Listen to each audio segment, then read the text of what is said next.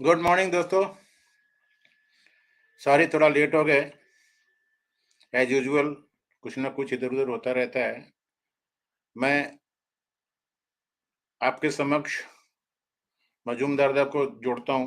मजूमदार साहब आ जाइए। Good morning. नमस्ते सर। गुड नमस्ते। मॉर्निंग। कैसे हो? ठीक ठाक?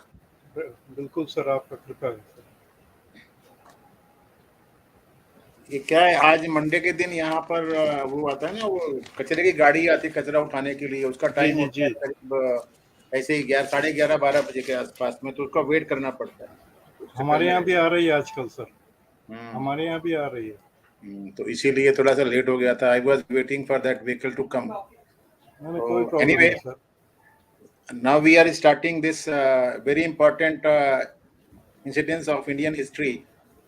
पार्लियामेंट में 13 दिसंबर 2001 को जो अटैक हुआ था, उसके बारे में हम लोग बात करेंगे। इससे पहले हम लोगों ने तो राजीव गांधी के बारे में बात कर लिया था, और उसके बाद में 99 में जो IC-814 का हाईजैक हुआ था उसके बारे में बात कर लिया था। IC-814 का हाईजैकिंग के पहले कारगिल लड़ाई जो हुई थी मई से लेकर के और जुलाई के महीने तक, जी उसके बाद फिर ये जो IC-814 में 3 टेररिस्ट को वापस छोड़ा गया। उसके बाद महमूद अजहर ने एक अलग से टेररिस्ट आउटफिट बनाया जिसका नाम जैसे मोहम्मद रखा। जैसे मोहम्मद ने साल भर कुछ प्लानिंग किया, और उसमें अलकायदा के साथ में मिलकर के, इनके साथ में मिलकर के जो टेररिस्ट यहाँ से छूटे थे, उन लोगों ने प्लानिंग करके 9/11 का अंजाम दिया वहां पर। पता नहीं जी। अमेरिकन क्या सोच रहे थे। Actually I think American were foxed by Musharraf. Musharraf ने उनको उल्लू बनाया। मुशर्रफ ने सोचा कि हम अफगानिस्तान के टेरर फाइट में आपका साथ देंगे, जो तालिबान है उनको हटाने में। और उस चक्कर में जी बुश एडमिनिस्ट्रेशन का सिर्फ मतलब पूरा पूरा जो ध्यान है वो इधर ही रह गया कि हम तालिबान को हटा रहे हैं वहां से। और इस बीच में जो अलग ऑपरेशन इनका चल रहा था उसके ऊपर, मतलब जिहादीज के ऊपर उन्होंने ध्यान नहीं दिया। वो being propped up in Pakistan, and they were planning to attack America। 9/11 के बाद में अमेरिका की जब आंखें खुली, तो उन लोगों ने थोड़ा सा इंडियन गवर्नमेंट के साथ में कोऑर्डिनेट करना शुरू किया था। But that was not in their diary, like Kashmir issue was not in their diary। they were concerned with their own security कि ठीक है, किसी तरीके से ओसामा बिन लादेन को पकड़ना है, ये करना है, वो करना है, which resulted into October 31st or some attack in Jammu Kashmir Assembly also. Suicide bomber had gone there with a vehicle and exploded inside outside the assembly, Jammu Kashmir Assembly, killing about 29 to 30 people over there, and some 100 people were injured। उसके बाद में भी हमारी intelligence agencies की आंख नहीं खुली है। खुली भी होंगी तो आई थिंक जम्मू कश्मीर में तो काफी जो पुलिस वाले थे और आर्मी वाले थे, उनको अगर टेररिस्ट ब्राइब कर देगा तो वो लोग कुछ भी करके जाएंगे। और उसी के चक्कर में ये 13 दिसंबर 2001 को पार्लियामेंट में अटैक हो गया। एक्चुअली उस दिन 13 दिसंबर को दादा कौन सा दिन था? मेरा वर्किंग डे था शायद। तो 13 दिसंबर 2001 को डे क्या था? देखता हूँ सर। एक मिनट, मैं भी एनीवे देखो तो बताओ मेरे को, क्योंकि उस दिन जी सर। वर्किंग डे था। हम लोग 10:30 पे ऑफिस पहुंचे थे, और मेरे को कमिश्नर ने बुलाया था। उस समय कमिश्नर चंद्रसेन थे हमारे। जी उन्होंने किसी काम से बुलाया था। So when I was sitting inside his cabin only, और वहां पर तो उनके पास कमिश्नर लोगों के पास टीवी चलता रहता है। Then suddenly the news propped up कि जब पार्लियामेंट के ऊपर अटैक हो गया। इट वाज अराउंड 11:30 और समथिंग लाइक दैट, जब न्यूज आ गई थी। तो with in half an hour वो मतलब कंट्रोल में आ गए थे। 5 टेररिस्ट थे जिनको मार दिया था। 8 सिक्योरिटी वाले मरे थे, एक माली भी मर गया था उसमें।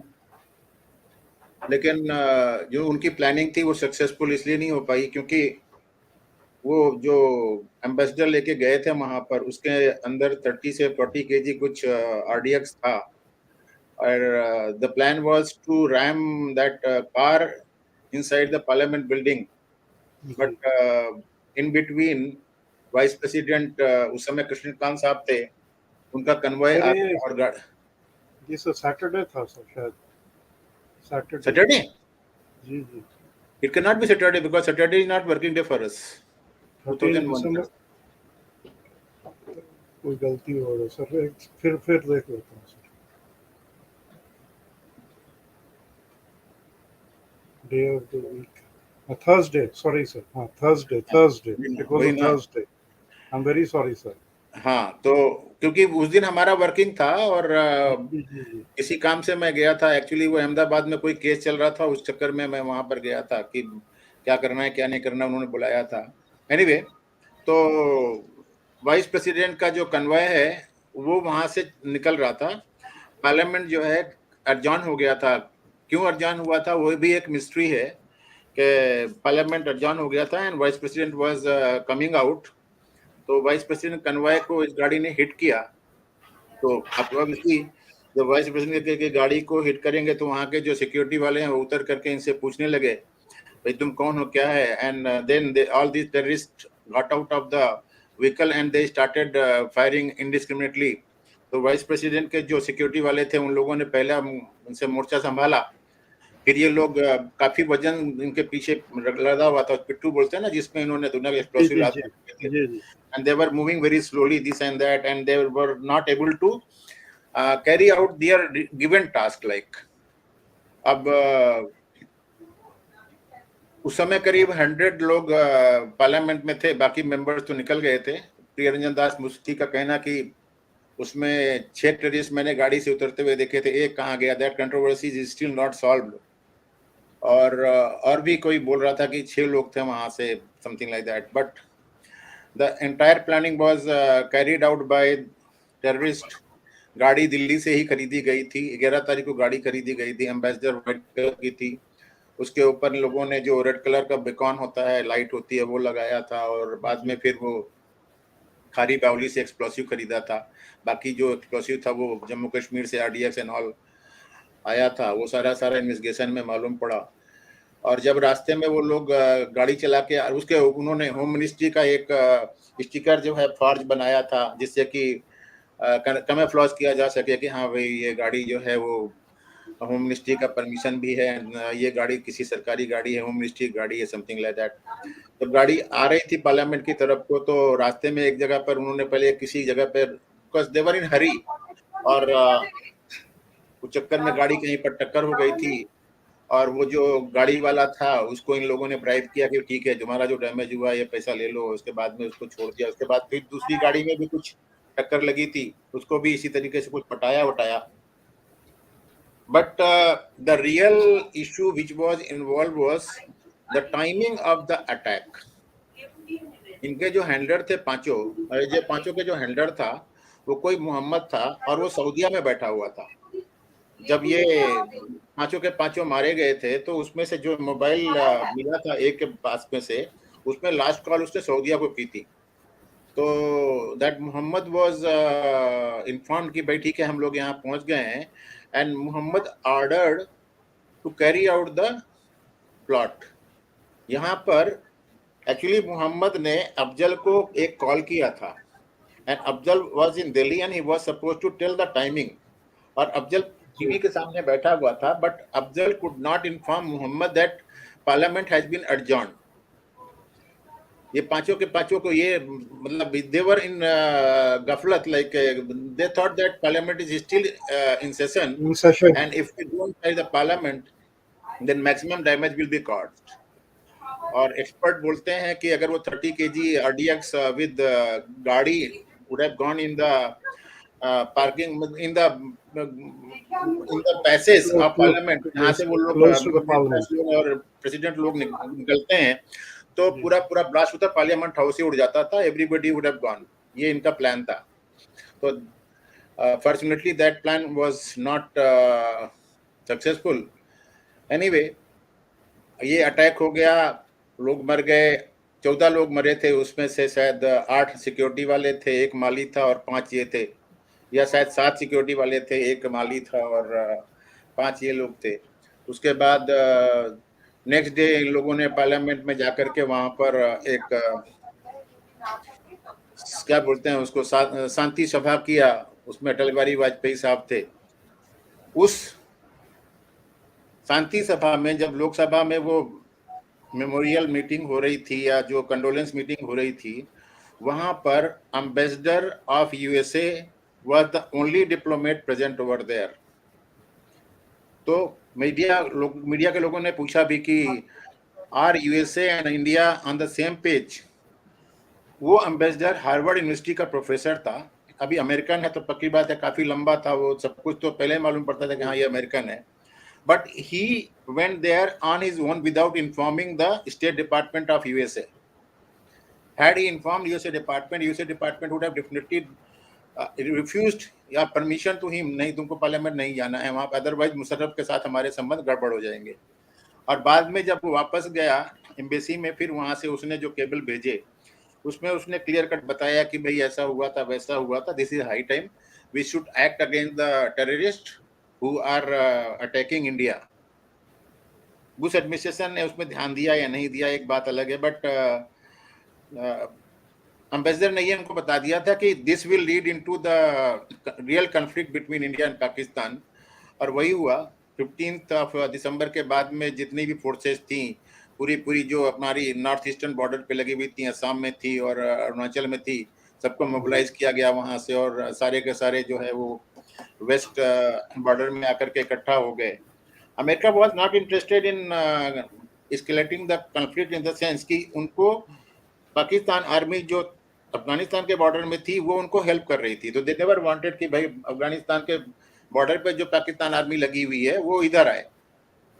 बट इंडिया ने जब अपनी फोर्सेस मूव की तो Pakistan was compelled to move the army which was in Afghanistan border and Iran border, उनको यहाँ पर ला करके खड़ा कर दिया। उसके बाद में एवरीबडी नोज, जो पुराने लोग हैं उनको सबको मालूम है, करीब अराउंड 1 ईयर दैट मतलब eyeball to eyeball वाला स्टेयरिंग चलती थी वहां पर, राइट फ्रॉम राजस्थान से गुजरात से लेकर के पूरा जम्मू कश्मीर बॉर्डर तक पूरा पूरा पूरा टेंशन था। How much expenses would have been incurred वो किसी को मालूम नहीं है। कितनी वहां पर लैंड माइन बिछाई गई थी जिसमें हमारे जो पीस टाइम के जो सोल्जर्स हैं जो कहीं जाते थे और उनको बेचारों को वैसे ही लैंड माइन ब्लास्ट हो जाता था। किसान लोग जो खेती करते थे उनका लैंड माइन बिछा के रखा था, उनकी खेती का पूरा नुकसान हो गया था। मोर ओवर दिसंबर का महीना था, बॉर्डर एरिया में जो पंजाब में और गुजरात में कहीं पर भी, राजस्थान में जो किसान लोग थे उन लोगों ने गेहूं या अच्छी जो फसलें लगा के रखी थी उनका सारा नुकसान हुआ। एनीवे 2002 के आसपास जाकर के वो टेंशन थोड़ी सी कम हुई and that was again with because of US administration. उसके बाद मुशर्रफ साहब हिंदुस्तान आए और फिर वो आगरा में जो समिट थी वो हुआ वो एक अलग बात है। But the very fact that this was perpetrated by the Pakistan and the main hand behind this attack was Syed Jilani, जो कश्मीर का वो बुड्ढा था, अभी शायद आगरा में बंद था यासीन मलिक के साथ में, वो मर गया। इसके अलावा ये अपना जो मसूद अजहर ये था, इसके बाद में फिर तारिक अहमद था। तारिक अहमद नहीं मिला है, ये बोलते हैं Tariq Ahmed was the 6th terrorist who has got down of the vehicle and vanished in Delhi. और एक कंट्रोवर्सी ये भी आ रही है कि लास्ट ईयर आई थिंक 2021 के आसपास में एक पुलिस ऑफिसर जम्मू कश्मीर का पकड़ा गया था जी। जो टेररिस्ट को के साथ में इधर उधर घूमता था। उसका नाम क्या था, कुछ था, एक मिनट देखता हूँ कहीं है शायद।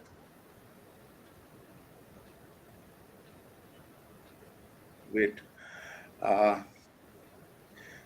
दविंदर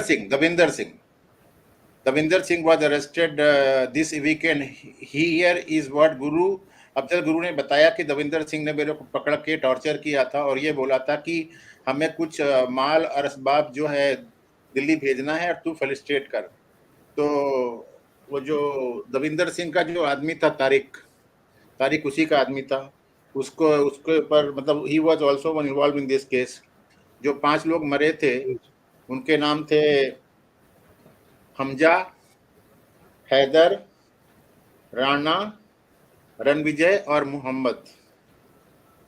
इसके अलावा इसका कजन अफजल गुरु का कजन था, शौकत हुसैन गुरु था, और अफसान गुरु उसकी जो बीबी थी, शौकत की बीबी थी, वो पहले पंजाबड़ी थी, नौजेद सद्दू नाम था उसका।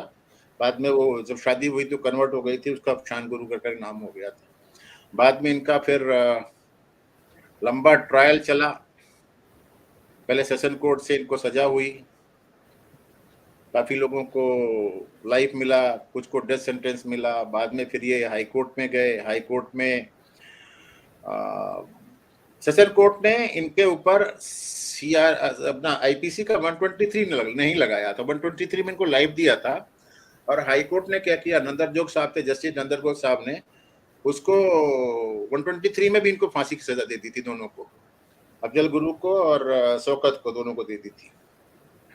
तो फिर ये लोग सुप्रीम कोर्ट में गए। सुप्रीम कोर्ट में कौन था, ये पॉइंट उठा सर कि वो 123 क्यों, मतलब हाई कोर्ट अपने से क्यों लगाया, ऐसा कुछ उठा सुप्रीम कोर्ट में? वो तो कंट्रोवर्सी की बात थी उनकी, बट उन्होंने, जी जी जी हाँ, उन्होंने, नंदरजोग साहब ने उसको जस्टिफाई किया था अपने जजमेंट में। जी जी अच्छा, सुप्रीम कोर्ट में P Venkat Rama Reddy and P N Navlekar साहब थे, जिन्होंने इसको मतलब सजा को बरकरार रखा था। बाद में फिर इसमें रिव्यू पिटीशन गया, इधर गया उधर गया, फिर क्यूरेटिव पिटीशन भी गया, पता नहीं क्या क्या हुआ, क्लेमेंसी पिटीशन गया, but ultimately Afzal Guru was hanged by, thank God UPA government ने उसको हैंग किया तो अच्छा हुआ, जी जी, अदरवाइज ये बोलते बीजेपी ने हैंग कर दिया। And very quickly. हाँ, और उसका जो बॉडी है, उनका क्लेम ये था कि हमारे को बॉडी दे दो, बट सिक्योरिटी एजेंसीज ने बोला कि अगर ये वहां पर जाएगा तो शहीद बन जाएगा, इसकी मजार उजार बना देंगे, वहां पे पूजा पाठ जी जी करेंगे। जी तो इसीलिए उसको तिहाड़ जेल में ही दफना दिया गया था।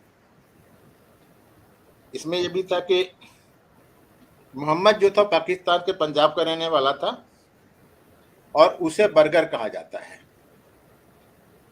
नाउ जी IC 814 में एक हाईजैकर था जिसका नाम बर्गर बोलते थे।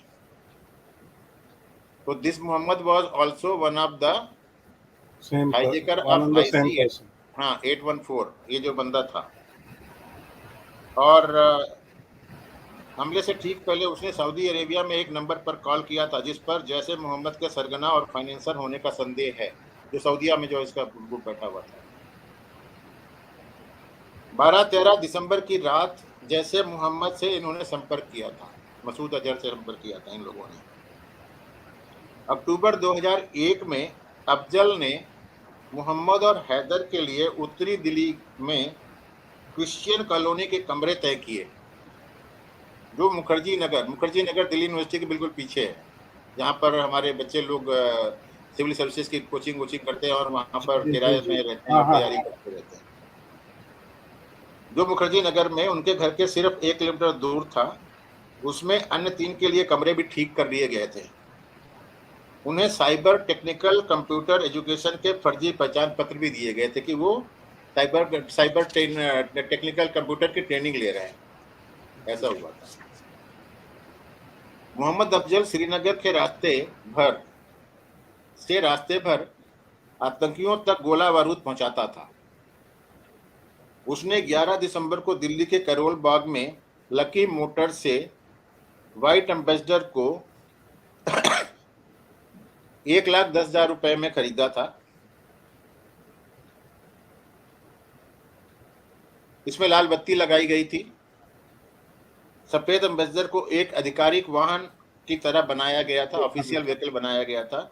हमले से एक हफ्ता पहले विस्फोटक खारी बावली के थोक बाजार से लाए गए थे। खारी बावली के थोक बाजार से लाए गए थे। विस्फोटक मतलब RDX। No no no, not RDX, other thing like, अच्छा जो जिसको अच्छा जलाएं वो, जैसे कि बाकी बारूद वरूद होता है ना, वो सब चीज। अच्छा आरडीएक्स अच्छा। तो ये लोग वहीं से लेकर आए थे, सीधा का सीधा। बस AK-47 एंड ऑल ये सब वहीं से लेकर के आए थे। बट जो गाड़ी में उसको आरडीएक्स को जलाने के लिए जो जरूरी होता है ना जी बारूद, जी जी जी उसको जी। उन्होंने वहां से लिया था। 12 दिसंबर को आतंकियों ने 500 रुपए के मेवे भी खरीदे थे, ड्राई फ्रूट। अगर मान लो ये समय लगे वहाँ। होस्टेज बना लें और बाद में फिर वो हम्म। 2-3 दिन तक हाँ नेगोशिएशन हाँ हाँ चलता हाँ। रहे तो जो सर्वाइव, उन्होंने खरीदे थे। 2000 उनके पास संसद में बंधक पैदा करने की स्थिति, और उनकी योजना वार्ताकारों द्वारा उन्हें भोजन से वंचित करने की कोशिश करने की स्थिति में खुद को पर्याप्त रूप से स्टॉक, मतलब जैसे नेगोशिएशन होगा तो जब तक सर्वाइव कर सके। और dry fruit is the most essential item to survive. उसको खाते रहो तो आपको एनर्जी कुछ मिलती रहती है, जी जैसे जी वो जी। ताज होटल में बॉम्बे में जो हुआ था। उनकी योजना बिना किसी प्रकार की चेतावनी के संसद परिसर के एकांत स्थानों पर खुद को हथियार बंद करने की थी, कि हम पार्लियामेंट में कहीं पर भी कोने में घुस जाएंगे और वहीं से मतलब मौका देख करके जो भी निकलेगा। या एक्चुअली उनको मालूम नहीं था ना कि पार्लियामेंट सेशन बंद हो जी गया, जी। अदरवाइज बजा देते वो लोग। 30 किलो आरडीएक्स भी लेकर के आए थे जो कार में थी, और कार को उड़ा करके, जहां पर वो कार को उनको यह था कि वाइस प्रेसिडेंट या स्पीकर के आसपास में कहीं खड़ी कर देंगे और वहां पर कार को उड़ा देंगे तो जो वाइस प्रेसिडेंट होगा या स्पीकर होगा वो भी उड़ जाएगा। 13 दिसंबर 2001 की सुबह करीब 11:30 बजे तमाशा हुआ था। और उसके शीशे पर जो बाहर का जो होता है ना पूरा विंड स्क्रीन, उसके सामने ही वो होम मिनिस्ट्री का स्टिकर लगा हुआ था।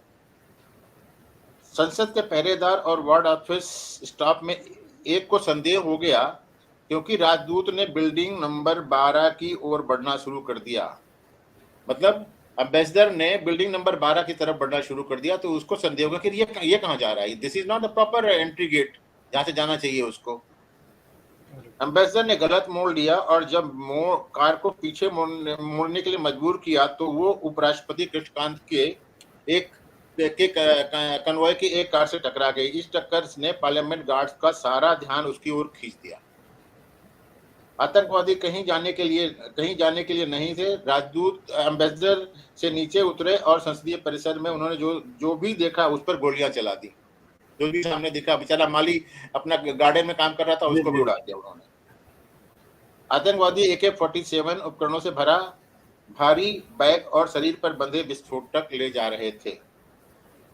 अब how security forces tackle the situation. पूरे संसद परिसर को पुलिस ने सील कर दिया। दिल्ली पुलिस के सुरक्षा बल, ब्लैक कैट कमांडो, सीआरपीएफ, सभी लोग वहां पर आ गए थे। आतंकवादी संसद भवन की ओर भाग रहे थे, फिर वापस आसपास के पार्क में एक दीवार के पीछे अपनी राइफलों से फायरिंग कर रहे थे, क्योंकि उन्हें पुलिस ने गोली मार दी थी। सुरक्षा बल के कारों, पेड़ों और इमारत के कोनों के पीछे छिप जाने पर सैकड़ों राउंड फायरिंग की गई। इस पूरी घटना का पूरा लाइव टेलीकास्ट टीवी पर दिखाया गया। यहाँ पर मैं ये बता दूं, हमारे राजदीप सरदेसाई साहब भी उस दिन वहां पर मौजूद थे। उनके कैमरामैन ने बोला, ये बड़े बड़े घमंड के साथ में बोलता है कि मेरे कैमरामैन ने बोला कि साहब पार्लियामेंट में अटैक हो गया, चलो भाग लेते हैं। तो ये बोलता है नहीं नहीं, यही तो मौका है, इस समय तो हमारे को पूरा पूरा फुटेज मिलेगा और टीआरपी ज्यादा मिलेगी, इसलिए किसी को भागने की जरूरत नहीं है। बाय अरे द वे मैंने सर लिंक मैं दे रखा है भाई, आ जाओ जय भारती सर, अंदर आ जाओ। बाय द वे सर मैं देखा था वो टीवी पे हाँ दिख रहा था मुझे। हाँ, आप भी देखे होंगे। हम तो वहीं पर कमिश्नर के ऑफिस में बैठ के जी जी देख रहे जी थे ना, जिस जी समय जी जब जब तक जी वो जी मर, उनने क्या बोला, बीबी सिंह उठना नहीं है जब तक ये मर नहीं जाएंगे। देखते रहते दोनों, मैं किसके साथ में जी बात जी करूं बोलता है। जी तो जी। उसको डर इस बात का था कि ये यहाँ से मतलब अगर वहां से घुसकर कहीं उधर ना चले जाए, इस तरफ आए सेक्रेटरीट तो नॉर्थ ब्लॉक और साउथ हाँ ब्लॉक को तो उड़ा बस देंगे ना। बस उसको इस बस। बात का डर था, वो ये देख रहा था। खैर, कोई आ रहा है अंदर कि नहीं, ये सारे के सारे इधर बैठे हुए चैट में हैं। अंदर कोई खैर बाद में आ जाएंगे।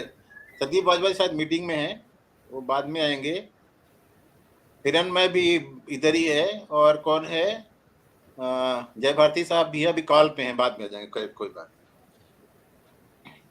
गोलीबारी लगभग 45 मिनट तक चली। और जिसको अंत में सुरक्षा बलों ने सभी आतंकवादियों को मार दिया। इन आतंकवादियों में से एक ह्यूमन बम भी था जो गेट नंबर 1 पर गया और खुद को उड़ा लिया।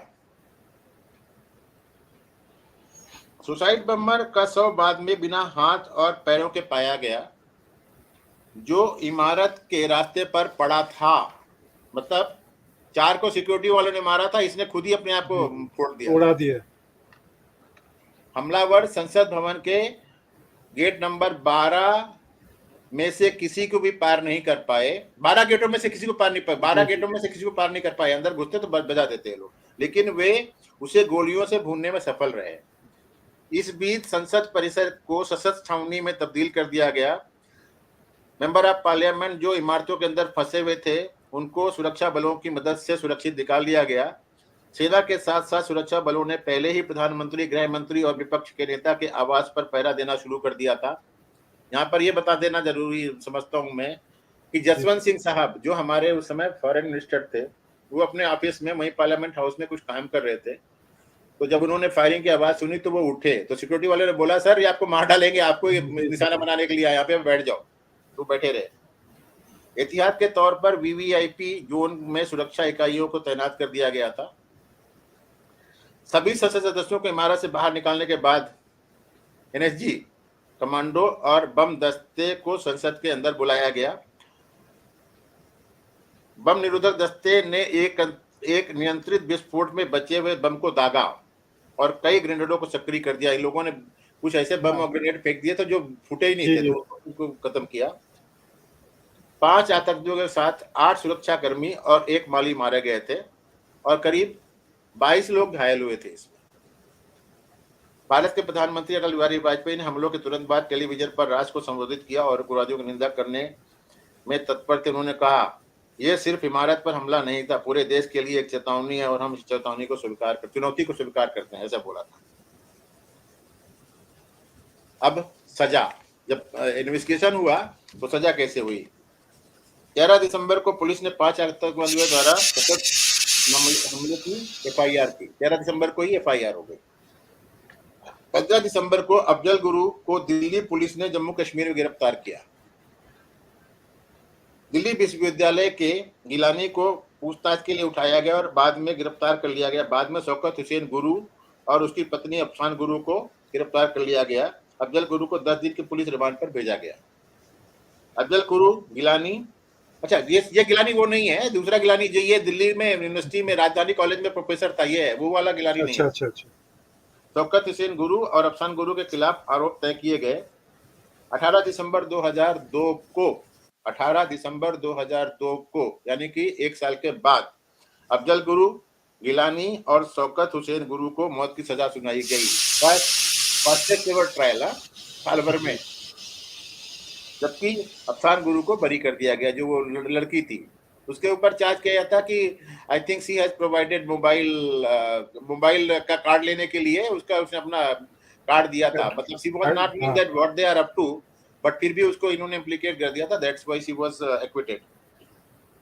30 अगस्त 2003 को श्रीनगर में सीमा सुरक्षा बीएसएफ के साथ एक मुठभेड़ में जैश-ए-मोहम्मद के नेता गाजी बाबा संसद मामले का मुख्य अपराधी मारा गया। 30 अगस्त 2003 को मार दिया बाबा को बीएसएफ वालों ने। एसआर गिलानी को 29 अक्टूबर 2003 को बरी कर दिया गया।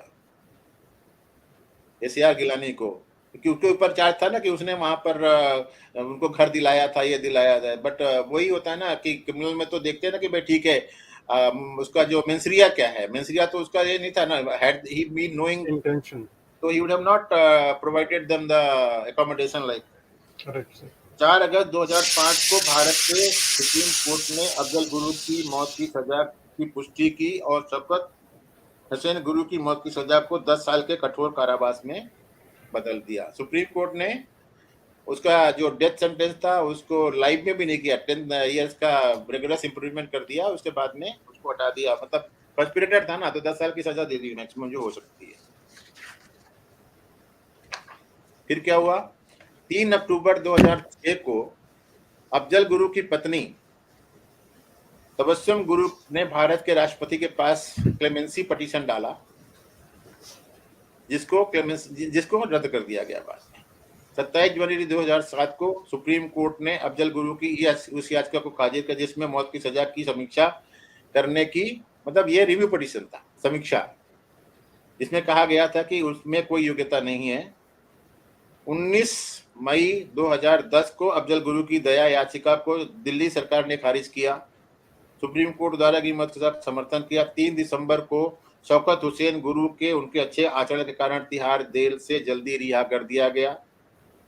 3 फरवरी 2012 को राष्ट्रपति प्रणब मुखर्जी ने अफजल गुरु की दया याचिका खारिज कर दी। 3 फरवरी को खारिज कर दी और 9 फरवरी 2012 को तिहाड़ जेल में अफजल गुरु को फांसी दे दी गई।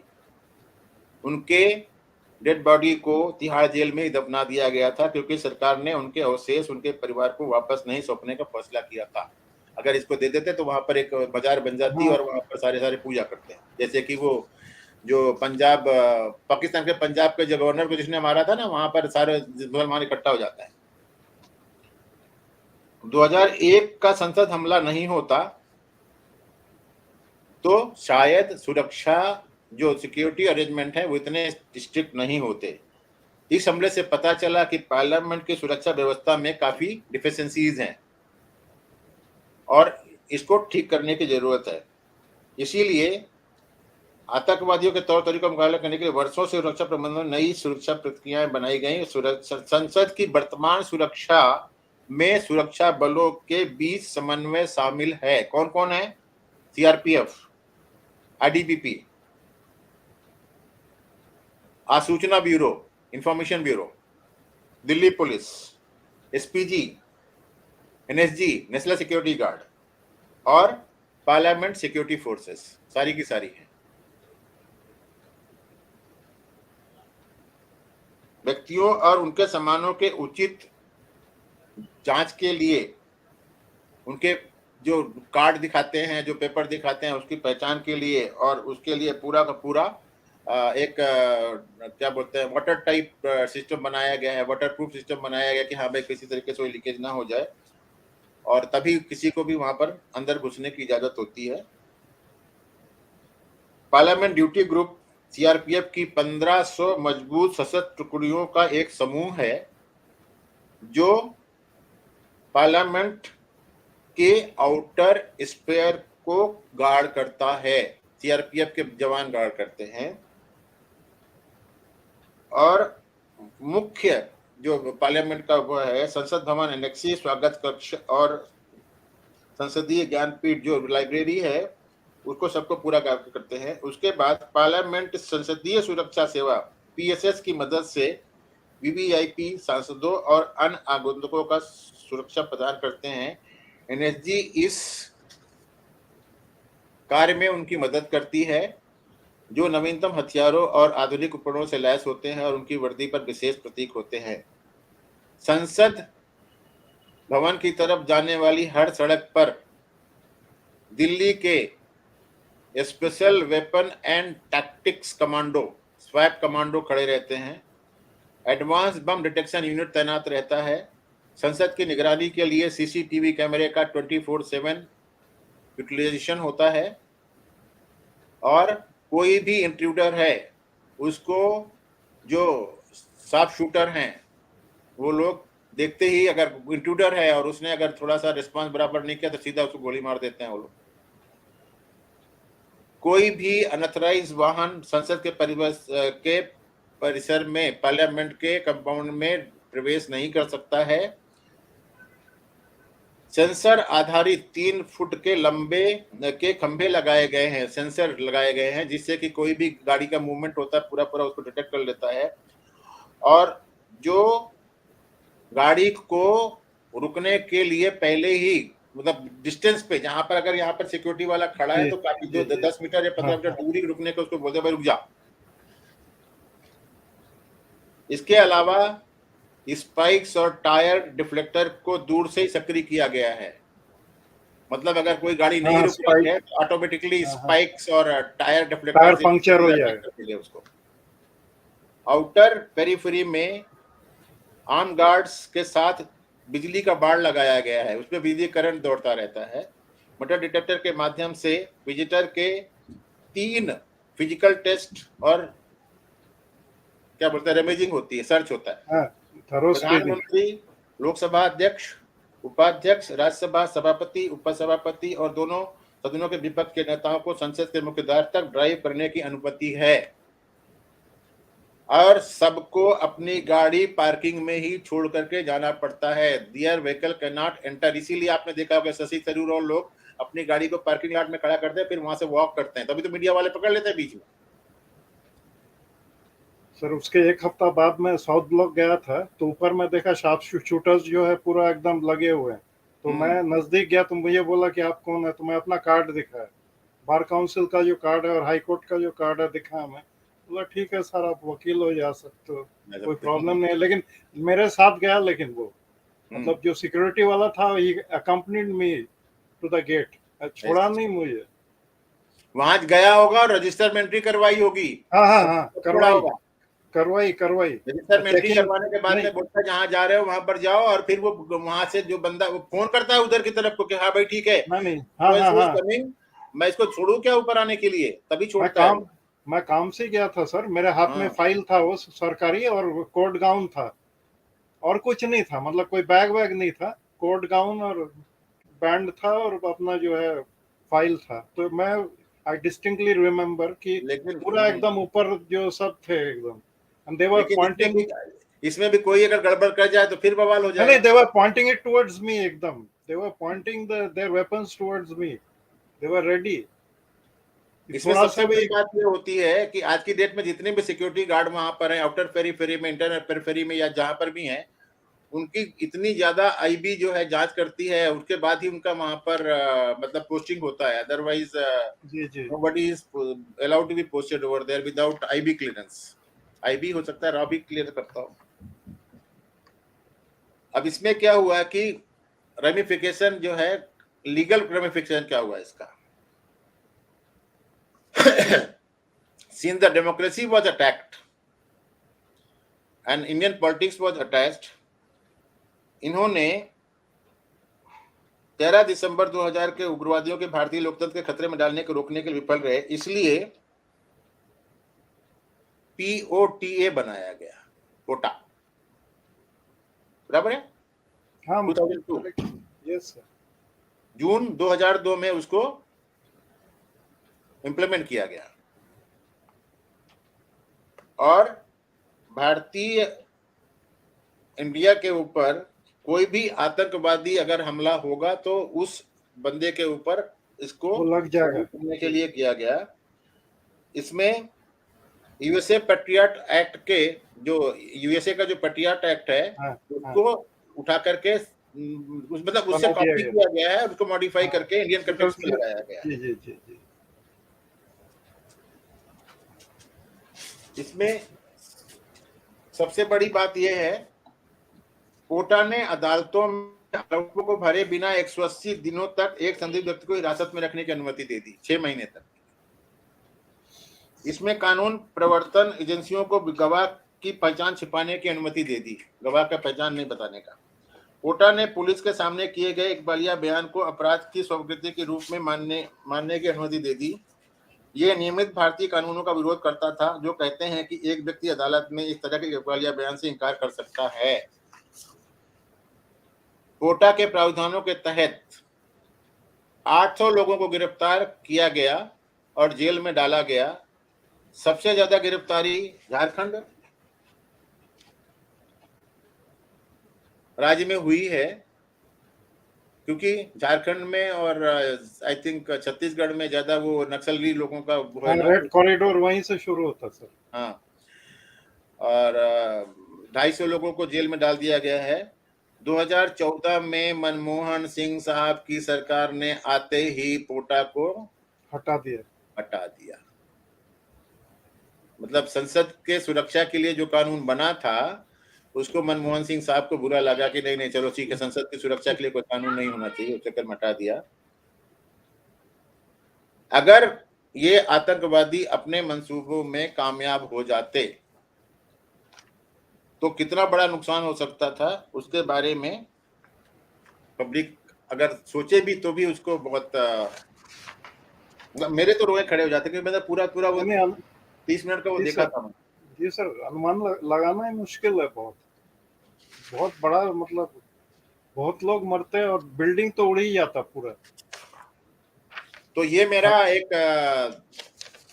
30 केजीज ऑफ आधे RTX। घंटे का वो था, मोनोलॉग था, जितना मेरे को समझ में आया, जितना मैं नोट बना पाया नहीं था नहीं उसको बना सर, देता एकदम हूँ। सही है, एकदम सही है now I want to play a video जो सर। पब्लिक को दिखाएगा कि क्या हुआ था उस समय। ये अपना एबीपी का है। जी जी।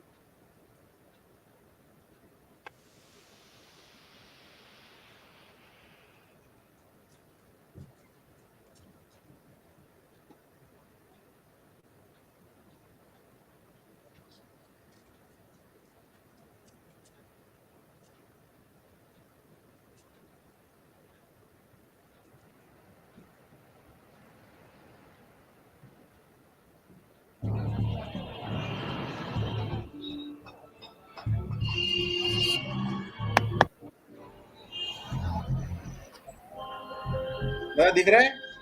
दिख रहा है साफ सर।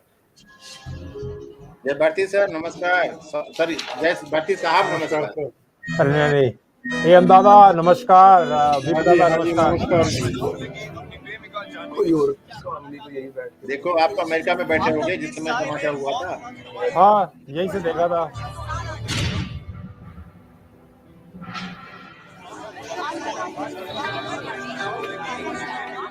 एक सवाल आया, इसके बाद मैं आपसे पूछूंगा दादा।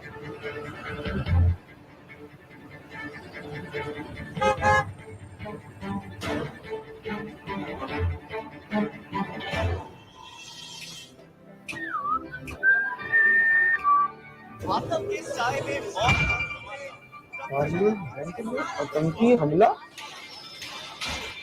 ओ पाजी, और ये देखो क्या न्यूज आ रही है, पार्लियामेंट में आतंकी हमला।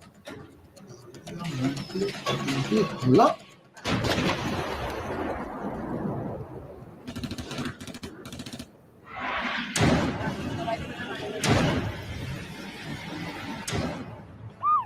संसद पर अभी भी हमला हुआ है। आप देख रहे हैं लगातार फायरिंग कर रहे हैं, गोलियां चला रहे हैं और दोनों तरफ से जो है गोलियां चलना सुनाई दे रही है।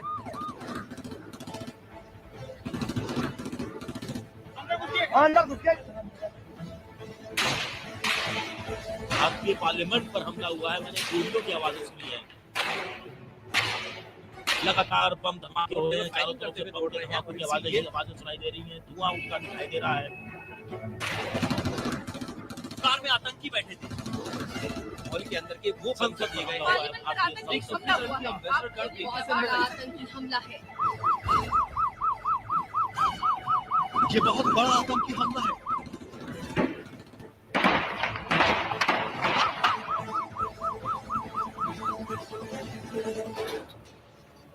एम्बेसडर गाड़ी इधर लेके BN3CJ157।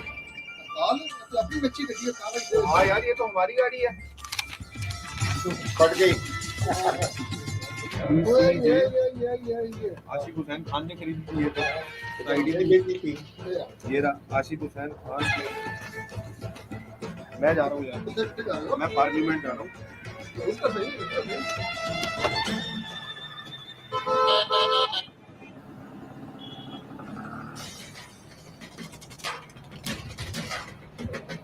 हाँ जी, हाँ जी सर, मेरी बात सुनिए सर। मेरे यहाँ से मेरे यहाँ से गाड़ी खरीदी है सर। ये देखिए, ये उसकी डिटेल है सर। कौन सी गाड़ी, कैसी गाड़ी सर? ये व्हाइट कलर की गाड़ी जो भी टैग हुआ है वो इस गाड़ी को। ये गाड़ी तुमने बेची है सर? ये मेरे यहाँ से। क्या नाम, क्या पाल सिंह मेरा नाम है सर। ये देखिए सर, ये पूरी डिटेल है सर। इस बंदे ने खरीदी है। वारस के साथ ताल्लुक क्या था? मेरा कोई हाथ नहीं है सर इसमें। ये मेरे से खरीद के ले गया गाड़ी सर। दुकान का नाम क्या है? लक्की मोटर सर। लक्की मोटर नाम है दुकान का।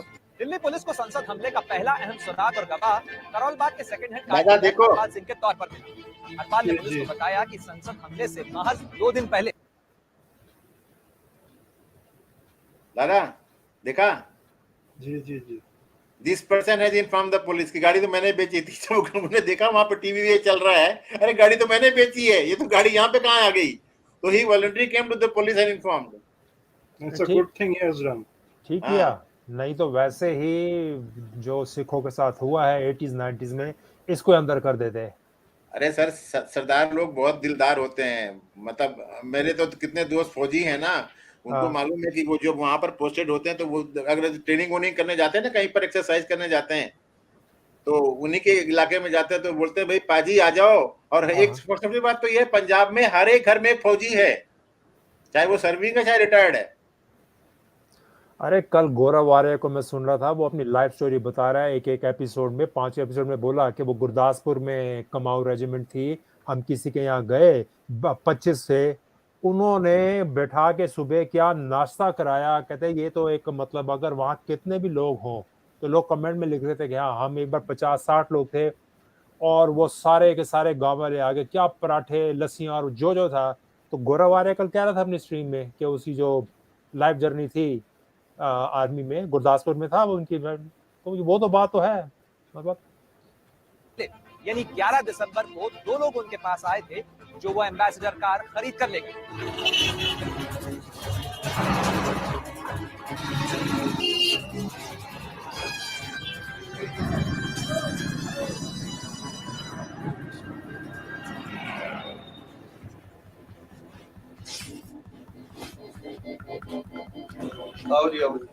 और जी क्या सेवा करेगी आपकी? बस जी मेहरबानी। आशिक हुसैन खान का आपसे फोन पे बात हुई थी ना, एक व्हाइट कलर की एम्बेसडर चाहिए हमें। हाँ जी हाँ जी हाँ जी हाँ जी, गाड़ी रेडी है जी। पेमेंट लाए हो आप? बिल्कुल आए जी। और आई कार्ड फोटोकॉपी सब रेडी है। आई कार्ड या कोई फोटोकॉपी वो दे दो उसकी जरा। सब है।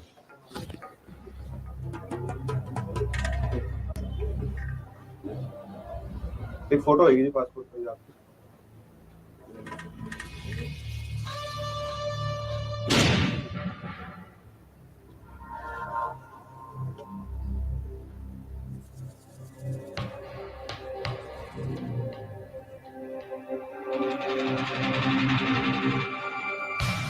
आओ जी आओ, गाड़ी दिखाता हूँ आपको जी। आओ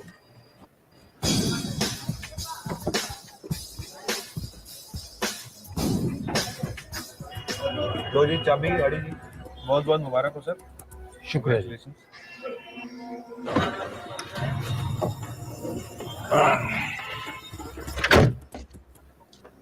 हरपाल सिंह के बयान से पुलिस को अहम सुराग तो मिले, मगर इतनी जानकारी साजिश में शामिल सभी लोगों को कानून की हथकड़ी पहनाने के लिए काफी नहीं थी। संसद हमले में मारे गए आतंकियों से बरामद मोबाइल फोन से पुलिस को कुछ जो नंबर मिले, उनसे 4 लोगों की पहचान हुई। मोहम्मद अफजल, शौकत गुरु, उसकी पत्नी नवजोत संधू उर्फ अफशा गुरु और अब्दुल रहमान गिलानी। और इनकी हिरासत में लिए जाने के साथ ही भारत के लोकतंत्र के खिलाफ गहरी साजिश का पर्दाफाश हो गया। साजिश जिसका बीज बोया गया था कश्मीर के अनंतनाग में साल 2001, महीना फरवरी।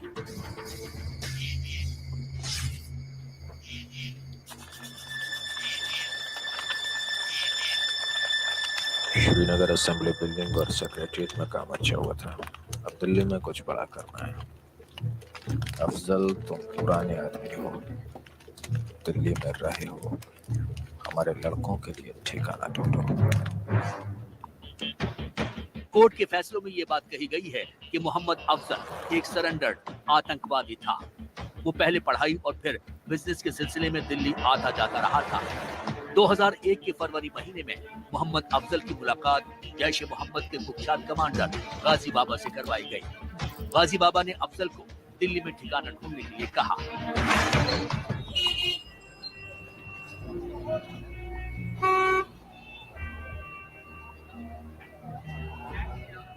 ये कृष्ण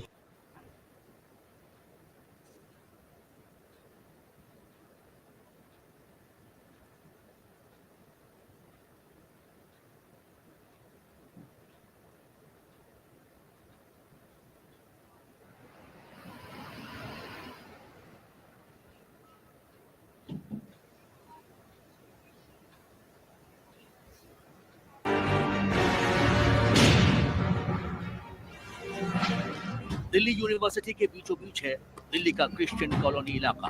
बड़ी संख्या में वहाँ स्टूडेंट्स रहते हैं। जो IAS के इम्तिहान की तैयारी करते हैं। 6 नवंबर 2001 को क्रिश्चियन कॉलोनी के मकान B41 का कमरा नंबर 5 अफजल ने 1500 रुपए किराए पर लिया। उस दौरान उसके साथ उसका कजिन शौकत भी मौजूद था। मकान मालिक प्रेमचंद ने जो कोर्ट में बयान दिया, उसके मुताबिक दोनों ने 7 और 8 तारीख को सामान कमरे में रख दिया, लेकिन मकान मालिक के कमरे में रहने वाले से मुलाकात हुई 26 नवंबर 2001 को।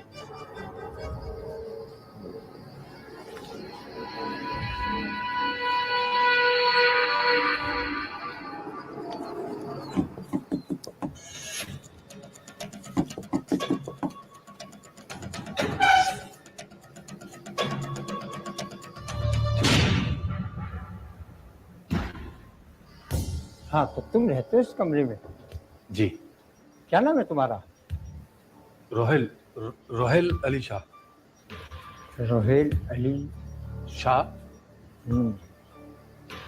पढ़ते हो क्या? हाँ हाँ, आपने कंप्यूटर। तुम्हारा पुलिस वेरिफिकेशन नहीं हुआ है, कोई कार्ड वगैरह कुछ है? है ना, मेरा इंस्टीट्यूट का आई कार्ड है, मैं आपको देता हूँ। नहीं। जी जी। तो ठीक है, इसकी एक कॉपी बनवा करके मुझे दे दीजिए। 26 नवंबर 2001 को मकान मालिक प्रेमचंद की जिस शख्स से मुलाकात हुई, वो संसद में हमला करने वाली जैश-ए-मोहम्मद की टीम का मुखिया था। उसकी पहचान बाद में मोहम्मद उर्फ बर्गर नाम से हुई और वो इंडियन एयरलाइंस की विमान IC-814 के अपहरण में भी शामिल था।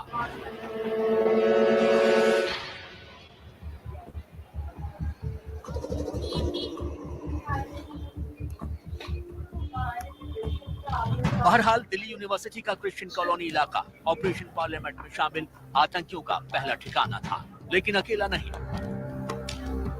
और न ही आतंकी मोहम्मद अकेला था।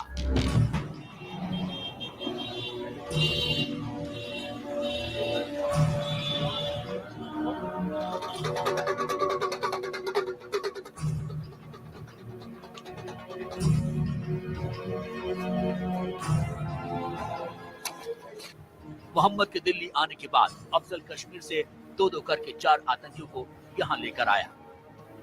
षड्यंत्रकारियों ने दिल्ली यूनिवर्सिटी के पास के गांधी विहार के मकान नंबर A97 और इंदिरा विहार के मकान नंबर 281 को किराए पर लिया।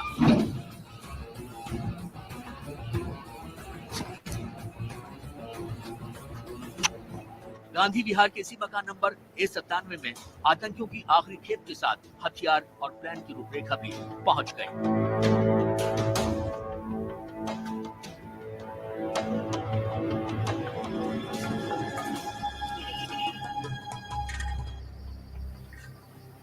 खोल दो राणा, चलो।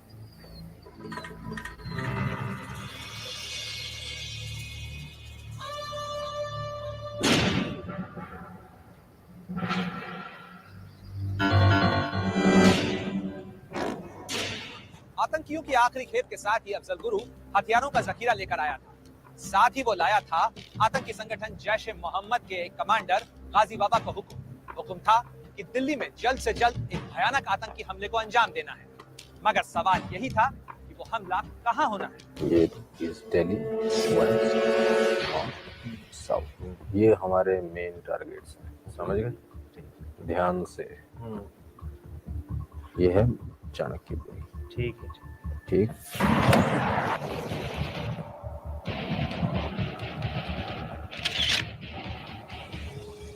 ये इंदिरा गांधी इंटरनेशनल एयरपोर्ट।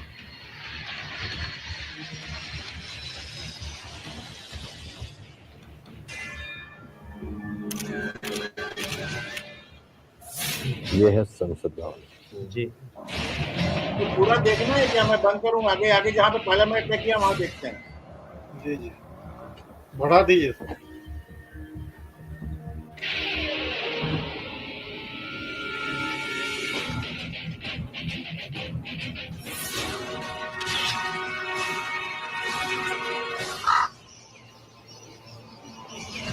दिल्ली में भयंकर आतंकवादी हमले को अंजाम देने के लिए आतंकियों ने कई जगहों का मुआयना किया।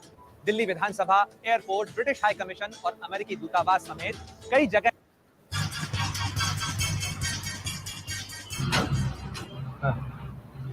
ਤੁਸੀਂ ਕੱਪੜੇ ਕੁਪੜੇ ਚੇਂਜ ਕਰ ਲਓ, ਅਸੀਂ ਪਹੁੰਚਣ ਵਾਲੇ ਹਾਂ।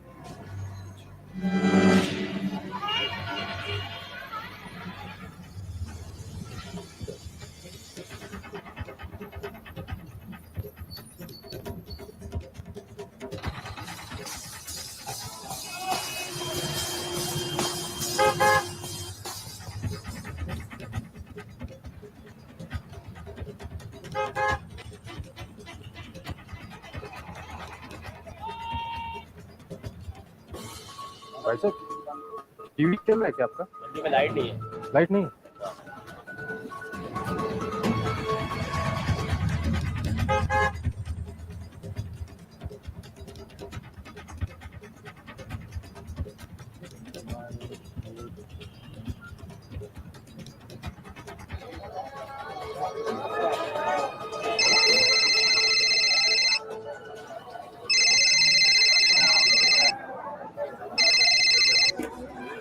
मैं तुम्हें तीसरी बार तुम्हें अब तक नहीं पता कि पार्लियामेंट में क्या चल रहा है? तुम गाली क्यों दे रहे हो मेरे को यार?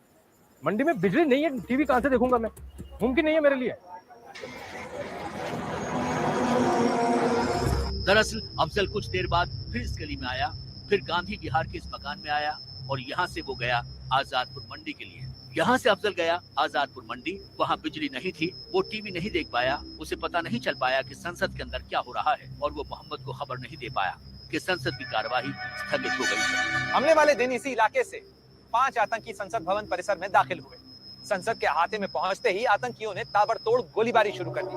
इससे पूरा इलाका युद्ध के मैदान में बदल गया।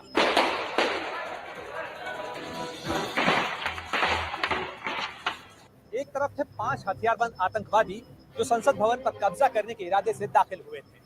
संसद पर कब्जे का सीधा अर्थ था प्रधानमंत्री, उप प्रधानमंत्री, वित्त मंत्री, रक्षा मंत्री, गृह मंत्री समेत तमाम वीआईपी लोगों को बंधक बना लेना। इन लोगों के बंधक होने का अर्थ था पूरे देश को बंधक बनाना। दूसरी तरफ थे सीआरपीएफ, दिल्ली पुलिस और वॉच एंड वार्ड के बहादुर जवान। इन बहादुर जवानों पर जिम्मेदारी थी पूरे देश की सुरक्षा की। ये संसद का वो गेट है जो विजय पथ की ओर खुलता है और इसी गेट से सांसद और दूसरे वीआईपी अंदर आते हैं। इसी गेट से एक सफेद रंग की एम्बेसडर कार संसद परिसर में दाखिल हुई थी, जिस पर लाल बत्ती भी लगी हुई थी और उस कार पर होम मिनिस्ट्री का कार पास भी चिपकाया हुआ था। ठीक 11:35 का वक्त था। वॉच एंड वार्ड का स्टाफ यहीं पर खड़ा रहता है। जो भी लोग राज्यसभा में जाते हैं उनकी निगरानी रखता है। ठीक ऐसे वक्त ये सफेद एम्बेसडर कार तेजी से इस रास्ते की तरफ आती है। वॉच एंड वार्ड के स्टाफ जगदीश यादव उसे देखते हैं और उसे रोकने की तुरंत कोशिश करते हैं। 13 दिसंबर 2001 को यहाँ पर उपराष्ट्रपति की 4 गाड़ियों का काफिला उनके इंतजार में खड़ा था। सफेद एम्बेसडर दंदनाती हुई इसी रास्ते से आगे की तरफ बढ़ती है। इस बैरियर को क्रॉस करके वो पहुंच जाती है उपराष्ट्रपति के काफिले की तरफ। वहाँ पर गेट नंबर 11 के सामने मजबूरी में उसे रुकना पड़ता है, क्योंकि हमेशा की तरह उपराष्ट्रपति का कारवां वहीं पर खड़ा था। उपराष्ट्रपति के काफिले में पायलट कार में बैठे थे सब इंस्पेक्टर श्याम सिंह ने एम्बेसडर कार को काफिले की तरफ बढ़ते हुए देख लिया था। वहीं एम्बेसडर कार के ड्राइवर ने भी उपराष्ट्रपति की कारों के काफिले को देखा और अपनी कार को बाईं ओर मोड़ लिया। गाड़ी जैसे ही बाईं ओर मुड़ी वो रेत में फंस गए। तब तक काफिले में बैठे स्टाफ के लोगों को शक हो चुका था, लेकिन वो कुछ हरकत करते उससे पहले ही सफेद एम्बेसडर कार ने रिवर्स करते वक्त उपराष्ट्रपति की गाड़ी में ही ठोकर मार दी।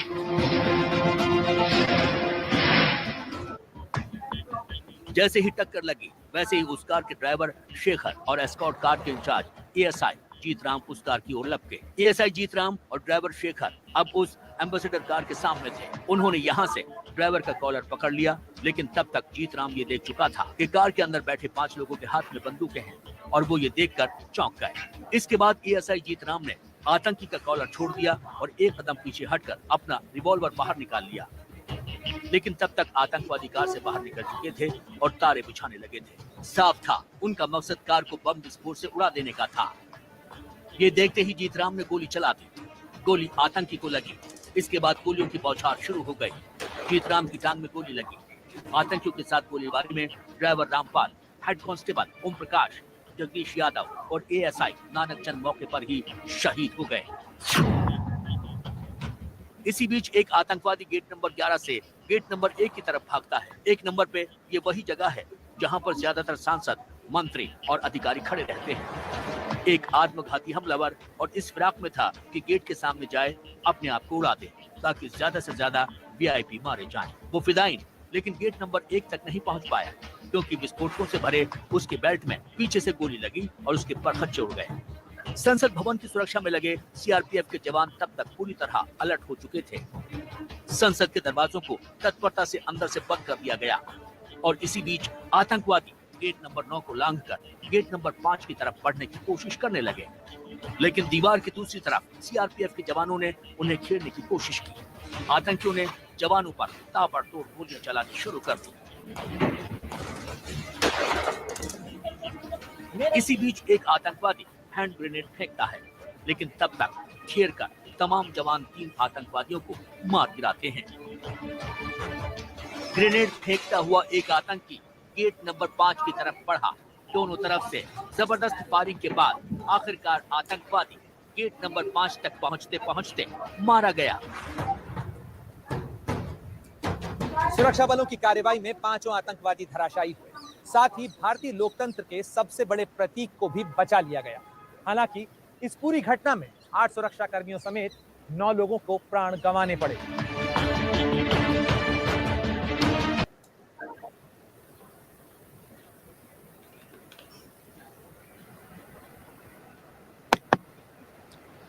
अब आपको मैं एक ऐसी न्यूज दिखाता हूं जो रोए खड़े कर देगी जी। ये देखिए,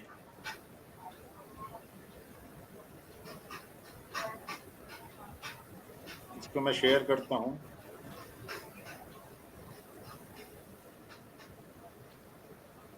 जय भारती साहब को तो बिल्कुल खून खोल जाएगा कि ऐसे भी लोग होते हैं क्या।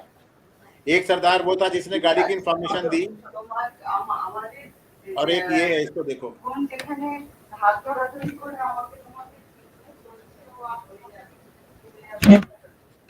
दिख रहा है साहब? जी जी। बड़ा करूं क्या? Laptop What Afzal Guru wrote about Davinder Singh and Parliament attack conspiracy। अब ये क्या बोल रहा है? ये दविंदर सिंह है जिसको गिरफ्तार किया गया है। ये अफजल गुरु है। Jammu Kashmir police officer Davinder Singh left who was arrested this weekend for allegedly helping militants, and Afzal Guru Right who was hanged after being convicted for the 2001 Parliament attack. In early 2000, Majumdar सब पढ़ो ना इसको। जी जी। In early 2000s, Muhammad Afzal Guru, a surrendered terrorist who was convicted and later hanged for the 2001 Indian Parliament attack, wrote a letter to his lawyer. In his letter, Guru briefly touched upon how a Jammu and Kashmir police officer had tortured him. More shockingly, Guru made a claim that bordered on accusing the police officer of being linked to the conspiracy to attack the Indian Parliament. Guru's claims were not investigated, and the police officer remained in service. This weekend, that police officer, Deputy Superintendent Davinder Singh, was arrested in Jammu and Kashmir in the company of 2 militants. He was allegedly ferrying. The police are now probing whether Davinder Singh, who joined the Jammu and Kashmir police as a sub-inspector in mid-90s, has helped militants previously as well. However, the question of why and how Singh escaped the radar when he was named by Afzal Guru remains unanswered. In the letter to his lawyer, Guru speaks of how Singh allegedly tortured him as a part of a larger conspiracy to get him to pay police officers money. Guru in the letter goes on to claim that Singh introduced him to one Mohammed and tasked him with the small job of ferrying Mohammed to Delhi and getting him a rented accommodation in the capital. This apparently happened days before the parliament attack, and Mohammed was later identified as one of the 5 terrorists who stormed the parliament building on December 13, 2001. All 5 were gunned down in police action. In the letter to his lawyer, Guru writes that he was first introduced to Davinder Singh after being picked up by men of Jammu and Kashmir Special Task Force. Guru alleges he was taken to a police camp where he was tortured in an extortion bid. I did interrogate and torture him, Guru, at my camp for several days. His description of torture at my camp is true. Tavinder Singh लिख रहा है in the interview. Then they took me to the Hama STF camp, where DSP Davinder Singh also tortured me, Guru writes, adding, one of his torture inspector, as they called him, Shanti Singh, electrified me naked for 3 hours and made me drink water while giving electric shocks through telephone instrument. Davinder Singh, in an interview with a journalist, Parvez Bukhari, has accepted that he had tortured Afzal Guru. I did interrogate and torture him at my camp for several days, and we never recorded his arrest in the books anywhere. His description of torture at my camp is true, Singh told Bukhari in 2006, according to a transcript published by Scroll-In. Ultimately, I accepted to pay them rupees 10 lakhs, for which my family sold the gold of my wife. Even after this, they could manage only 80,000 rupees. Then they took the scooter too, which was just 2 to 3 months old, which I had bought for rupees 24,000. Thus, after getting 1 lakh rupees, they let me free. But now I was a broken person, Guru writes in the letter to his lawyer. Guru goes on to write that after being released, a man named Altaf Hussain got in touch with him and ultimately became the broker between his family and DSP Davinder Singh. Altaf, Guru claims, was a relative of a senior Jammu and Kashmir police officer. One of his, that means Davinder Singh's torture inspector, as they called him, Shanti Singh, electrified me naked for 3 hours and made me drink water while giving electric shocks. Altaf, Guru writes, took him to Davinder Singh one day when the police officer tasked Guru to help him transport a man named Mohammed to Delhi. Davinder Singh told me that I had to do a small job for him that has to take one man to Delhi, as I was well aware about Delhi and have to manage a rented house for him, Guru writes in his letter. In Delhi, Guru writes, Mohammed used to meet different persons and get phone calls from Davinder Singh. He never expressly accuses Davinder Singh of being involved in the parliament attack conspiracy. However, he does claim that the special police was definitely a part of the game. One of the judges who found him guilty has said, the latest revelations about Davinder Singh wouldn't have altered the parliament attack case judgment, as Afzal Guru was convicted on the basis of evidence. Justice S.N. Dhingra, who originally convicted and sentenced Afzal Guru to death, told Hindustan Times. Excellent. That while he could not comment. That Davinder Singh.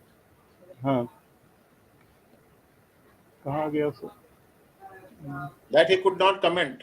He couldn't comment on the charges against Davinder Singh. The claims would not have made any difference to Afzal's case.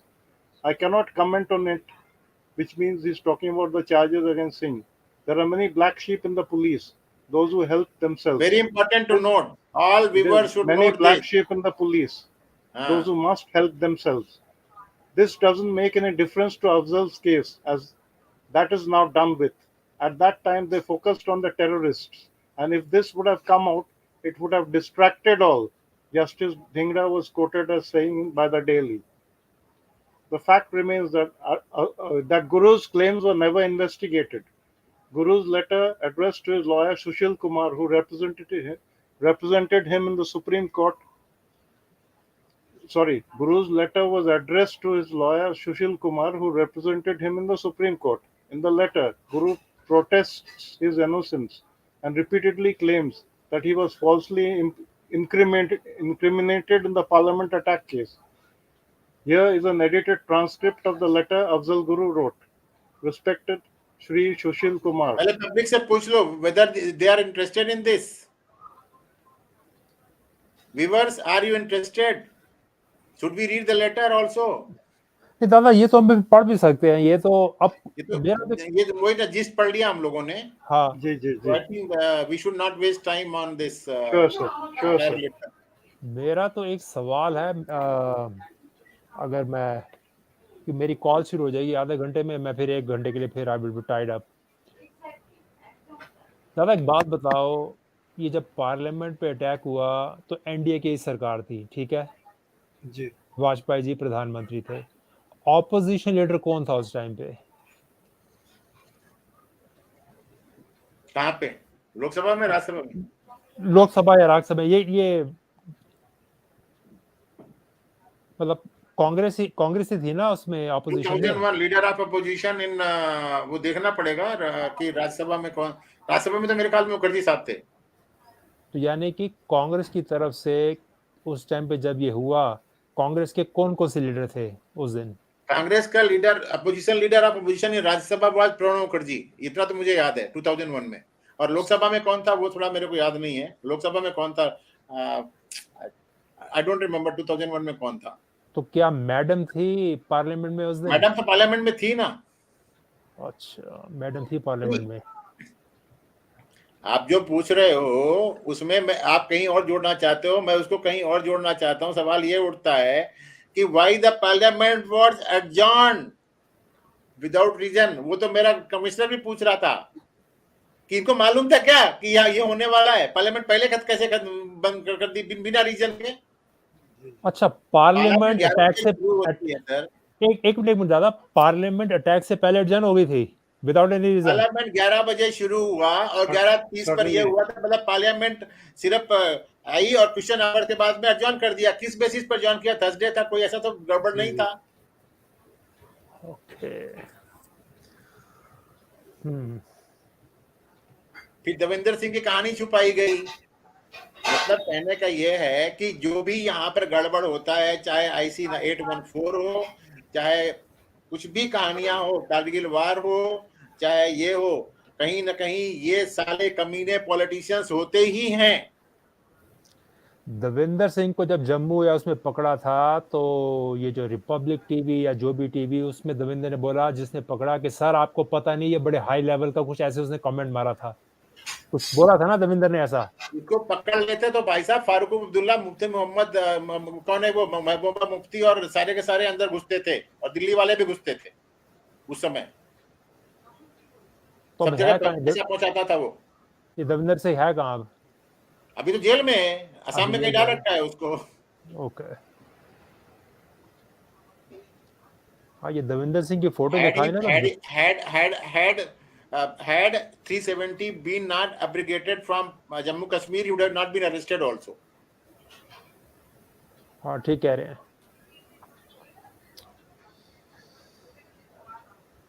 तो मैं इसको बंद करता हूं और अब आपको एक कमीनी का एक आर्टिकल दिखाता हूं। उस कमीनी का आर्टिकल देखो। कमीनी का नाम मैं बताऊंगा नहीं, आप अंदाजा लगा लो कौन हो सकती है वो।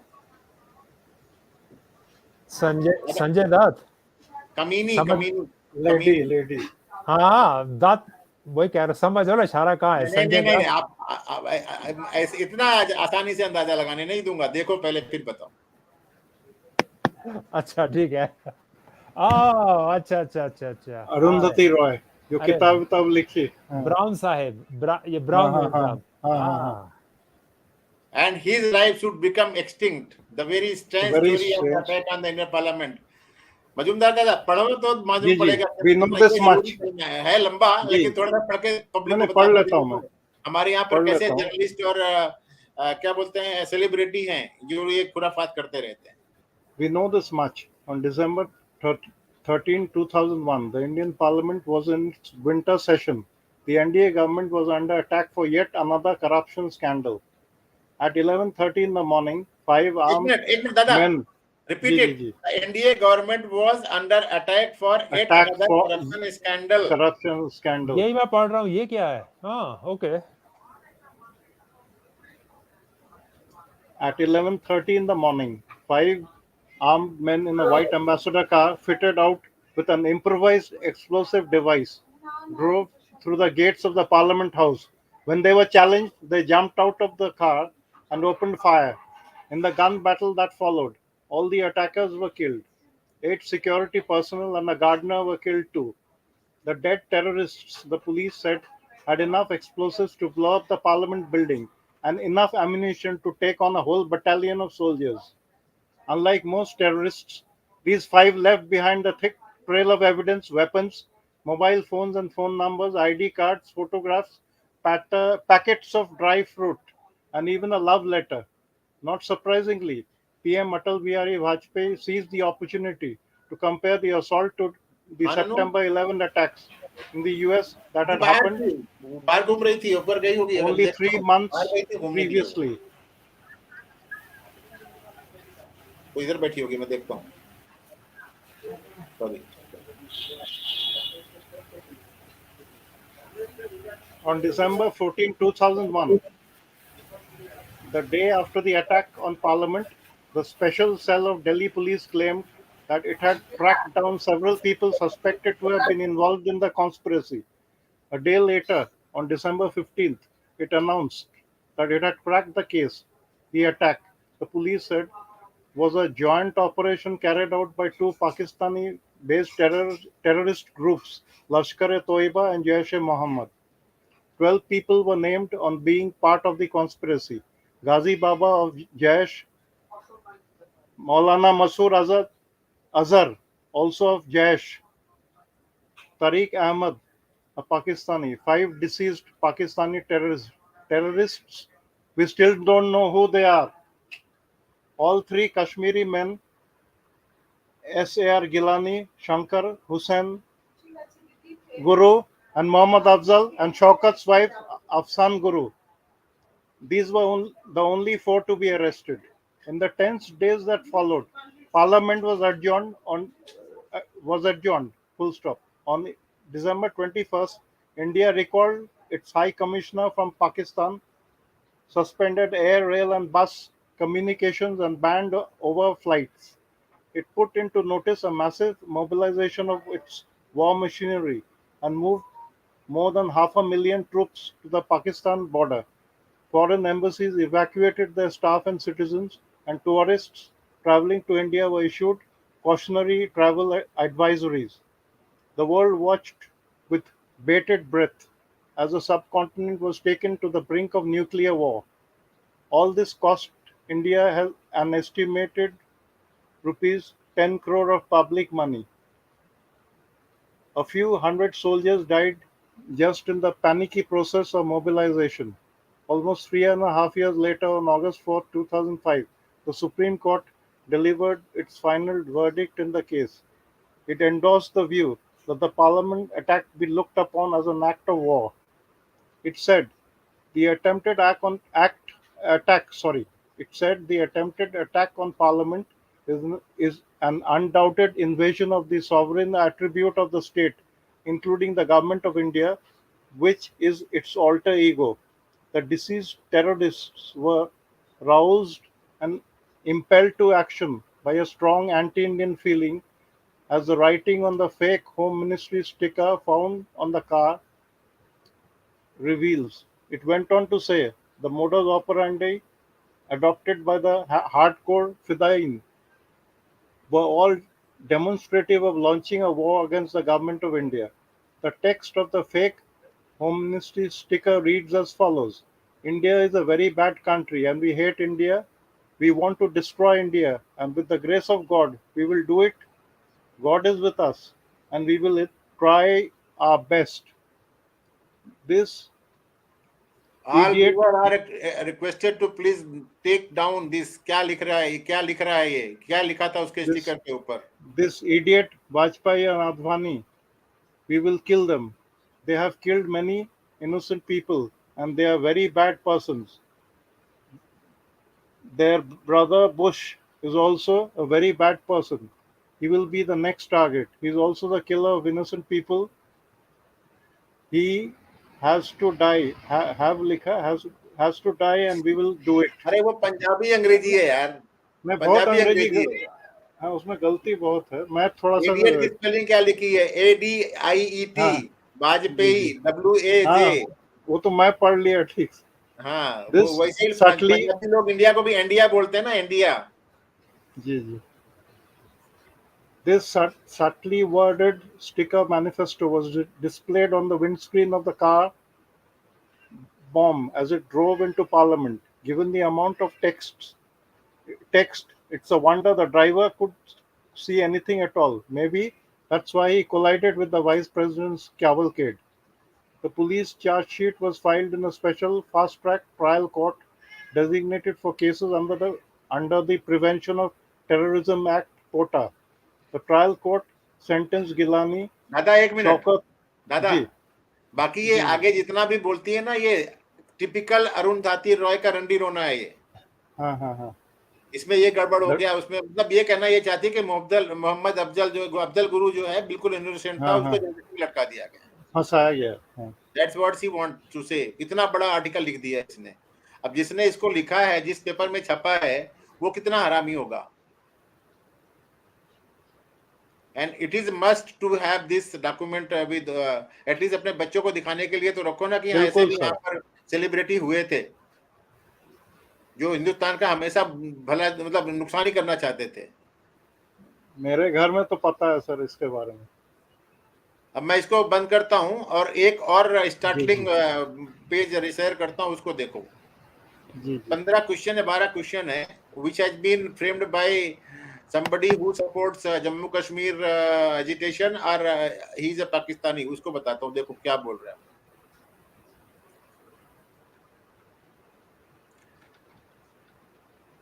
मैं इसको बताना इसीलिए चाह रहा था कि मतलब बार बार तो थोड़े ना मौका आएगा कि हाँ भाई ठीक है हम 2011 पार्लियामेंट के बारे में अटैक करते हैं, तो एक बार पूरा पूरा समेट के रख देते हैं, बाद में डिस्कशन जी करेंगे जो भी करना होगा। ओके, स्क्रीन 13 दिसंबर 13 unanswered questions। क्या है ये? Beyond the fate of Afzal Guru, 13 unanswered questions regarding regarding 2001 parliament attack. Question पढ़ते हैं। पहला क्वेश्चन क्या हाँ है? हाँ, यहाँ 4 से यहाँ months before the attack on Parliament, both the government and the police had been saying that Parliament could be attacked. On December 12, 2001, at an informal meeting, Prime Minister Atal Bihari Vajpayee warned of an imminent attack on Parliament. On December 13th, Parliament was attacked. Given that there was an improved security drill, how did a car bomb packed with explosives enter the Parliament complex? Within days of the attack, the Special Cell of Delhi Police said it was a meticulously planned joint operation of Jaish-e-Mohammed and Lashkar-e-Taiba. They said the attack was led by a man called Mohammed, who was also involved in the hijacking of IC-814 in 1999. This was largely later refuted by the CBI. None of this was ever proved in court. What evidence did the Special Cell have for this claim?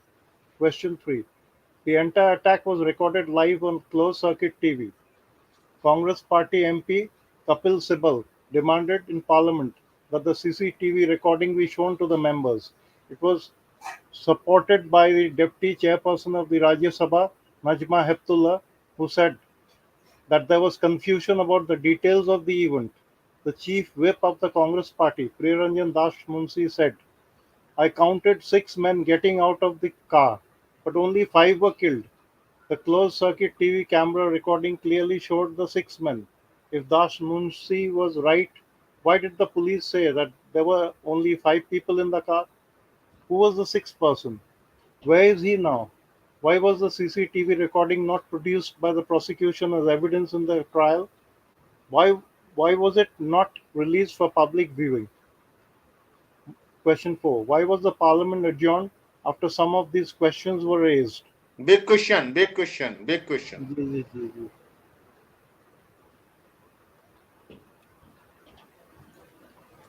जी एक second से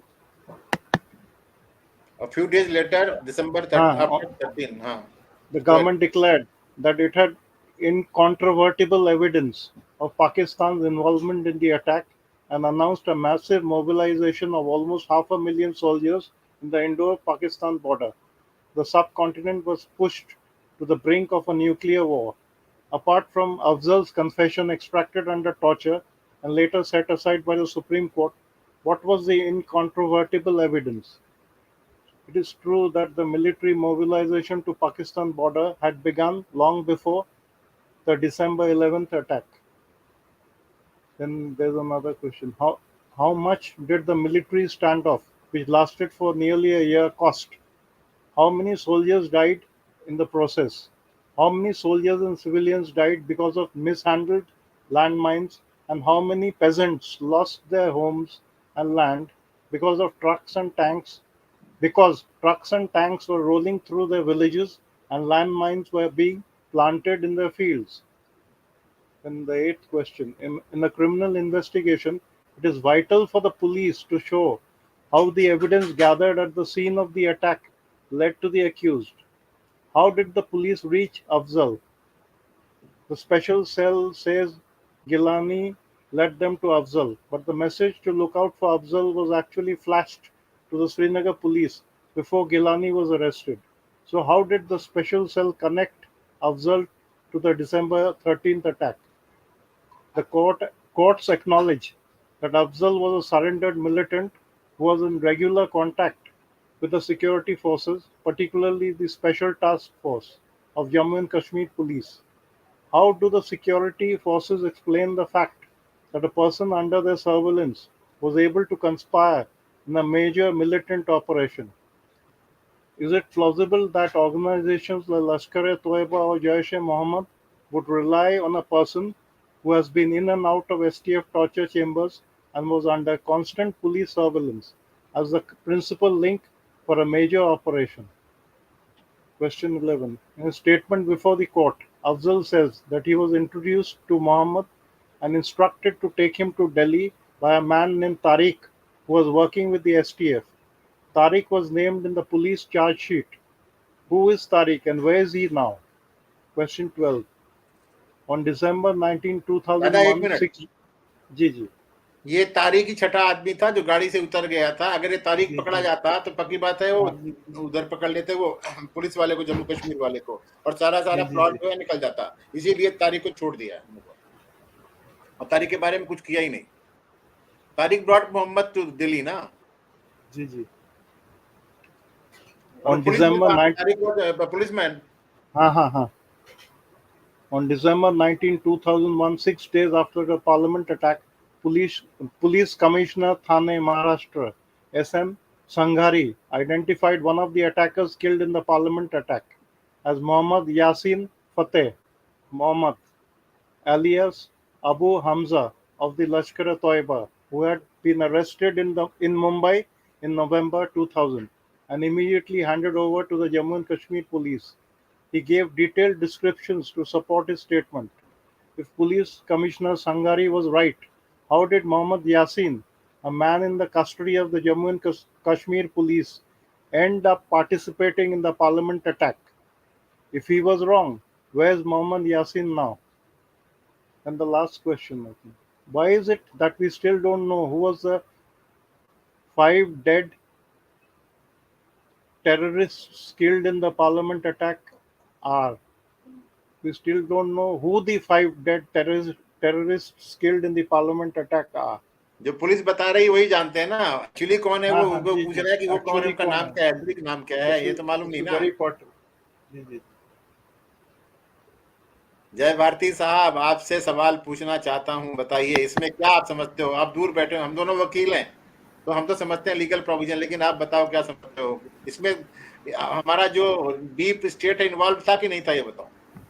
यही तो मेरा सवाल है, क्या current government इसकी अगर तो इंटेलिजेंस इनपुट थी और अगर कुछ नहीं किया तो शक जाता है। सर बात फिर वही अटकती है, दुलत साहब पीएमओ में थे उस समय। ओके। दुलत साहब 2000 के जनवरी में ही was taken into PMO office by Brajesh Mishra, and God knows this attack was also planned by Pakistani only to help somebody who was deputy prime minister at that time. अच्छा समझा।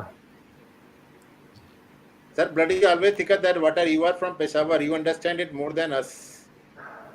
If somebody is having blood which is presently in Pakistan, तो उसका तो खून वहीं के लिए ज्यादा मतलब दिल तो उसके लिए धड़कता रहेगा ना। नहीं, ऐसी बात नहीं है सर। नहीं, मैं उसकी अगर बात कर रहा हूँ, नेता की बात कर रहा हूँ हाँ सर, पब्लिक की बात नहीं कर रहा हूँ, नेता की बात कर रहा हूँ। हाँ, The अगर person who in life wanted to become prime minister had a chance to become prime minister only that time,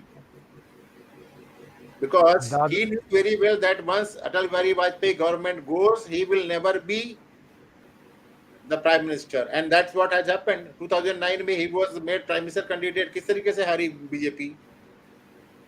जो आदमी पाकिस्तान में जाके जियाउल क्या वो जनरल जिन्ना को सेकुलर आदमी बोल सकता है, उससे बड़ा क्या बताऊं मैं, क्या हो सकता है? अरे प्रमोद महाजन की इंटरव्यू सुन रहा था बीबीसी से, जब ये 2003 में हार गए कि इंडिया शाइनिंग, वो कह रहा था कि यार हमें समझ नहीं आ रहा कि हाउ वी लॉस्ट।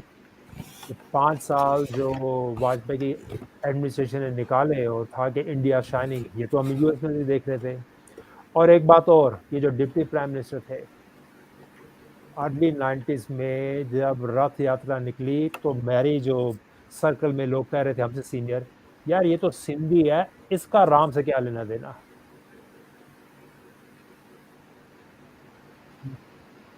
ज्यादा अच्छा ये बताओ जय भारती सर, जी दादा। are you all interested in reading the judgments? I don't think that you should all read the judgment. Judgement में बहुत तकलीफ होती है। नहीं, मेरे पास बहुत दोनों आप जजमेंट हैं, हाँ, सेशन कोर्ट का भी है, हाई कोर्ट का भी है, सुप्रीम कोर्ट का भी है। मेरी तो 6 मिनट में कॉल शुरू होने वाली दादा, मैं तो 1 घंटे के लिए then I am tied up, नहीं फिर उसके मैं बाद मैं मैं जुड़ूंगा। मतलब हाँ बताना चाह रहा हूँ कि मेरे पास में तीनों हैं, बट चूंकि इसमें पूरा पूरा हम लोगों ने बता ही दिया कि सेशन कोर्ट में क्या हुआ था, ढींगरा साहब ने क्या जजमेंट दिया था, और बाद में फिर नंदरजोग साहब ने हाई कोर्ट में क्या जजमेंट दिया था, और बाद में रेड्डी साहब ने सुप्रीम कोर्ट में क्या जजमेंट दिया था, वो हम लोगों ने डिस्कस कर लिया है। तो I think it will be futile to waste time on the 3 judgments. मैं इनको निकालता हूँ। ठीक बात है। हाई लेवल पे आप दोनों, हम जो नॉन लॉ, हम जो है ये समझा दो कि भाई ये जजमेंट थी, इसका ऐसा होता है हाई लेवल पे, ताकि एक अंडरस्टैंडिंग हो। लाइन में लाइन पढ़ेंगे, इतनी टेक्निकल नॉलेज होती है आपके लॉ की, समझ ही नहीं आती कि कितनी चीजें नाउ नाउ नाउ द क्या बोलते हैं, discussion is open for public. We have stopped our presentation. अब हम अपनी तरफ से कुछ नहीं बोलेंगे, आपस में डिस्कशन करो और एक मतलब कंसेंसस पे पहुंचो कि ये पार्लियामेंट अटैक क्यों हुआ था, कौन रिस्पांसिबल था, और इस अटैक के रेमिफिकेशन क्या थे। मतलब हमारा जो साल भर जो है मिलिट्री पूरी पूरी वहां पर पाकिस्तान के बॉर्डर पे खड़ी रही, और कितना खर्चा हुआ, हिंदुस्तान का कितने लोग, मतलब कितने लोग मरे वहां पर फोकट मेरा में, क्वेश्चन लड़ाई हुई ना पूछी, फिर भी बेचारे मिलिट्री वाले मरे वहां पर। जी दादा, मेरा क्वेश्चन है, सब एक तो पहले सभी को नमस्कार। नमस्कार जी, नमस्कार। नमस्कार। क्वेश्चन है, जब ये दौलत, ये क्या नाम था इसका पूरा, दौलत। हाँ दौलत, ये जब इसकी इतनी क्या कहते हैं मिस्चीवियस थिंग पकड़ी गई हैं, तो इसके ऊपर जांच बिठानी चाहिए, इसको बोलना चाहिए कि जवाबदेही दो भाई। आज एक बात बता दूं, सुन लो जी। Atal Bihari Vajpayee was scared of Dulat because Dulat knew lot of misdoings of Atal Bihari Vajpayee, including Ranjan Bhattacharya episode. हो गया, जवाब मिल गया? Ranjan Bhattacharya episode, I don't know his so-called adopted son ऐसा कुछ ना। he is दामाद of Atal Bihari Vajpayee. son-in-law। अच्छा, अगर मतलब अटल बिहारी वाजपेयी दूध के दूल्हे थे। रंजन भट्टाचार्य को उन्होंने इतना फेवर किया। Ranjan Bhattacharya was de facto prime minister यार दैट टाइम। ओके सर, ये सबको पता है सर ये चीज। नहीं, ये नई जनरेशन वाले हैं ना, इनको नहीं मालूम होगा ना ये सब कुछ। नहीं, मुझे नहीं पता होगा, मुझे नहीं पता। नहीं दादा, मुझे तो पहली बार सुनने में आया। मुझे इतना मालूम था कि अरे सब वही करवाते थे। जी, मुझे इतना मालूम था कि इनका अफेयर था अटल बिहारी वाजपेयी पर, ये नहीं मालूम था कि कोई उनकी बेटी अलग होता है यार। लड़की को आपने गोद लिया हुआ है और उसका जो हस्बैंड है वो प्राइम मिनिस्टर बना बैठा है। He was another कांति देसाई, जैसे मुराद देसाई का लड़का था ना कांति देसाई, ऐसे ये बेवकूफ था। तो अभी क्या प्रॉब्लम है? अभी बेग है कि मर गया? नहीं। कौन है? ये दौलत तो अभी है ना, अभी राहुल गांधी की यात्रा में गया था ना वो, भारत जोड़ो यात्रा में। तो इसके ऊपर बिठानी चाहिए जांच। तो प्राइम मिनिस्टर साहब तो जाके अटल बिहारी वाजपेयी के पैर छूते हैं। किसकी हिम्मत है? उसको तो भारत रत्न दे दिया। मतलब अगर दूल्हे को पकड़ते हो, दूल्हे को 2 थप्पड़ मारते हो, सीधा बोलेगा ना प्राइम मिनिस्टर ऑफिस में जो बैठा हुआ था या प्राइम मिनिस्टर घर पे जो बैठा हुआ था वो मेरे को डायरेक्शन दे रहा था, इस तरीके से करना है, उस तरीके से करना है, पैसा कमाने के लिए। साले सबे बीजेपी में भी और वही हाल है। ये बता दूं, अभी अभी जय भारती साहब ने बोला, प्रमोद महाजन, अगर ये अपना क्या बोलते हैं मजूमदार को याद होगा, दादा को भी अपना ये जय भारती साहब को याद होगा, एक शिवानी भटनागर करके जर्नलिस्ट को दिल्ली में मर्डर हुआ। जी जी जी जी जी जी उसमें इन्वॉल्व थे वो। प्रमोद महाजन की वो गर्लफ्रेंड थी। हाँ, प्रेम उसको दूसरों के पास में भेजना चाह रहा था। सी वाज रिफ्यूजिंग दैट, नहीं तुमको मैं तुम्हारे पास ही सोऊंगी, सोना होगा, कहीं और नहीं जाऊंगी। उस चक्कर में वो आर.के. शर्मा जो हरियाणा का क्या था, आईजी था कुछ था, उसने उसको गोली मार दी थी। क्या नाम है? शिवानी भट्टाचार्य, शिवानी भटनागर। और हरियाणा का कौन आईजी था बोला आपने? उन्होंने क्या किया? गोली मार दी। महाजन को लौंडिया सप्लाई करने का ठेका ले रखा था वो पुलिस वाले ने, उसके सिक्योरिटी में था। आर.के. शर्मा आईजी था हरियाणा कैडर का। नहीं नहीं, ये तो मालूम था मुझे कि ये प्रमोद महाजन जो थे नाड़े के बहुत ढीले थे और इनकी जो कोर्ट हियरिंग चल रही थी मर्डर की, तो मैं यही इसी बोल वजह रहा से हूँ, Awagarh instead of going to लौड़ासुर चैनल और क्या बोलते हैं एक्स मुस्लिम चैनल, कभी कभी खाली टाइम में देख लिया करो कि हाँ भाई शिवानी भटनागर कौन है, प्रमोद महाजन कौन है। और वो आर.के. शर्मा की बीबी ने सीधा खुलेआम टीवी के सामने बोला था, Advani is responsible for all this, Advani को अरेस्ट करो। शिवानी भटनागर के मर्डर में अडवाणी का नाम है, प्रमोद महाजन का नाम है, किसी ने अरेस्ट किया? नहीं करना चाहिए, मतलब उनके खिलाफ कोई जांच होना चाहिए उनके खिलाफ। क्या जांच हो? ये वो अडवाणी के विरुद्ध। वही तो है ना, शिवानी भटनागर को अरेस्ट, शिवानी भटनागर का मर्डर हो गया है, अगर वो उसकी बीवी बोल रही है कि मेरे हस्बैंड को अरेस्ट कर लिया है, तो वो तो चिल्ला रही है कि मेरे हस्बैंड को क्यों अरेस्ट किया? हस्बैंड ने तो सिर्फ उनका डायरेक्शन फॉलो किया था, प्रमोद महाजन का और अडवाणी का। मार दो, नहीं तो ये तो बोले थे मैं तुम्हारे को एक्सपोज कर दूंगी, जर्नलिस्ट थी वो, मीडिया में आने को तैयार थी, इस चक्कर में उसका मुंह बंद कर दिया, मार दिया उसको।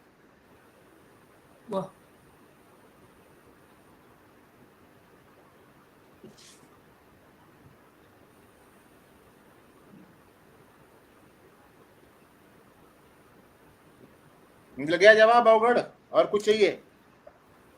मिल गया दादा, वही सब एक थाली के चट्टे बट्टे हैं बीजेपी में भी, और क्या। जी जी जी, सब टूट के धुले हुए नहीं है। जी इतना तो मालूम था कि ये प्रमोद महाजन नाड़े के बहुत ढीले आदमी थे, क्योंकि मैं एक बार पढ़ रहा था तो कोर्ट हियरिंग जब इनकी मर्डर की चल रही थी तो यही सारे मामले अफेयर के खूब एक्सपोज हो रहे थे, तो कोर्ट ने ही बोला था कि ये बंद कमरे में सुनवाई होगी। ऐसा कुछ हुआ था क्या? बंद कमरे में तो इन कैमरा बोलते हैं उसको, सर जानते हैं, इन कैमरा प्रोसीडिंग बोला जाता है उसे। चलो ठीक है, दामाद एवरीवन फॉरगॉट। मैं इनको पढ़ने को दे रहा हूँ, जो पढ़ेगा ना वो याद रखेगा। अभी पीकेजी पढ़ो, इसको क्या लिखा हुआ है।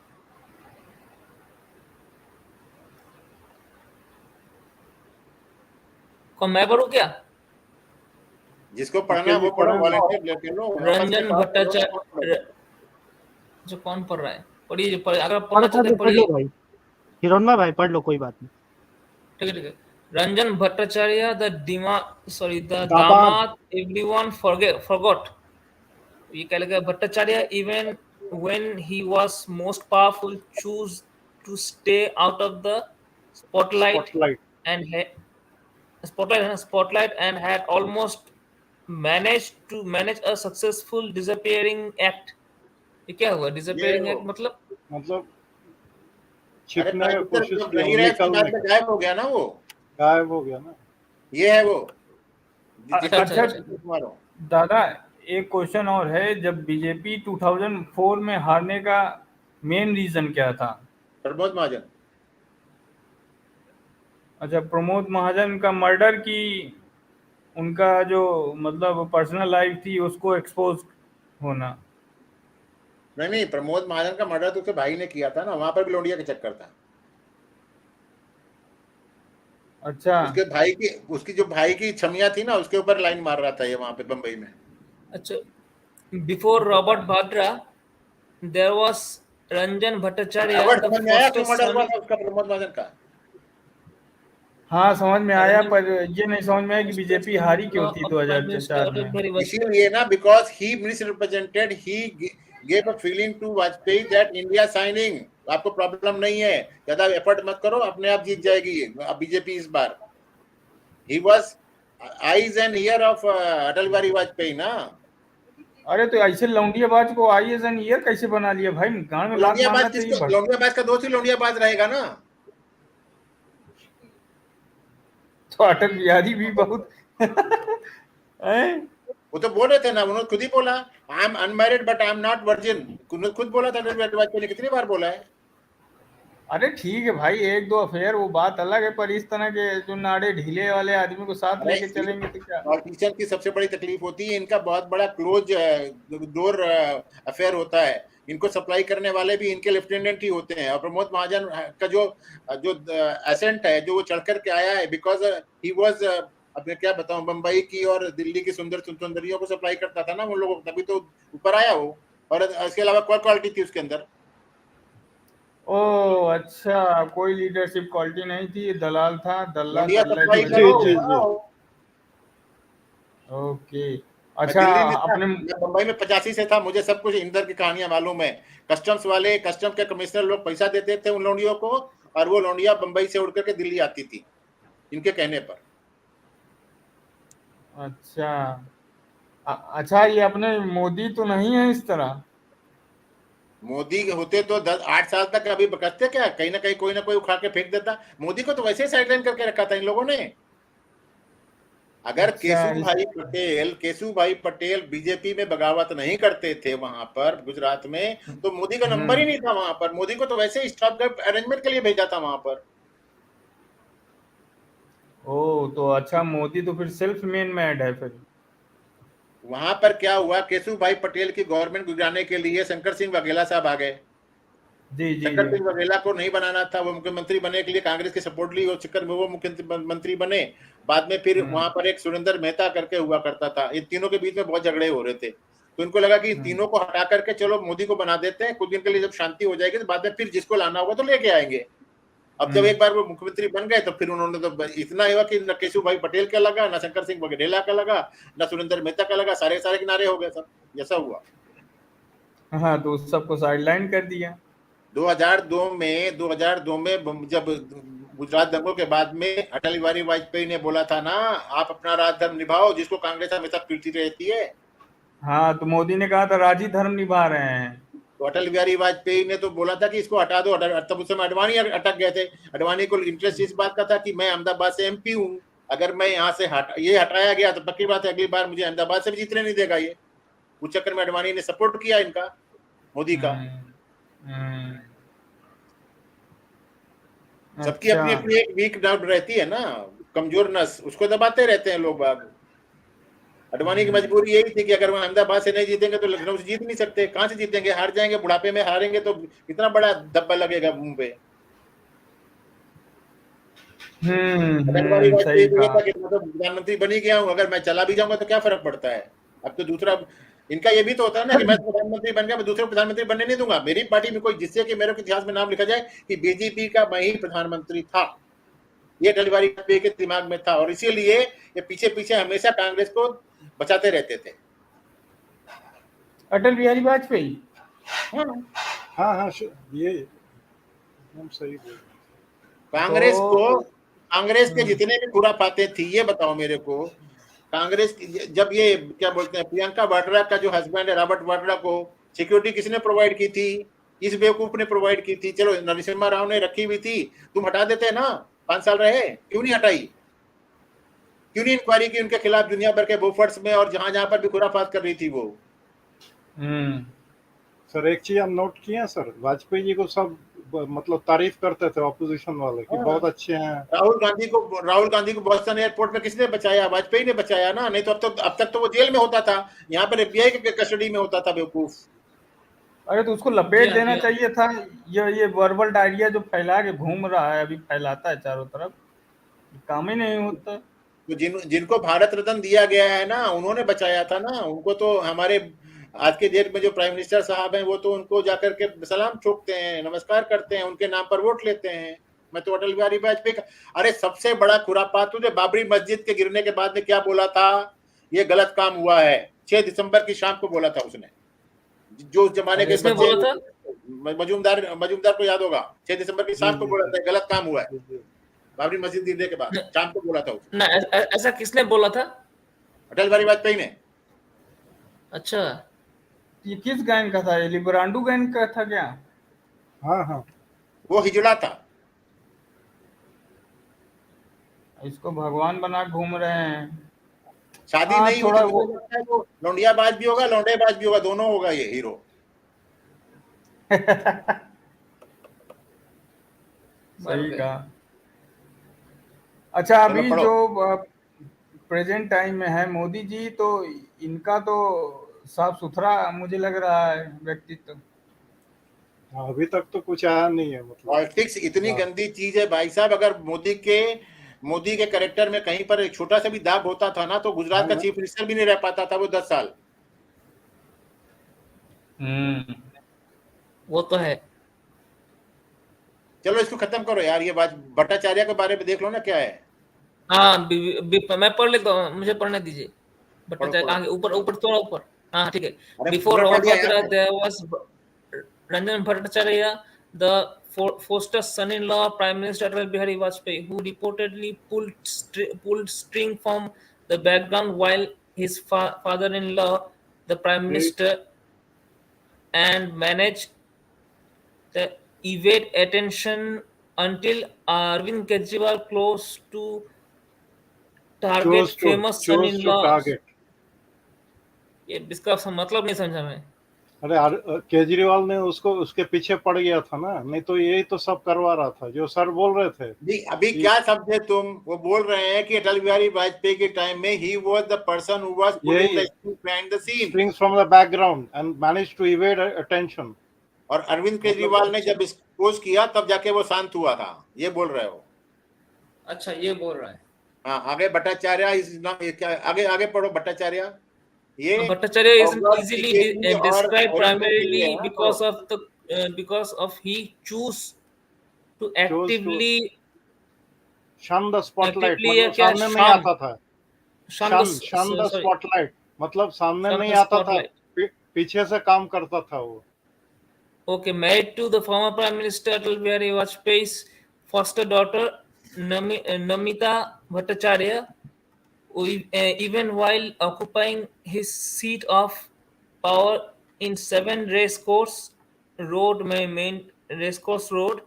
maintained a low profile at all times, and including while on political tours. Something Vadra has found it more difficult to adhere to. हाँ, तो वाड्रा जो है सामने आ जाता था ना, ये पीठ पीछे काम करता था, सब किसी के सामने आता नहीं था वो। ये रहता था वही प्राइम मिनिस्टर हाउस में 7 रेसकोर्स रोड, तो काम वही करता था।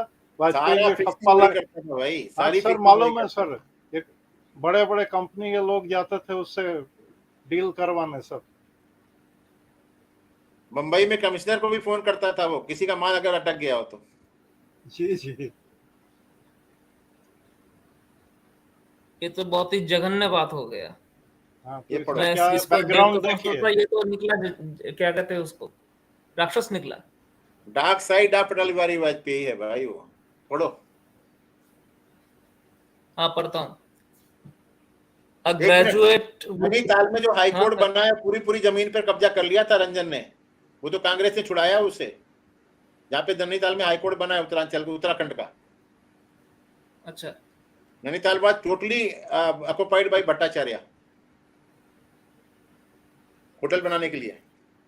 ये होटल का जनरल मैनेजर था ओबेरॉय ग्रुप।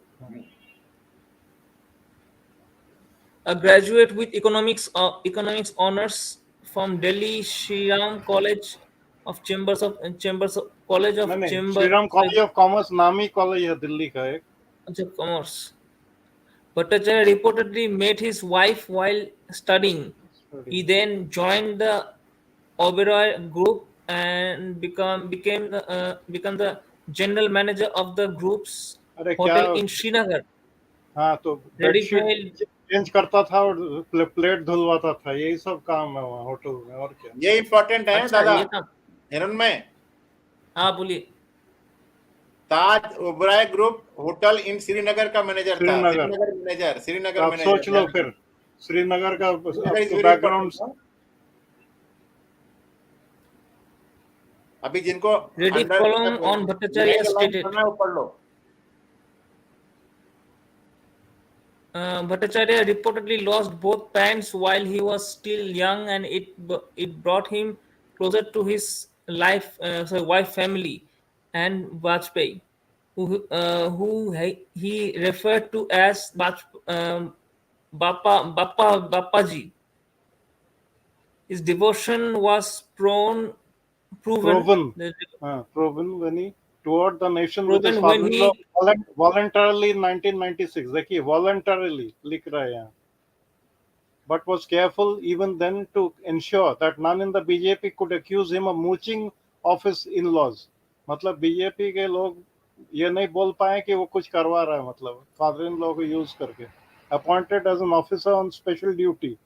देखिए, while his father-in-law was prime minister, Bhattacharya stuck to the shadows, but quickly became known as the man to go to in the PMO. This is very important. The man to go to in the PMO, but never overstated his power, and ever a fable,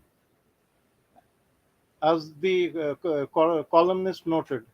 His detractors complain that he has a hand in every deal that goes through these days. मतलब हर काम में, from the Maruti settlement to Surjit Singh Barnala's decision not import sugar.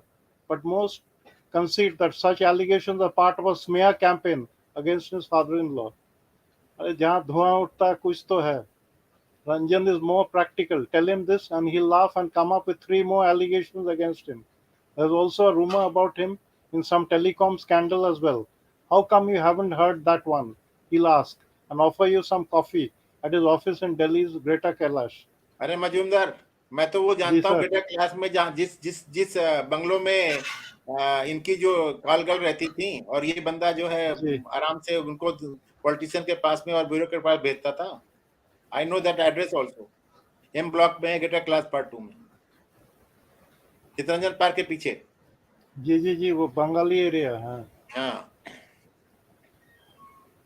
अब तो मुझे लगता है कि घास नहीं खिली यार, बहुत कुछ जाना है। समस्या यही है कि हम बहुत छोटे आदमी हैं, बोल नहीं सकते। वैसे भी भाई साहब को खो दिया है, कहीं ऐसा ना हो कि हम भी चले जाएं कहीं से। नहीं सर, जो है अपना रिकॉर्ड में वही लाया जाए, इतना ही बहुत है। जैसे he could reportedly be found relaxing with ministers over a drink in the middle of the day, while his father-in-law met with foreign delegations and at times even had a say in who would become the next finance secretary. In his memoirs, a Lucknow boy, former editor of Outlook, Vinod Mehta, spoke of how the magazine had flagged off various deals in which Bhattacharya reportedly had more than an important role to play. Topping the list was the 58,000 crore National Highways project, which had been moving at a frantic pace because of the extra push being given by the PMO. The first lot of contracts had to be awarded to a clutch of 7 dubious Malaysian firms. The rupees 20,000 crore Reliance Harma power project, referred to earlier, was also on Ranjan's radar. He and the PMO were pushing the Reliance case for a counter guarantee, which amounted to a gift for Reliance. हर चीज रंजन भट्टाचार्य अभी जिंदा है क्या? Enough बंद करता हूँ, बाकी आप ढूंढना। जी ढूंढ लेंगे। हाँ, अब ये बताओ किसके किसके छाती में सांप लौटा? मुझे बहुत दुख हुआ। अरे ये चीज सब सर आप ही बोलिए सर, उस समय हम लोगों को भी तो पता था ये चीज, हम लोगों को तो पता ही था ये चीज। अब ये हम लोगों के लिए बिल्कुल ऐसा लगा है कि अजूबा है ये सब। नहीं अपने बाबा से पूछना ना, अपने बाबा से पूछो, अपने बाबू से पूछो, बताएंगे, उनको पता होगा। बाबा को भी नहीं मालूम होगा। बाबू से पूछो, बाबू बताएंगे, पापा बताएंगे। उनको भी मुश्किल होगा। ये जो क्लोजली इनको ऑब्जर्व किए थे उनको ही मालूम है। मैं डिपार्टमेंट में था इसलिए मालूम है। और या जो एडवोकेट लोग हैं, कहीं सुना होगा, जैसे ये दादा है, सरकारी लोग आते जाते हैं ना, हाँ, सरकारी अफसर लोग हमारे यहाँ आते जाते हैं। हमें क्या चल रहा है। चलो ठीक है, एक बम और फोड़ता हूँ, इसको सुन लो, फिर बंद फोड़िए, एक करते और हैं। फोड़िए। अच्छा, ये जो योगी जी हैं, इनका भी तो कैरेक्टर बिल्कुल साफ क्लियर है। अरे वो तो छान करके फिल्टर करके लाए गए हैं। हरिद्वार में, कहाँ वो उत्तराखंड में पैदा हुआ था, वहां से उसको, इसके जो अद्वैत नाथ थे, इसके जो गुरु थे, वो उसको पकड़ के लेकर के आए थे यार। वो कहाँ जी से वो जी, करेगा, बीएससी कर रहा था बेचारा वो। हाँ हाँ, लास्ट वो ईयर में बीएससी आ कर गया रहा था था, फाइनल मैथमेटिक्स कोर्ट पेपर वाले देके। बीएससी कर था वो, वहां से उठा के लाए थे उसको। ये लोग टिकेंगे, मेरा मानना है, काफी मतलब कई सालों तक। तो वही तो है, मोदी साहब अपने टाइप का कोई बंदा चाहते हैं जिसके ऊपर कोई लांछन ना उठा सके, कोई ये ना बोले कि हाँ ये मोदी का सक्सेसर है, मोदी ने चुना था। इसीलिए तो राजनाथ सिंह और सबको राजनाथ सिंह को तो बोल के रखा है, तेरे लड़के को मैं कभी भी, यानी यूपी का मिनिस्टर भी बनने दूंगा, तू एमपी है तो रहने दे, उसको पड़ा रहने दे वहीं पर। सर आज का देखें सर न्यूज, वो मेरठ के पास जो पीएससी वाले इन्वॉल्व थे, वो वाला एक्विटल हुआ, तो अभी बोलता है हाईकोर्ट जाएंगे। ये दिख रहा है इसको? नहीं अभी शेयर किया, हाँ ये देखो, अभी आया चलो नहीं है सर, दिखाता आया हूँ। नहीं, अभी आया नहीं, देखते हैं। ना इसको मैं उगड़ को बोलूंगा तू पढ़, इसको मैं हिरण्मय को पढ़ने नहीं दूंगा। वो भट्टाचार्य की न्यूज थी इसलिए मैंने हिरण्मय को दिया। अब ये भटनागर की न्यूज है, इसको पढ़ेगा उगड़। ठीक है, मैं पढ़ता हूँ, ठीक है। पढ़ो और पीके को सुनाओ। ये लो, आ गया? नहीं आया नहीं, अभी आएगा। आ गया। आ गया। Shivani Bhatnagar murder case, clue point two influential police officer Ravikant Sharma. वही अच्छा, आपके इन्होंने के बारे में बता रहा था मैं। पॉइंट्स दिए हैं, ठीक है। 3 years after she was murdered, a Delhi journalist tragedy near its finally, the clues point to an influential police officer, but in the dock in the capital sport society.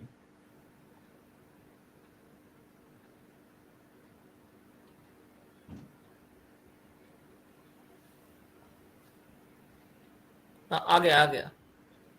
Birth of mystery. The case awaits resolution since 1999. On September 9, Ravi Kant Sharma will turn 50. A day that should have been a milestone will be spent behind bars if Delhi police get to him by then or on the run. Either way, it will be an unlikely celebration for the disgraced Indian Police Service officer, one who has spent 26 years in service, lobbying his way from one prize posting to another. Today, the man who a junior officer in Haryana described a combination of low profile and high profile, ambition, is a fugitive with a price of 50,000 for information leading to his arrest. He has lost his job as Haryana IG. अच्छा, job भी इनकी चली गई, ठीक है। His patrons Amritpal mill from गया है। जी, his patrons from former Prime Minister I.K. Gujral to former Haryana Police Chief SPS Rathod, himself accused in a milestone case. molestation case, ji molestation milestone case, case molestation मतलब कोई लड़की वड़की को कुछ किया होगा, और ज्यादा बोलना नहीं चाहूंगा मैं। नहीं वो जी अवगढ़ पढ़ना नहीं do a चाह रहा है, little उसको to गलत पढ़ रहा है, वो जानबूझ के गलत पढ़ रहा है। That is effect of x Muslim channels. क्या इस मुस्लिम जहाँ पे कहाँ पे आ गया? आगे पढ़ रहा हूँ मैं। मॉलेस्टेशन पढ़ेगा तो एक्स मुस्लिम आ पढ़िए। जाएगा ना, इसलिए मॉलेस्टेशन पढ़ रहा है। वो दिखाना नहीं चाहता कि मेरे ऊपर एक्स मुस्लिम का चैनल का इफेक्ट है, इसलिए मॉलेस्टेशन पढ़ रहा है वो। अरे ज्यादा मैं अब जाता नहीं हूँ, मैं कल भी नहीं गया था, कल तो किसी के चैनल में नहीं गया था।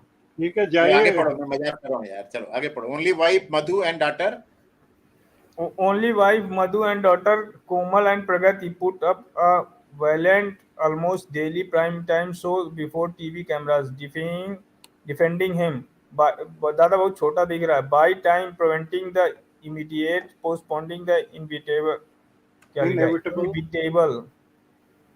It has been 3.5 years, but कहाँ गलत आ गया क्या, जंप कर गया कहीं? But Nemesis has caught up with कहाँ था Sharma. मैं? It has been 3.5 years, but the ghost Shivani Bhatnagar, a woman, they say he would indulge, indulged and was used has come to haunt him. मतलब मरने के बाद जो उसके पीछे जो पड़ा हुआ है, बद्दुआ लगा है इसको। इसकी फोटो नहीं दिखी शिवानी भटनागर की? दिखाता हूँ ना, पहले ये पढ़ना। आई एक्यूज मधु, वो तो उसकी बीबी और बिटिया की बात कर रहे हैं। हाँ, पढ़ो जी। I accuse Madhu shifted the spotlight to Pramod Mahajan. अच्छा, इनके आई फोकस, ठीक है। During her outburst on TV, no Greek tragedy could have been more dramatic, no crime chase more iconic. Sharma, once a feared lawman, is now the subject of salacious gossip, snide ridicule. Snide ridicule का मतलब क्या है? Snide का मतलब क्या है? उसको छोटा किया, या रिडिक्यूल मतलब उसको, मतलब गद्दा मजाक बोलते हैं। हाँ, रिडिक्यूल मतलब गड़बड़, बेकार सा मजाक। और ये गॉसिप जो है, पीठ पीछे लोग बोलते हैं ना कि आदमी ऐसा है वैसा है, वही चीज। ठीक है। The newest national embodiment of the scandal, the Sharma has been accused by the police of masterminding the January 23, 99 murder of Shivani. अच्छा, सेमना के ऊपर आरोप लगा, शर्मा जी के ऊपर। Then I correspond with the Indian Express in a Delhi. Madhu in turn has charged with an ambiguous subsequent half retraction that union communication. Minister Pramod Mahajan, the rising star of BJP, had an affair with Shivani, then organized her murder. यहाँ पे आई बात, यही तो sir बोल रहे थे प्रमोद महाजन के। ठीक है भाई। Seen as clever street smart politician, Mahajan has certainly encountered a public relation problem, even if he says rumors mongering was always against me. Now I am relieved it out. For the moment, Mahajan's famed managerial skill, which make him a sort of first among equal in the BJP second rung, have helped him. Prime Minister Atal Bihari Vajpayee daughter Namita tied her Rakhi on him on August 22. Deputy Prime Minister L.K. Advani rushed to his defense, calling Madhu's charge malicious. अच्छा, उन्होंने बताया गलत है, सब plotted है। नहीं, अगर ये चीजें ध्यान से सुनो, क्या बोल रहा है। नमिता ने प्रमोद महाजन को राखी बांधी। जी, राखी बांधी। क्यों? क्योंकि नमिता के हस्बैंड को प्रमोद महाजन, मतलब रंजन भट्टाचार्य और प्रमोद महाजन दोनों के दोनों जो एक यूनिसन में काम करते थे, जोड़ी में काम करते थे। Okay. Samajwadi leader Mulayam Singh Yadav and Amar Singh backed him too. अच्छा, इन्होंने भी उसी कैरेक्टर के है ना ये। अच्छा, हाँ, वो तो है ही है साला अमर सिंह। वो तो था, उसको बाबा कहते हैं। वो रखेल थी उसकी, क्या उनसी वो एक्ट्रेस थी, उसका नाम याद नहीं है। जयप्रदा। हाँ। My political government and social activities haven't been affected. बोल रहा है। But why has murder that took place almost 4 years ago reached a denouement only now? Why is this heady cocktail of power and politics, passion, press possessing all of India? After all, Sharma angle is not new. A day. ये नीचे वाला पढ़िए सर। A day or two after। Awagarh, sorry, मैं तुम्हारी अंग्रेजी ठीक करवाना चाह रहा हूँ, इसलिए मैं तुम्हारे को पढ़ाता रहता हूँ। सीधी बात तो यह है, या तुमको, या जिससे कि जब तुम पढ़ोगे तुम्हारी आदत पड़ेगी। तुम लोगों को पढ़ने की आदत नहीं है अंग्रेजी पढ़ने की, इसलिए गड़बड़ हो रहा है। जी, कोई बात नहीं, मुझे प्रॉब्लम नहीं है। पढ़ो। मैं समझ के पढ़ भी रहा हूँ। A day two after, मुझे एक छोटा दिखाई दे रहा है, पता नहीं चश्मे की जरूरत पड़ेगी क्या मुझे। और देखना एक मुस्लिम चैनल। मोबाइल से एक तो देख रहा हूँ। बहुत ज्यादा बड़ा हो गया ना, 1 मिनट कम करता हूँ इसको। इतना ही आएगा। आ रहा? ठीक है, मैं पढ़ रहा हूँ, जहाँ गलत पढ़ दूं तो बता देना। नहीं, धीरे धीरे पढ़िए ना, धीरे धीरे पढ़िए आराम से। वो 125 से 150% ही होता है, 125% ही आएगा वो। हाँ पढ़ो। But why has a murder that took place almost 4 years ago reached now only now? Why is this heady cocktail of power and politician passion and press position all of India after all the Sarma angle is not new? पढ़ो इसके आगे, अब ये पढ़ो, बहुत जरूरी है, ये बहुत जरूरी जगह, बहुत जरूरी है। कहाँ से पढ़ना है, मैं तो भूल गया। Two after Shivani was strangled, highlight किया, ये पढ़ो। अ डे, जी अब सही दिख रहा है कुछ। A day or two after Shivani was strangled and stabbed in their Delhi apartment. अच्छा, उसके अपार्टमेंट में उसको मारा गया। राकेश भटनागर, हर husband and a journalist at the Times of India, was reported to have told friends he suspected one R.K. Sharma, the Haryana cadre officer, apparently so much a part of Shivani's life that Ravikant was the password to her email account in the Indian Express computer system. Ravikant, अच्छा ये लोग खोज लिए थे। was called in for questioning in 1999. He got the better of his interrogators easily. अब बताऊं क्या कहानी है? एक मिनट यहाँ पे मैं रुकता हूँ। ये जो जर्नलिस्ट होती है ना, लेडी जर्नलिस्ट, ये स्टोरी पाने के लिए senior police officer, senior IAS officers और पॉलिटिशियंस के पास में जाकर के even they are ready to sleep also. Story अगर मिल जाएगी ना तो उसके बाद में उनको मतलब जो जिस ग्रुप में काम करती हैं वहां पर इनको वाहवाही मिलती है ना, इनाम मिलता है। अरे वाह क्या स्टोरी हुई है। इसीलिए वो जो एक है ना, वो कौन सी घोष है, एक क्या नाम है वो जो राहुल की चमची है, सागरिका घोष, सागरिका घोष है, और एक दूसरी है, वो 2-4 हैं बंदी, उसकी ही लाल करती रहती हैं। कुछ भी हो जाए, अगर वो थूकता भी है तो बोलती है अरे वाह, जैसे मोहम्मद साहब का थूक है, इस तरीके का थूक मुबारक बोलेगी वो लोग। तो ये लोग इसी चक्कर में, इसने क्या किया था, शिवानी भटनागर ने आरके शर्मा के थ्रू पॉलिटिकल सेटअप में जो है अपनी पैठ बनाई थी। किसी के पास भी अगर इंटरव्यू लेना है तो आरके शर्मा के थ्रू जाती थी। अभी आरके शर्मा के थ्रू अगर जाएगी और वहां पर प्रमोद महाजन उसको बोलेगा कि ठीक है आज मैंने तेरे को तो इस्तेमाल कर लिया, और इनके जो हस्बैंड होते हैं ना जर्नलिस्ट के, इन्हें कोई फर्क नहीं पड़ता क्योंकि ये भी खुरापात कर रहे होते हैं। सब ओपन मैरिज में चल रहे हैं क्या है? हाँ, अरे पैसे चाहिए सिर्फ, और कुछ। अरे नरक मचा के रखा है भैया। अरे उनके देखो ऐसा है, वो नरक हमारे को लगता है बिकॉज हम लोग किसी एक अच्छी खासी फैमिली के हैं। इनको इनके पैसे के अलावा ये ब्रॉथल, इसीलिए तो इनको प्रोस्टिट्यूट बोलते हैं। प्रोस्टिट्यूट नहीं बोलते, प्रोस्टिट्यूट तो बोलते ही है ना। हाँ सही कहा, मैंने सुना है प्रोस्टिट्यूट कई बार। जर्नलिज्म को बोलते हैं ना, बुर्खादत हो गई, दारू सिगरेट ड्रग सब चलता है इन लोगों में, लड़कियों में खास करके। अब यहाँ देखो, इधर पढ़ो अगर ये पढ़ो क्या लिख रहा है। August 4, tell Delhi police R.K. Sharma will join the investigation. Next day, he applies for anticipatory bail.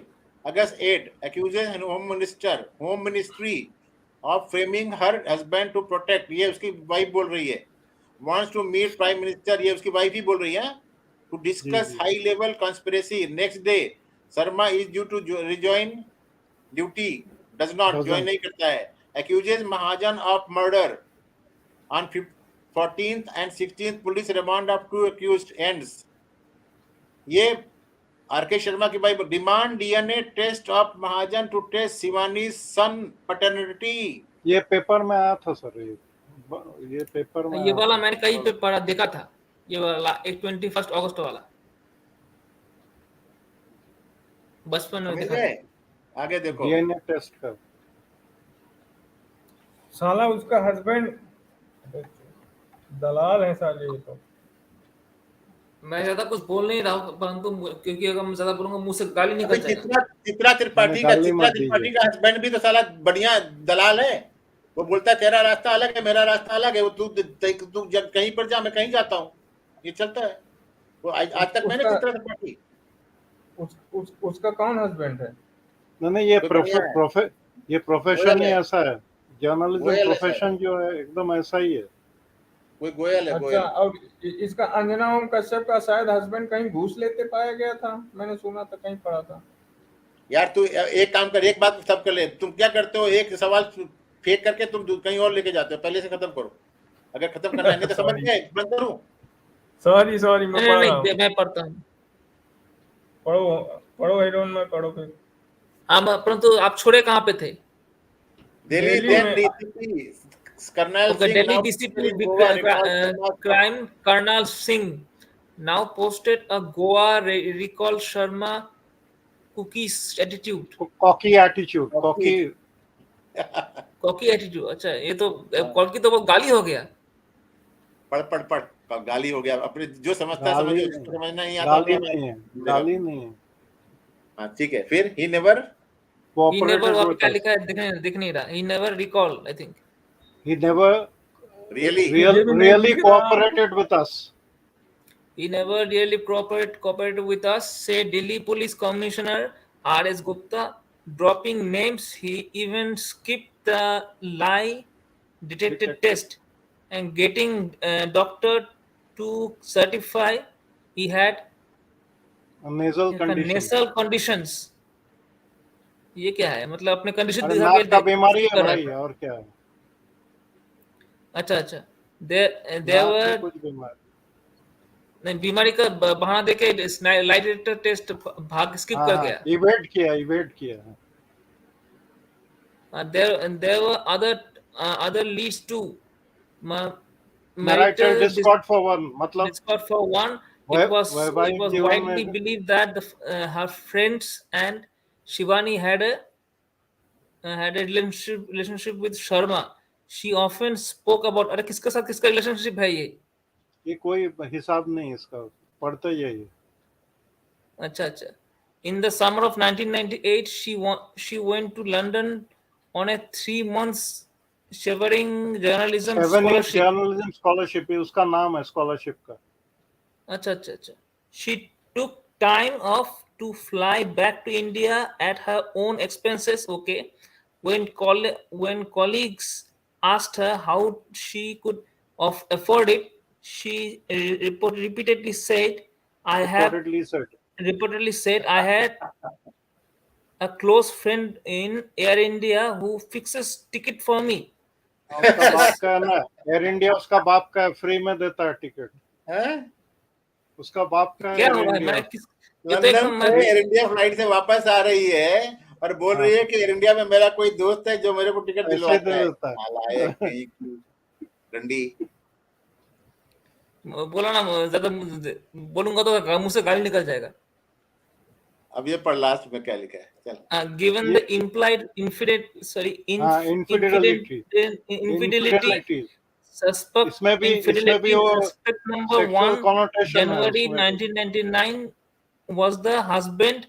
Not surprisingly, Bhatnagar says he was questioned some 70 times by the police that year. Okay, I didn't even have time to mourn my wife's death. Now could I spend time with my child? ये question कर रहा था। हिजड़ा नौटंकी कर रहा है भाई, हिजड़ा है वो, हिजड़ा। हाँ, ये पढ़ो।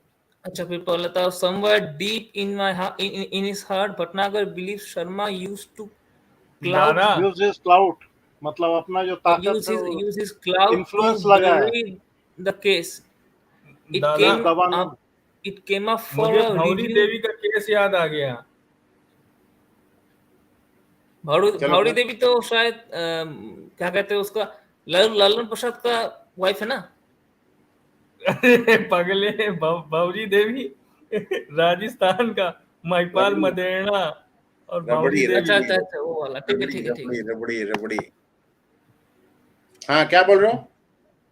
एकदम ये तो लगता है किसी स्कैंडल का रिपोर्ट पढ़ रहा था मैं। इसका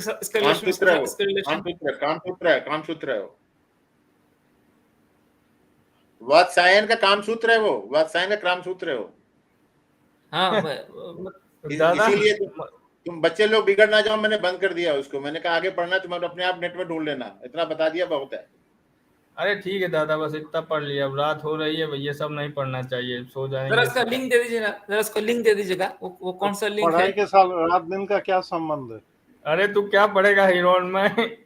नहीं न पढ़, वो वाला नहीं पढ़ूंगा मैं जानना चाहता यहाँ पे स्कैंडल क्या हो रहा है, मतलब क्या हो क्या रहा है? भटनागर, प्रमोद महाजन और क्या बोलते हैं रविकांत शर्मा या शर्मा टाइप कर देना, गूगल में आ जाएगा पूरा पूरा तेरे सामने।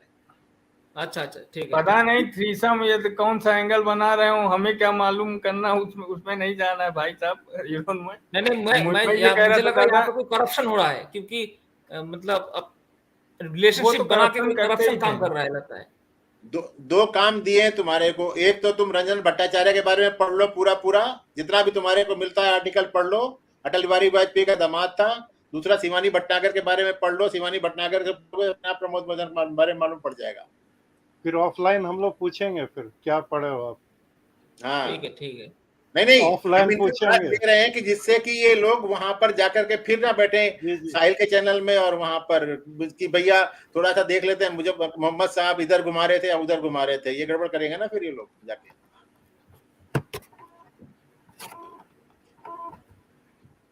अरे तेजवीर नमस्कार। दादा नमस्ते। नमस्ते जी, नमस्ते। क्या समझ में आया बताओ? हाँ जी एम जी नमस्ते। हाँ जी नमस्ते जी। क्या समझ में आया बताओ? किधर से हम लोग 2 घंटे से बकबक कर रहे हैं, खुद तो सुना ही होगा, बताओ आप अपना पूरा समअप करो कहानी। बिल्कुल मोटा मोटी बात यही आ रही है कि एक तो ये लौंडियाबाजी अपना करते थे, प्लस ये अपना चाहे तो अपना ये बीजेपी अडवाणी के टाइम। अरे यार पार्लियामेंट कौन अटैक सा है ये तो ऑफ द ट्रैक चल रहा था ना, ये तो अवगढ़ सिंह के क्वेश्चन के जवाब बाद में पार्लियामेंट अटैक के बारे में बताओ ना, जो पार्लियामेंट अटैक हुआ था उसके बारे में बताओ, जो हमारा मेन टॉपिक था। नहीं सुना? उसमें यही आता है कि सब ये कि मिली-जुली सरकार से अपना हुआ है सारा कुछ। पार्लियामेंट अटैक जब हुआ था मैं पार्लियामेंट का मतलब ही नहीं जानता। उसमें चाहे फिर उसमें चाहे बीजेपी है चाहे अपना कांग्रेस है, दोनों का अपना मिला जुला समर्थन था उस चीज को करने कराने में। 3 साल का था जिस समय पार्लियामेंट अटैक हुआ था, ऐसा कुछ क्या? ये 5 साल का होगा? 6 साल का। 6 साल का, हाँ वही तो। पिताजी की उंगली पकड़ करके स्कूल जाता होगा उस समय, अगर जाता होगा। हाँ मम्मी की। बाकी दादा आपने इतना दिया, लेकिन ये भी बता दीजिए ना कि अपना पाकिस्तान में भी अपना ये सेलिब्रिटी जाती थी और वाजपेयी साहब खुद बेचते थे। अरे पाकिस्तान में अगर वो बस लेके नहीं जाते थे तो मेरे ख्याल में कारगिल भी नहीं होता था। हमें जो लगता है पाकिस्तान के साथ जो मोदी गवर्नमेंट कर रही बेस्ट है। सर एक वो लेडी आती थी ना पाकिस्तान से, कोई लेडी आती थी, उसको मतलब हर सुविधा दिया जाता था, मैं नाम भूल रहा हूँ, कोई जर्नलिस्ट थी वो भी। नाम शायद अमरिंदर वाली। अमरिंदर की गर्लफ्रेंड है। हाँ वही अमरिंदर वाली ना। हाँ उसका नाम भूल रहा हूँ मैं।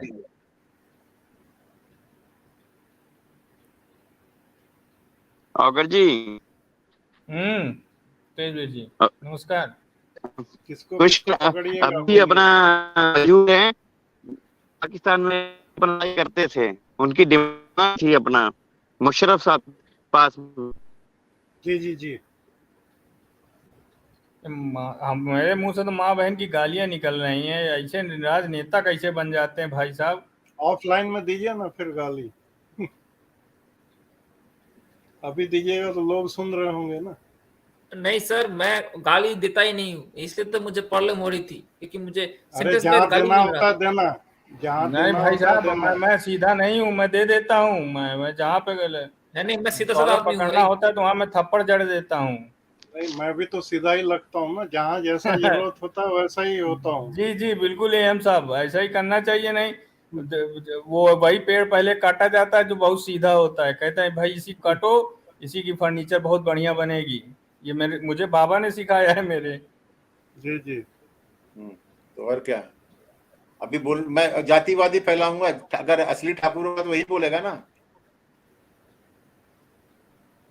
अच्छा, तो इसीलिए मुझे मुझे लगता है जब प्रोफेसर सुब्रमण्यम सोनी ने एक बार अरे वो वाजपेयी आदमी भी की कोई गवर्नमेंट को मतलब बुला दिया था। दूध का धुला हुआ नहीं होगी, इतना उसका नाम मत लीजिए।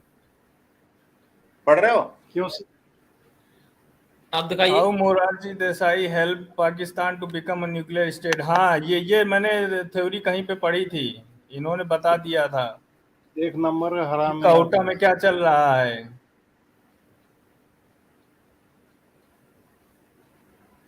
अभी इसे कौन पढ़ेगा? बेवकूफ है क्या? वॉलंटियरली कौन पढ़ेगा बताओ? द इम्पोर्टेंट इंटेलिजेंस नेटवर्क इन, मैं पढ़ रहा हूँ, द इम्पोर्टेंट इंटेलिजेंस रिपोर्ट,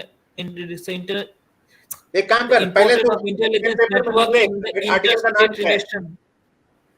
क्या बोले? हिरण में पहले पेन पेपर में आर्टिकल का नाम लिख ले, उसके बाद फिर बात करना, क्योंकि I will not allow you to go through the entire article. लिख लो इसको, जिससे बाद में तुम लोग थोड़ा देख सको इसके बारे में। अच्छा, मैं लिखता हूँ।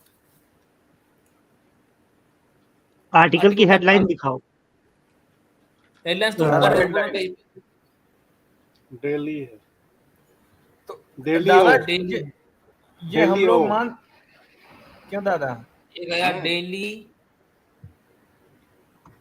हम लोग ये मान लें कि योगी के मोदी के बाद Yogi ji prime minister confirm तो बनना तो चाहिए। देखिए भविष्य के क्या बारे में होता कुछ बोला नहीं जा सकता ना अभी। वो तो पहले जो हमारा प्रेजेंट है सिर्फ उसको सुधारो, बाद में भविष्य के बारे में देखा जाएगा। अगर प्रेजेंट सुधारोगे भविष्य अपने आप सुधरता रहेगा। जी बिल्कुल। पर जैसे अभी सिनेरियो देखा जा रहा है, योगी की डिमांड हर स्टेट से उठ रही है कि हमें ऐसे ही चाहिए मुख्यमंत्री, तो लोगों के अंदर कुछ अवेयरनेस तो आ ही रही है। कहने का मतलब ये है। बात तो सही है। हाँ चलो पढ़ो। पढ़ रहे हो मैं, पढ़ो फिर। अच्छा, मैं पढ़ता हूँ।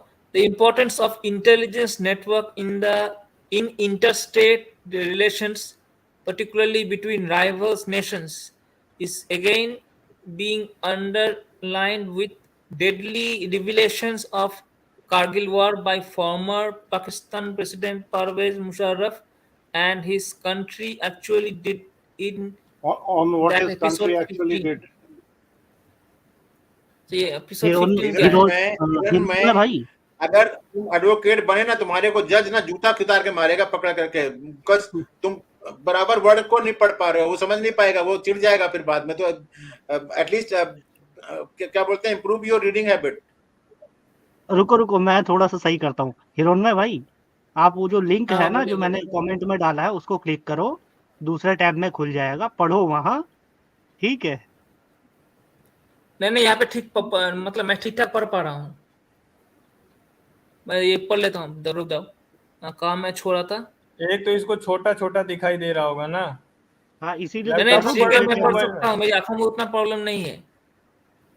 मोबाइल में पढ़ो कि लैपटॉप में? मैं पढ़ लेता हूँ। By former Pakistan President Pervez Musharraf on what his country actually did in that episode 15 years ago. Okay, along with other things, it also underlined India's intelligence failure.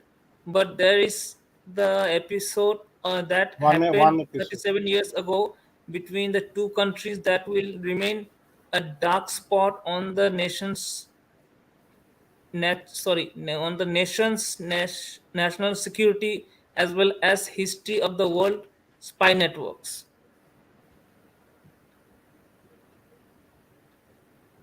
Can you imagine an Indian Prime Minister sitting in the South Block calling the Pakistan president and sharing with him India's intelligence network in Pakistan? ये गधा. It happened नहीं in है, बदमाश है। अपन तुमको करना क्या चाहता था? लक्ष्य क्या था? पढ़िए ना भाई, पढ़िए, उसके बाद बोलिएगा ना। पहले पढ़ लीजिए। पुरानी हिस्ट्री में क्या हुआ मेरे भाई, अगर सुनोगे ना तो या जानोगे ना तो मतलब क्या बोलोगे, अपने आप थप्पड़ मारने का मन करेगा कि साला क्या कैसे लोग थे यार पुराने जमाने में, किस तरीके से काम किया इन लोगों ने। पढ़ो। हाँ, अच्छा मैं बोल रहा था हमारी बर्निंग जवानी विथ, गई है इनके टाइम में भाई, तुम लोगों तो अब तुम बुढ़ापे में हैं, पढ़ो। अच्छा burning with hatred for the research and analysis wing skillfully floated by his predecessor Indira Gandhi on the lines of US Central Intelligence Agency or Pakistan's Inter-Services Intelligence to keep an eye on the foreign countries, organize counter security operations and secure Indian interest, and under the notion that she had used the raw along with Central Intelligence Bureau against the options nahi, opposition opposition opposition during the emergency. Desai brought down the raw budget by 30% and caused its chief, the great R.N. Cow, who helped to fund raw and earned praises from even world. अच्छा उसने budget को 30% का घटा दिया था, हाँ 30 ये या चीज कितना परसेंट? समझ लीजिए इंदिरा गांधी तो रॉ बनाई थी in the lines of CIA and Pakistan ISI, किस लिए फॉरेन जी हाँ। कंट्रीज पे नजर रखा जाए, काउंटर इंटेलिजेंस सिक्योरिटी ऑपरेशंस हो और इंडिया के इंटरेस्ट जो है मतलब बरकरार रहे। तो ये देसाई साहब सोचे कि इंदिरा गांधी सोचे या क्या पता नहीं, उनको लगा कि इंदिरा गांधी यूज कर रही है रॉ को with CIA against the opposition during emergency. अच्छा ये तो हाँ, गधा निकला। इसीलिए वो रॉ का बजट जो है गिरा दिए बाय 30% देसाई साहब, और उनके चीफ जो है पढ़िए बाकी। हाँ कहाँ गया? हाँ मैं ढूंढ रहा हूँ। आर्यन का प्लेस विद द वर्ल्ड, जरा नीचे ले जाइए। एक सेकंड, नहीं मेरे से नहीं हो रहा है, सर आएंगे तभी होगा। हाँ ठीक है कोई बात नहीं, तब तक मैं कुछ पूछ लेता हूँ। मतलब ये जो क्या कहते हैं, इसका नाम क्या है, मोरारजी देसाई, इतना बेवकूफ कैसे हो सकता है? वो नहीं हरामी आदमी था। अरे बेवकूफ हरामी कोई है, नहीं है, बेवकूफ हरामी है, बता रहा हूँ मैं। इन्होंने कोई करप्शन किया क्या? सब ऐसा ही है सर और बता पाएंगे। अब तो मुझे भी डाउट लग रहा है कि मैं किसको वोट दूं। अरे आज के पहले मैं कितना श्योर था कि मैं किसको वोट दूंगा, और वैसे भी वो आपका चॉइसेस बहुत लिमिटेड है, आपका चॉइस लिमिटेड है, यही तो बोल रहा हूँ। हाँ तो फिर किसको दीजिएगा? तो समझ में तो आ ही रहा है किसको देना। हिरन भाई, आप बोलिएगा। हिरन में भाई एक चीज बताओ, कौरव और पांडवों में अच्छा कौन था? उन दोनों में अगर चूज करना है तो आप किसको चूज करो? तो बुरे तो वो भी थे, गलत तो वो भी थे, लेकिन अपना कम थे। हाँ लेकिन कम थे, वही चीज है अभी के प्रेजेंट में वही चीज है। अच्छा ठीक है धन्यवाद, आपने ये उदाहरण दिया तो अच्छा लगा मुझे ये उदाहरण। तो आपको सोचना चाहिए था ना। नहीं मैंने महाभारत का केस स्टडी किया था, इसलिए मुझे याद आ गया। धन्यवाद। ज्यादा स्टडी मत कीजिए, इसको थोड़ा सा पढ़ लीजिए, समझ लीजिए थोड़ा सा सर। अच्छा मैं कहाँ पे था? कहाँ है? नहीं but what Desai did after this was simply shocking. अब पढ़िए। देसाई ब्रॉड बजट, ओके ये गया, एंड देन शाउटेड, वो कहाँ गया मैं ढूंढ रहा हूँ। अच्छा मैं ये वाला पूरा पढ़ ही लेता हूँ। Desai brought down raw budget 30% and caused its chief, the great Iron Cow, who helped to found the raw and earn praise from even world leaders for his excellent investigative skills, to go on leave. Next he virtually shunted out मतलब उसको निकाल दिया, shunted out। अच्छा shunted out किसका काओ successor Shankaran Nair काओ के जगह पे आया ना, के शंकरन नायर उसको भी निकाल दिया, उसको भी रिप्लेस कर दिया NF Santokh. But what Desai did after this was simply shocking. In a telephonic conversation, he revealed details of raw network in Pakistan to Ziaul Gada Kaika. Sorry, Shaitan. The neighboring countries then martial law administrator and told him that the Indian government also knew about the secret nuclear bomb making facility at Kouda. Experts are divided over how Desai did it, and raw expert B. Raman, who died last year and believed that Desai Desai inadvertently gave in to Zia's diplomatic knowing that Pakistani leader thought necessary. अरे यार ना तो ये comma not merely because former Pakistan Prime Minister Zulfikar Ali Bhutto was still in jail and Zia wanted world support and that he used to call Desai often and take instruction from him on Desai's famous urine therapy, ostensibly for improving his health, but actually to keep Desai in good humor. Okay, humor. The other person, Zia, who used to keep in good humor as part of his diplomatic होगा वो, उसमें spelling mistake कहाँ गया? Diplomatic strategy was Shatrughan Sinha आपका Shatrughan Sinha Zia's daughter full stop. अच्छा, okay. Full stop. Zia's daughter still keep in touch with him. With him means Shatrughan Sinha अभी भी संबंध रखती है वो।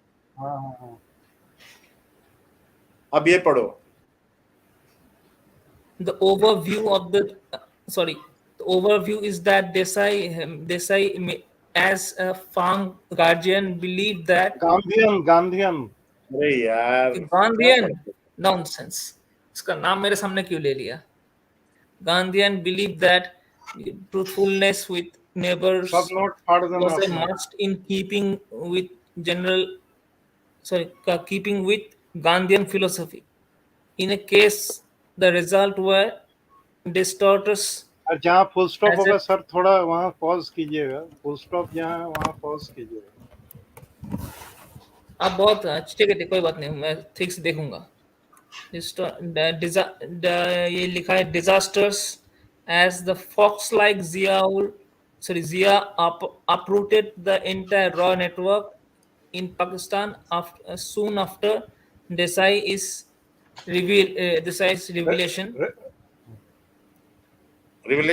got several raw men killed and assets obliterated, including the ones संबंध बनाया जाता है ना, कनेक्शन सब। हाँ, उन सबको तोड़ दिया गया, मार दिया गया, तोड़ दिया गया, सब खत्म कर दिया गया। This happened just before a mole in Kauta had agreed to give the blueprint of the Kauta nuclear plant to a raw agent. जी, इसीलिए दिया हुआ नाम kauta का। फिर आगे क्या बोल रहा है? Surprisingly, in this great Indian blunder, the nationalist member of the Bharatiya Janata Party were also unwitting partner. Atal Bihari Vajpayee was the foreign minister in the party government. At that time, and Lal Krishna Advani was the information and broadcasting minister, they could have stopped Desai from hitting at the raw as soon as he took over. The worst part in that episode is that Desai showed magnanimity to a man like Zia, an orthodox Deobandi Muslim who laid the foundation of the later-day Deobandi terror organization like Taliban, using the Russian invasion of Afghanistan as a platform, and who floated Operation Topaz to take revenge on India for its 1971 Bangladesh victory by getting the ISI and Wahhabi group to destabilize Jammu and Kashmir, and later organize low-intensity terror attack to keep India bleeding from inside.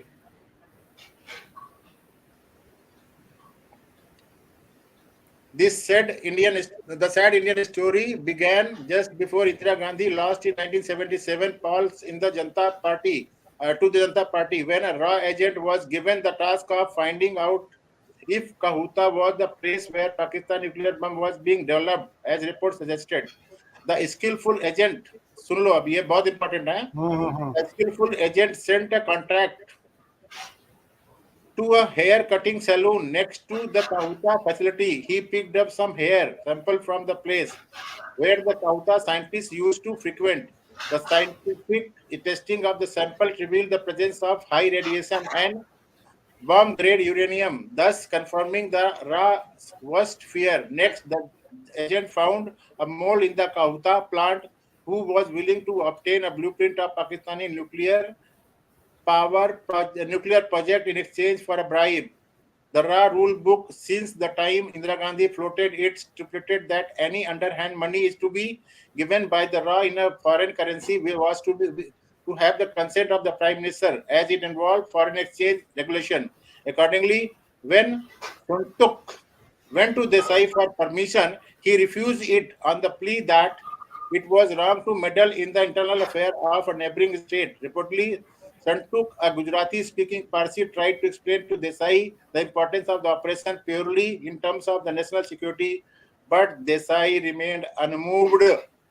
Around the same time, on the same plea, Desai also foiled the plan of Israel to destroy. कल मैंने बताया था इसके बारे में. Israel to destroy the city in an air attack, when in a secret meeting with one-eyed Israeli Foreign Minister Moshe Dayan in Mumbai, he refused to provide refueling facility to the attacking plane in India, which was the only thing Moshe Dayan demanded. Both episodes are well documented intelligence record. अब आगे नहीं पढ़ता मैं, आगे बकवास करता है. वो बोलता है कि देसाई जो है वो गांधी को फॉलो करता था, इसलिए उसने ऐसा किया. ये सब फालतू बात है. ठीक है, बहुत बदमाश आदमी था ये. अब बोलो, सारे पैनलिस्ट से निवेदन है कि इस बारे में कमेंट करें. कितने अच्छे लोग थे हमारे देश के. मुझे तो लग रहा है बहुत ही बदमाश आदमी था वो. कोई मतलब बेवकूफ था या बदमाश था, मुझे लगता है दोनों ही था. बेवकूफ भी था, बदमाशी भी था. कोई अपना सीक्रेट्स बताता है क्या आपका वाइस प्रेसिडेंट साहब थे ना, वो क्या नाम है, ये हमीद अंसारी, वो भी ऐसा ही था. वो भी पकड़वा दिया हुआ जब वो बाहर थे ना. एम्बेसडर थे उस समय भी, मतलब एजेंट खत्म कर दिए. गुजराल साहब भी कम नहीं थे. आई के गुजराल साहब आप उसकी बात कर रहे हैं. सर गलत बोल रहा हूँ मैं सर? करेक्ट.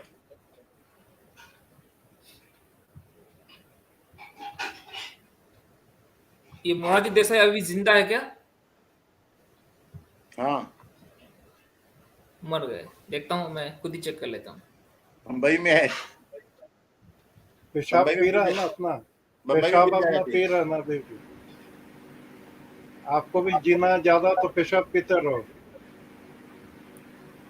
क्या बोल रहे? अच्छा दादा जी मेरा क्वेश्चन है, ये अमूद पाल को कब पकड़ा जाएगा? ये सब लगता है पंजाब पुलिस इसको खबर दे रही है, इंफॉर्मेशन, और ये भाग रहा है. यार वो पुलिस वालों के ऊपर छोड़ दो, हम लोग इस बारे में कुछ बोलना नहीं चाहते और ना बोलेंगे. बहुत क्या बोलते हैं, सेंसिटिव मामला है वो, उसके बारे में बोलना नहीं चाहिए. खास करके मतलब ओपनली तो एकदम बोलना नहीं चाहिए.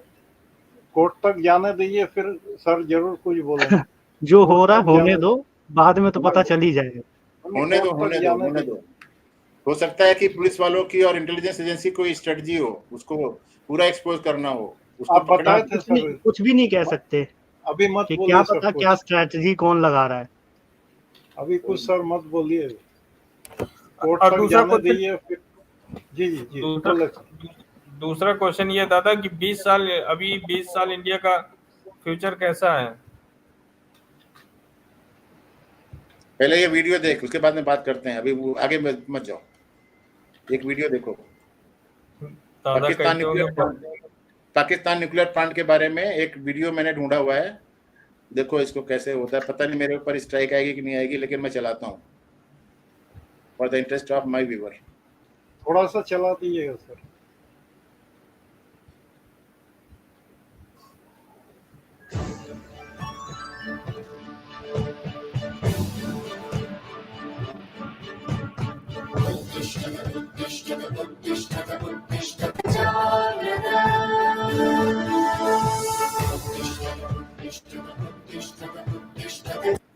So thank you so much. Like again, it's a pleasure coming to this channel, like P Guru's channel.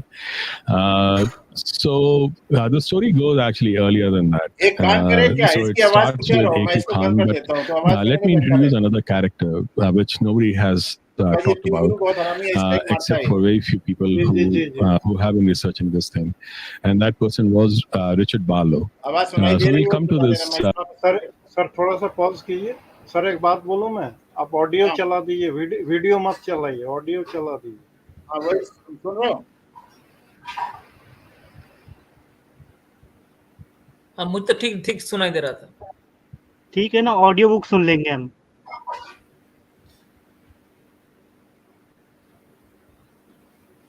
आवाज नहीं आ रही है सर। नहीं आ रही ना? जी नहीं सर, ढूंढ लेंगे लोग, हम लोग ढूंढ लेंगे दादा।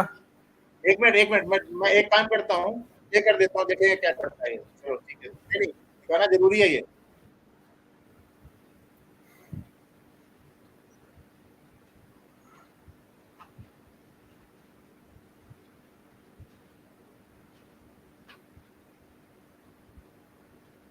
in a technical institute, and then in 1963 he. So thank you so much. Like again, it's a pleasure coming to this channel, like P Guru's channel. So the story goes actually earlier than that. So it starts with A.Q. Khan, but let me introduce another character which nobody has talked about, except for very few people who have been researching this thing, and that person was Richard Barlow. So we'll come to this Richard Barlow a little later, but let's talk about A.Q. Khan first. So A.Q. Khan actually realized in 1961 when he was, he went for a exhibition in Pakistan, where he understood that if one has to get into the nuclear program, one of the critical components is the metallurgy. So he wanted to become a metallurgy student, and he borrowed some money, went to Europe. He borrowed some money from his brother, went to Europe, and was in Germany. But no European university was, interested in him.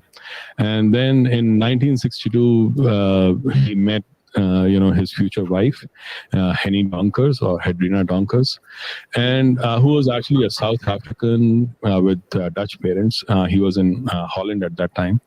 He finally got an offer in 1962. He went to West Berlin in a technical institute, and then in 1963 he moved to Delft Technology Institute. Now I'm telling these things because they kind of built on the persona and the person that he became. In 1964, he got married to Henny, and then in 1965 he finally got the master's program in metallurgy. 1961 he thought of it. 1965 he actually got the master's program in metallurgy, and the person who became his mentor in Delft was actually one of the most renowned nuclear physicists, and his name was Dr. Burgers, actually. So he was doing some projects here and there, but he was okay. He was average kind of a guy, right? And then, later on, he moved to Belgium, Leuven, Catholic University of Leuven. And there, what happened was, his stars changed. Somebody in Amsterdam, there was a Dutch firm called FDO. Now that Dutch firm, जी वही ठीक रहेगा sir.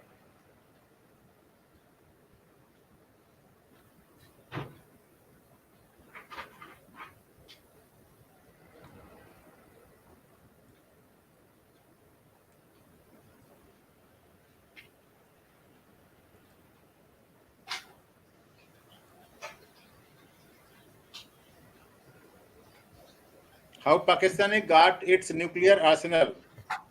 The story of how Pakistan gets a nuclear arsenal is bizarre.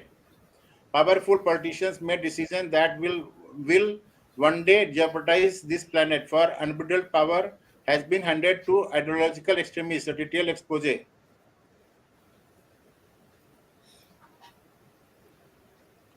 पढ़ो प्रदीप, तुम पढ़ो इसको.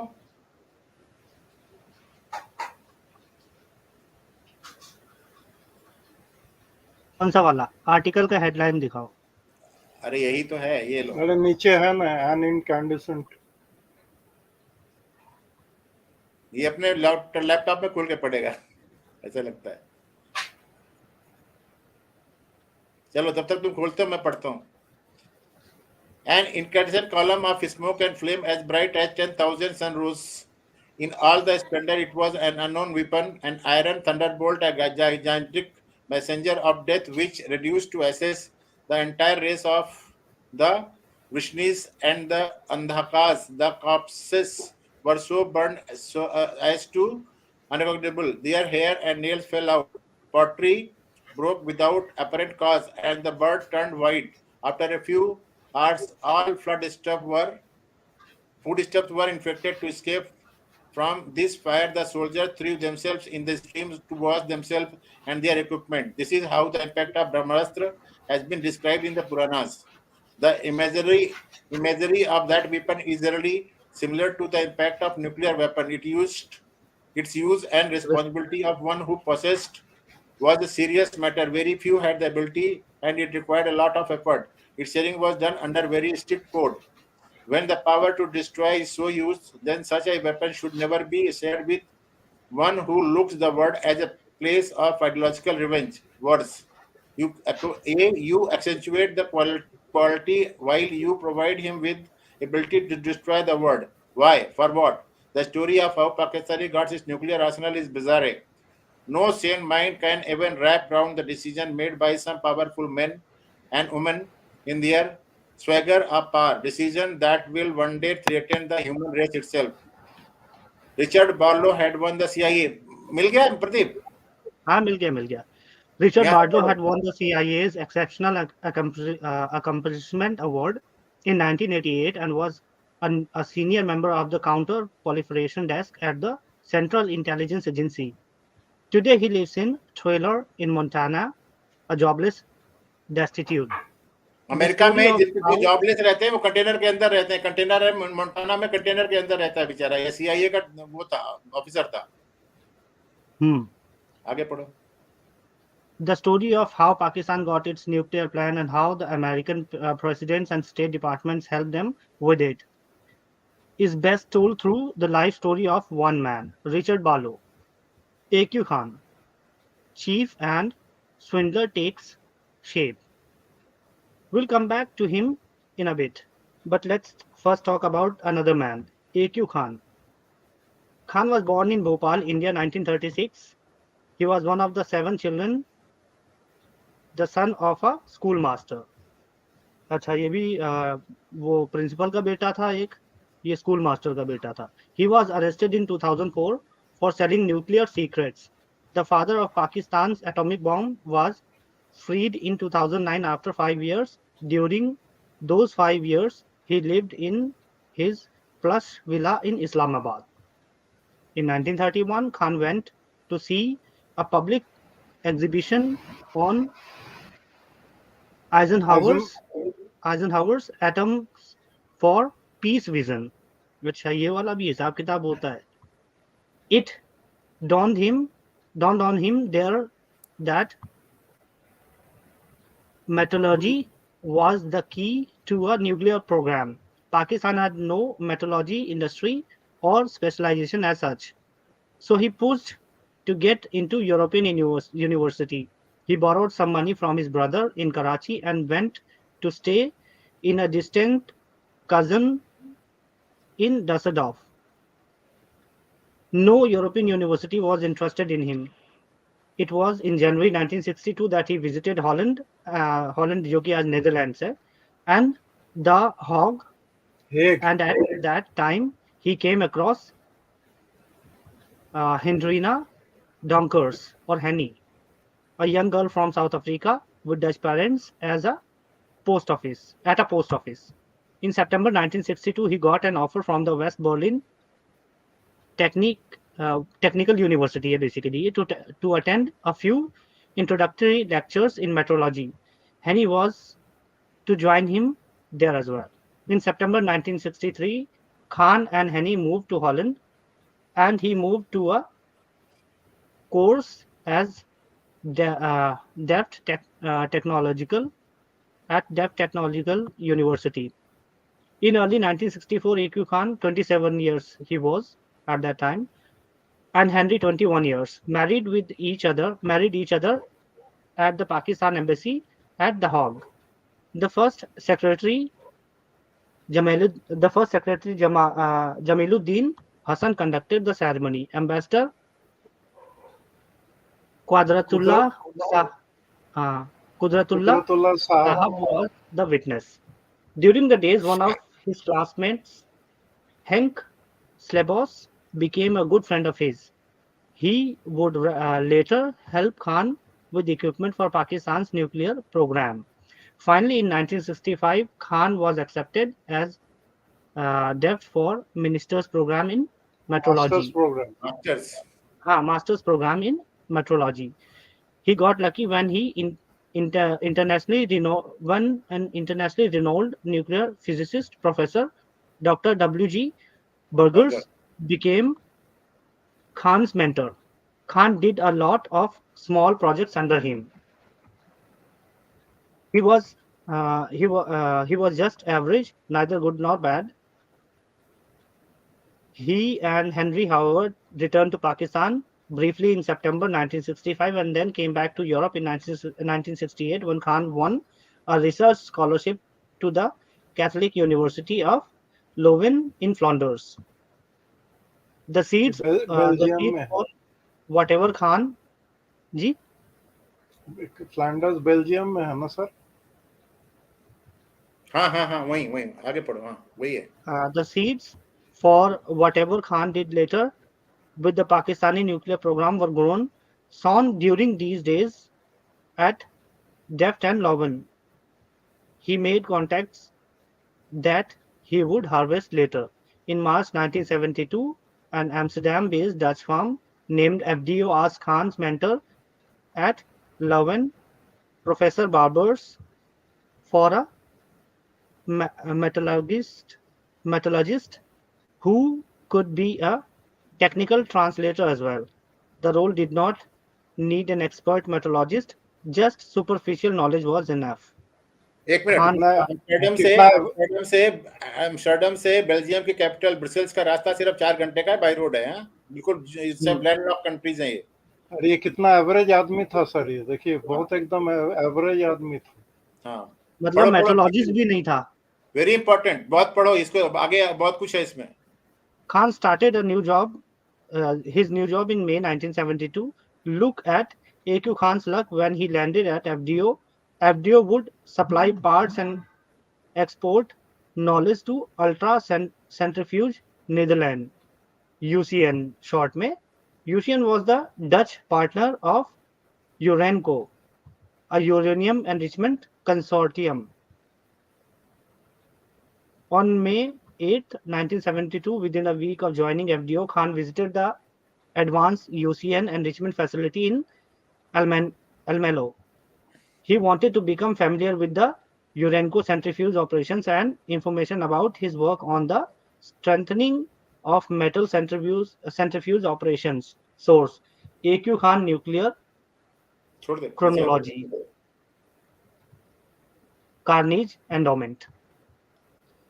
Interestingly, he was not cleared to even either the facility. Even enter the facility.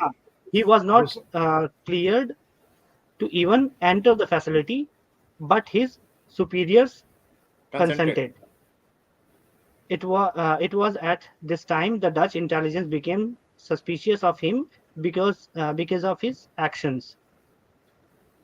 In early 1970s, कहाँ से? But the worst thing. But the worst thing was that even when Weerman tried to report Khan to the Dutch authorities in 1973, he couldn't. पढ़ लो interesting है पढ़ो मैं miss कर रहा हूँ पढ़ो it is in not the early 1970s, the Dutch technicians Fritz Weerman shared a large desk in a lab in Amsterdam with a charming Pakistani scientist named Abdul. On one day, Weerman mentioned that he would like to visit Pakistan. He asked if he could stay a few nights with his colleague's family. Abdul, full name Abdul Qadir Khan, replied that Pakistan government would pay for his entire trip. That's when Weerman began to suspect that Khan was stealing Dutch nuclear secrets. The evidence was everywhere. Weerman's job was photography, and he had once spent days with Khan snapping ultracentrifuges. The device used to enrich uranium.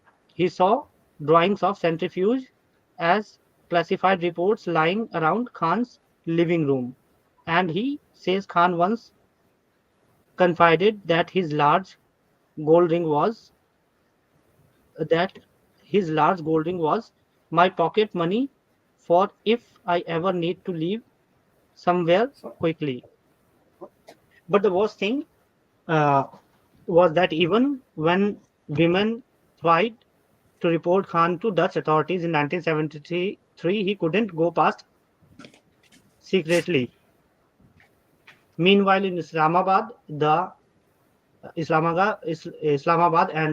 Grand Nuke theft on January 20th, 1972, after the disastrous loss in 1971 war with India, Pakistan's Prime Minister gathered a few scientists in Multan to discuss the making of nuclear bomb.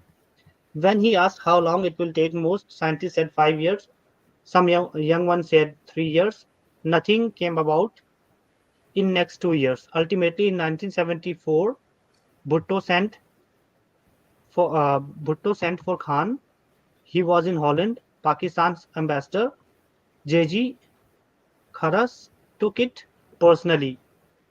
Khan was the man of grand ideas of himself, that he was a descendant of Muhammad Ghori, and that he was from a royal family. Lord Mouth, megalomaniac, and he hated India and called Hindus bastards. After 1971 and the inability of Pakistan to get its nuclear ambition going, a serendipitous letter landed with the government. Bhutto, along with Khazar Niazi, the information minister, read the letter, which electrified Bhutto. They decided there is no harm in pursuing him. Khan discovered that centrifuges are being used in Europe to produce fissile material, and Khan offered to get the technology for Pakistan. How did he land there? He spoke English, Dutch, and German, and had a technical background that had enabled him to be employed as a technical translator for the Urenco consortium, and brought him closer to the Dutch prototype being created, known as Sinor. Bhutto noted in the margins, he seems to be talking sense. And the Pakistani establishment got on board. Khan started stealing classified plans for a centrifuge that would create bomb-grade uranium. Security at Urenco, by most accounts, was slips hard. They had a network of research centers and subcontractors to build its centrifuge, and they would even pass top secret blueprints to companies that would bid for the tenders. Engineers across Europe, if they wanted, could have easy access to those designs. Khan also got access to the most advanced designs.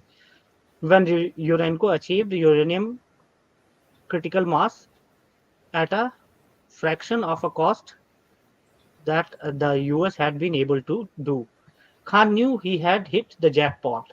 देखा He then, he then went ahead. ये उसको छोड़, ये पढ़. He kept collecting. ये पढ़ो. He kept collecting as much information as he could. Finally, when India detonated its nuclear bomb in May 1974, he lost control and wrote to Bhutto, "Come help." He received word from Pakistan government back in September. As his last act, he wanted to go get hold of complete information on G2 prototype centrifuge. He eventually was able to get secret report from a typist at FDO. He waited until December before he made his move. His actions had started raising suspicion, but soon AQ Khan took the his actions had started raising suspicion. But soon AQ Khan took the blueprints and the supplier list for uranium enrichment centrifuges and moved to Pakistan in 1975. In 1983, a Dutch court convicted Khan in absentia on the charges of stealing the designs, a conviction that was strangely overturned on a technicality with influence from Washington, D.C. Per Ruud Lubbers, Dutch Prime Minister from 1982 to 1994. In 1983, Netherlands sentenced Khan in absentia to 4 years in jail for seeking secret information. The main evidence was his letters to women. Khan was offended by the verdict, and his biographer Zahid Malik would record his complaint that 2 of the judges were Jews. Later, his sentence was overturned because he hadn't been served the summons. The Dutch then abandoned persecution of the most consequential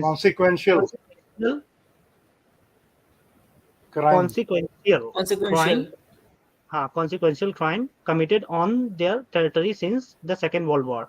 The Ministry of the Justice later admitted that Khan's legal file had gone missing.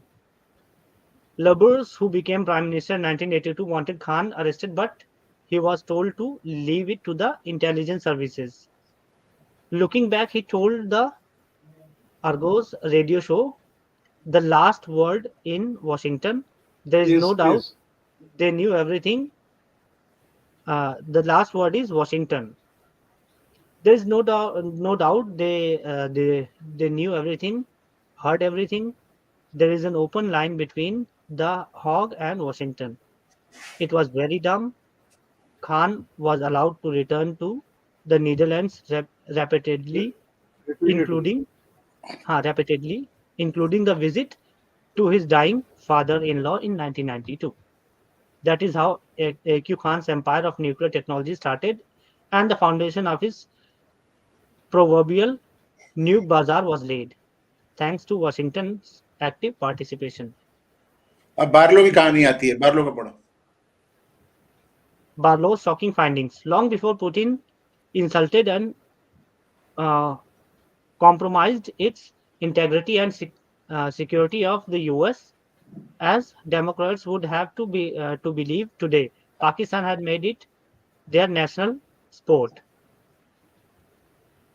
Barlow is now destitute and living in a trailer. Source.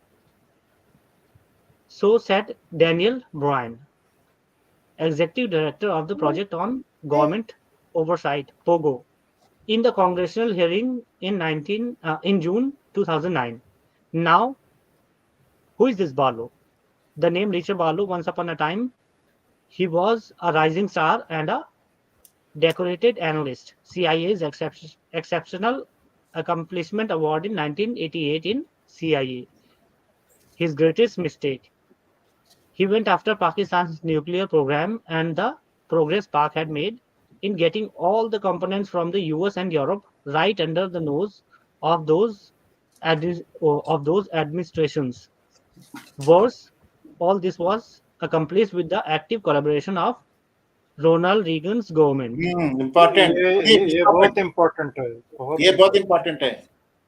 Regan ने help किया था पाकिस्तान को। हरामी का बच्चा है ये Regan, समझे?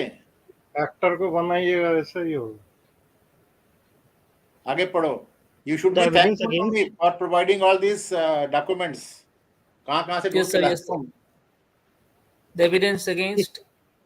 evidence against Reagan's administration was so damning that a high-level official once said that if the US is ever attacked with a nuke, you know who to blame on, Reagan. Daniel Bryan also continued about Barlow. As a CIA intelligence officer and later in the program, Rich Barlow learned Pentagon. Later as a Pentagon. CIA intelligence officer and later in the Pentagon, Rich Barlow learned that top US officials were allowing Pakistan to manufacture and possess nuclear weapons. Barlow also discovered that US officials were hiding these activities from Congress. Barlow objected and suggested to his supervisors that Congress should be made aware of the situation.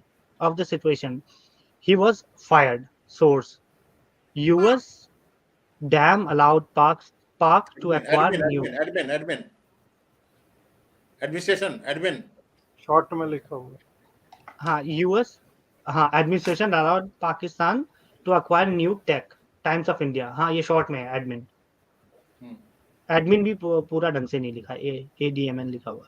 These allegations and statements exactly mirror the assertions made by two British journalists, Adrian Levy and Catherine Scott Clark, in their investigative book Deception. ये book का link भी है, ये भी पढ़ना है क्या? ये बहुत भयंकर लिखा, पढ़ना है, पढ़ लो, अगर पढ़ना है अपने नॉलेज के लिए पढ़ लो, अच्छा रहेगा। This is a story of how one elected representative had conjured. ये पूरी स्टोरी इसमें कवर, कैथरीन स्कॉट क्लार्क।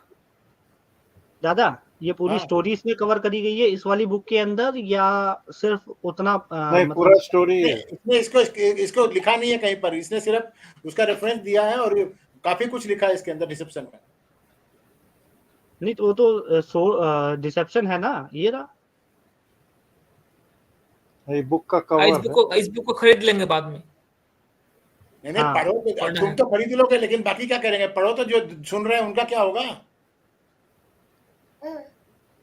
एक काम करो हिरण्मय भाई, आगे आप कंटिन्यू करो, ये बुक मैं ढूंढता हूँ, ठीक है? अच्छा मैं पढ़ता हूँ। This is a story of how elected representatives have conjured a grand deception. नहीं, मैं पढ़ता हूँ, मेरे सामने ये पेज खुला हुआ है, पढ़ूं? जी सर फिर से लोड हो रहा है। हाँ अब ठीक है। This is a story of how our elected representatives have conjured a grand deception, the terrible consequence of which may not become clear for decades to come. It is a chronicle of moral lapses, abysmal judgment, failure of oversight, careless and frequent lazy analysis of the changing world around us, which have served to further destabilize it and empower those bent on global jihad. The deception was first glimpsed in 2004 when the government of Pakistan announced that its most revered scientist Abdul Qadir Khan was to make a confession live on Pakistan TV. Dr. Khan, a figure normally clocked in interview, having been associated with Pakistan covert nuclear program for 3 decades, appeared on 4th February, speaking English for the benefit of wider world rather than in Urdu for the home audiences, and that would normally cling to his every word. My dear brother and sister, Khan began, before admitting to what he described as unauthorized proliferation activities. Khan signed off May Allah keep Pakistan safe and secure. Long live Pakistan, to ensure that what he has done was fully understood in the West. The Pakistan military conducted explanatory briefing in which Khan was said to have run pretty much on his own a black market in the nuclear weapon technology for client states that President George W. Bush had identified as the axis of evil: Iran, Libya, and North Korea. Very important, very important. Today, let us go into them and see how Pakistan really got its nuclear. Pradeep, go ahead. पढ़ लिया. ये book सबके पास में होनी चाहिए. हाँ, अगर कोई देश को चाहता है तो कम से कम ये होनी चाहिए, जरूरी है. हिंदुस्तान में मिलती है. बुक किसको चाहिए? ढूंढ ली मैंने. मेरे को हाँ, ढूंढ लिया मैंने, ढूंढ लिया. मेरे को भी चाहिए. मेल में डाल दो, नहीं डिस्कॉर्ड में डाल दो. ये लो. Today, let us go into them and see how Pakistan really got its nuclear arsenal. When Barlow got interested in Pakistan nuclear program and how the US seemed to be backing it up, he thought it was a case of clientitis. The State Department has tons of damning information and intelligence on every aspect of Pakistan nuclear program, but they choose to keep mum and words stop other federal agencies from doing their job. ये क्या? Burrowing through cables and files of Pakistan, and A.Q. Khan, Barlow made his first startling discovery, a pattern of behavior that greatly disturbed him. There was a serious case of clientitis going on. He recalled Barlow discovered that the State Department was sitting on intelligence about the Pakistan nuclear program, preventing other agencies like the Commerce Department, which approved export licenses, and U.S. Customs, which enforced them from doing their job. Barlow lobbied to create an inter-agency group. We needed to share our knowledge. The Pakistan Atomic Energy Commission and Khan people were remarkably open and often had component from abroad sent to their home address. I had list of road names and house numbers in Islamabad, but because we did not share data, the names and addresses did not mean anything to US custom officials who were coming across them in export documents. Then Barlow chanced on a tendril of the Khan network and reached into the ये करके. Up until this time, in Richard Barlow's mind, it was a case of incompetence at best and being enamored by your client at worst. Things changed as he discovered more and more damning material. Then Barlow made a second unsettling discovery. In addition to keeping back intelligence, he later discovered that the State Department had been facilitating backdoor procurement, issuing scores of approval for the Pakistan embassy in Washington to export high-tech equipment for its bomb that the Commerce Department has refused to license for proliferation reasons. So it was not just incompetence, but the State Department was in fact facilitating the transfer of components for the nuclear plant to Pakistan. As Barlow was soon to discover, this was just the tip of the iceberg. It ran deeper than that. Washington elite and the US nuclear secrets were on a fire sale to the Pakistan, courtesy the Reagan State Department. In 1996, Barlow won his argument and the top secret nuclear export violation working group came into being with Fred McGodrick, a senior non-proliferation official in the State Department as chairman. Then Barlow made a second unsettling discovery. In addition to keeping back intelligence, he later discovered that the State Department had been facilitating backdoor procurement, issuing scores of approval for the Pakistan embassy in Washington to export high-tech equipment for its bomb that the Commerce Department has refused to issue to license for proliferation reason. Barlow being dug deeper. ये शायद हो चुका. हाँ. ये क्या बोल रहे हैं? हाँ. Analyzing US cable traffic in and out of Pakistan, he realized critical details about CIA or US custom operations were somehow always discovered by Pakistan before the trap was sprung. We would learn that the Pakistan, for example, were using a company in Oklahoma, and we would get there to raid it and find everyone has already flown. Matching incident with cables, Barlow discovered that the State Department had been sending detailed demarches stripping of contracts in Pakistan government. This was treachery. Just let that sink in. The state government was sending communication to the Pakistani consulate when other federal would be ready to raid the front Pakistani companies being investigated for sending parts and components of a nuclear plant to Pakistan. Quite obviously, the CIA or the custom could never nail a covert Pakistani operation. The US department was ensuring the security of the Pakistan covert operation. Something bold and big was needed to blow the whole collusion. So, in the plot right out of the espionage thriller, Parlo and the US Custom laid a trap for Pakistani contact who had discussed doing a deal for Kahuta client. Kahuta was Pakistan nuclear plant.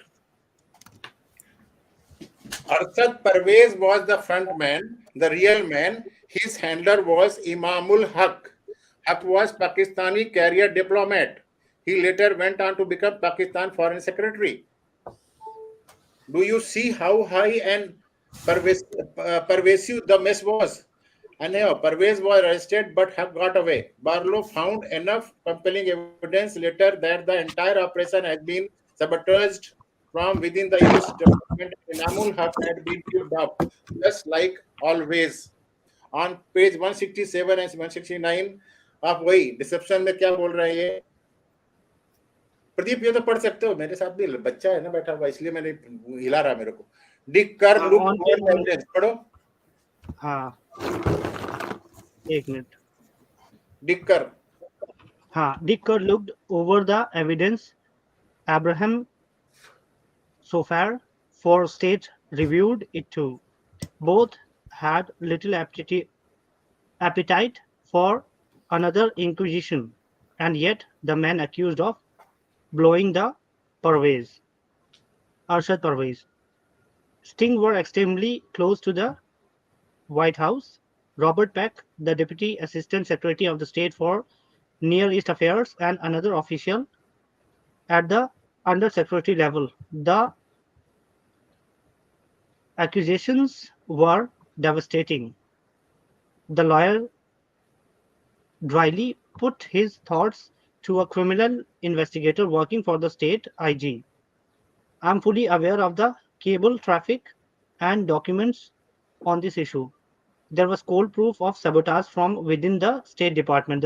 The State Department's lawyers considered their position and eventually would argue that the Justice Department probe into Peck or his colleague would necessitate the spilling of state secrets and possibly invoke an independent counsel's investigation. While they dumped the probe, the president made his annual Pressler Amendment certification to Congress in December 1987, saying Pakistan does not possess a nuclear explosive device. क्या बात है. Emphasis added. Deception. How the Pakistan does not have a nuclear explosive उसी device. Book का reference दे रहे हैं. Red kept on. ठीक है. हाँ. This is how Pakistan does not have a nuclear explosive device. Drake kept on. As always, US presidents kept dishing out lies to the to the American public while they were actively working to send American nuclear secrets to Pakistan, which in turn was proliferating them to North Korea, Iran and Libya. अच्छा, ये इन्हीं का किया हुआ इन्हीं के सामने आ रहा, नॉर्थ कोरिया जो खड़ा हुआ है. सबसे बड़ा चीज है, इसको बालों को बलि का बकरा बनाया गया ना. ये बेचारा जो है देश के लिए काम कर रहा था, टिप ऑफ कर रहा था. आगे पढ़ने में मजबूर कर रहा हूँ कि बेनजीर भुट्टो ने ये सीडी जो है ना, सीडी, हाँ उस समय सीडी होती थी ना, शायद सीडी स्मगल की थी नॉर्थ कोरिया को, और नॉर्थ कोरिया से मिसाइल लिया था. Any country who has got missile should have rocket technology. उनके पास में रॉकेट टेक्नोलॉजी नहीं है, फिर भी मिसाइल बनाते हैं. इसके मतलब उसको किसने दिया? पढ़ो इसको आगे थोड़ा सा, बहुत इंटरेस्टिंग आर्टिकल था, पता नहीं कहाँ से मेरे हाथ लग गया. Pakistan got its nuclear plant in Kahuta thanks to the, हाँ पढ़ो. हाँ, Pakistan got its nuclear plant in Kahuta thanks to the grand theft of A.Q. Khan and the unprecedented betrayal of the United States by the Reagan administration State Department, which colluded with Pakistani government consulates and the ISI to hoodwink the American customs and intelligence agencies. Barlow, of course, resigned and left the job, his personal life devastated. It was later, however, that the significance of Barlow's work was fully understood. In 1989, Barlow, then working as a proliferation analyst in the office of the Undersecretary of Defense for Policy, was forced to resign under threat of firing in what he alleges was retaliation for his persistent investigations into nuclear smuggling and his heated objections to yet another misleading congressional briefing on Pakistan. His allegations, initially written off as the mutterings of malcontent, lately have been taken with increased seriousness by government investigators. In recent interview, Sherman Funk, the Inspector General of State Department, described Burroughs as one of the most brilliant analysts I have ever seen, and depicted his forced resignation as an injustice. Source on the Nuclear Edge, New Yorker. Richard Barlow, who brilliantly unearthed the whole plot, had his life destroyed. Jobless, divorced, and destitute, he lives his last days in a trailer in Montana. Why the betrayal? So what? So what is that made Washington D.C. jeopardize the world to enable Pakistan to not just get the nuclear weapons but even go around proliferating them? Seymour Hersh, one of the top journalists, wrote about how since early 1950, basically from Pakistan's formation itself, Pakistan had handed over the remote areas in the northern provinces to the CIA and National Security Agency for espionage activities of the Soviets. एक minute अब ये बताओ, जब पाकिस्तान ने north frontier को पूरा north province को CIA को देके रखा है, तो कौन सा इंडिया के दम है कि इनसे ले लेगा वो? और सिर्फ सीआईए को ही नहीं दे रखा है, सोवियट्स को भी दे रखा। मतलब ये आप देखो, सोवियत से लड़ भी रहे हैं और उनको दे भी रखा है। अमेरिका भी वही है। न्यूयॉर्कर में जो पीला वाला है ना हेडलाइन, इसको थोड़ा सा देखो। As early as 1950 the Pakistan government had effectively ceded remote area of northern province to the central agencies and to the national security agencies, the larger and still more secretive group that from its headquarters at Fort Meade in Maryland is responsible for communication intelligence. It was from northern Pakistan that NSA eavesdropped on the Soviet nuclear facilities in Kazakhstan. It was Pakistan that provided secret bases for American U-22 spy flight, and it was Pakistan that served as a jumping off point for intelligence gathering and anti-Soviet activities by the CIA.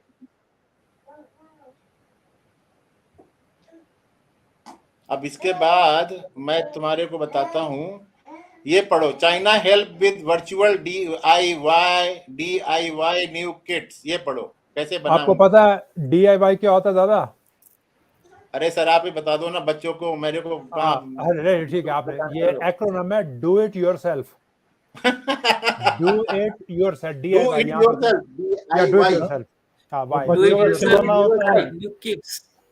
बच्चों का एक खिलौना आता है ना, kit assemble कर लो, बात खत्म।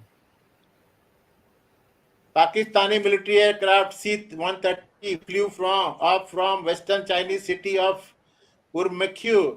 It had a very significant cargo, weapon grade uranium for 2 atom bomb.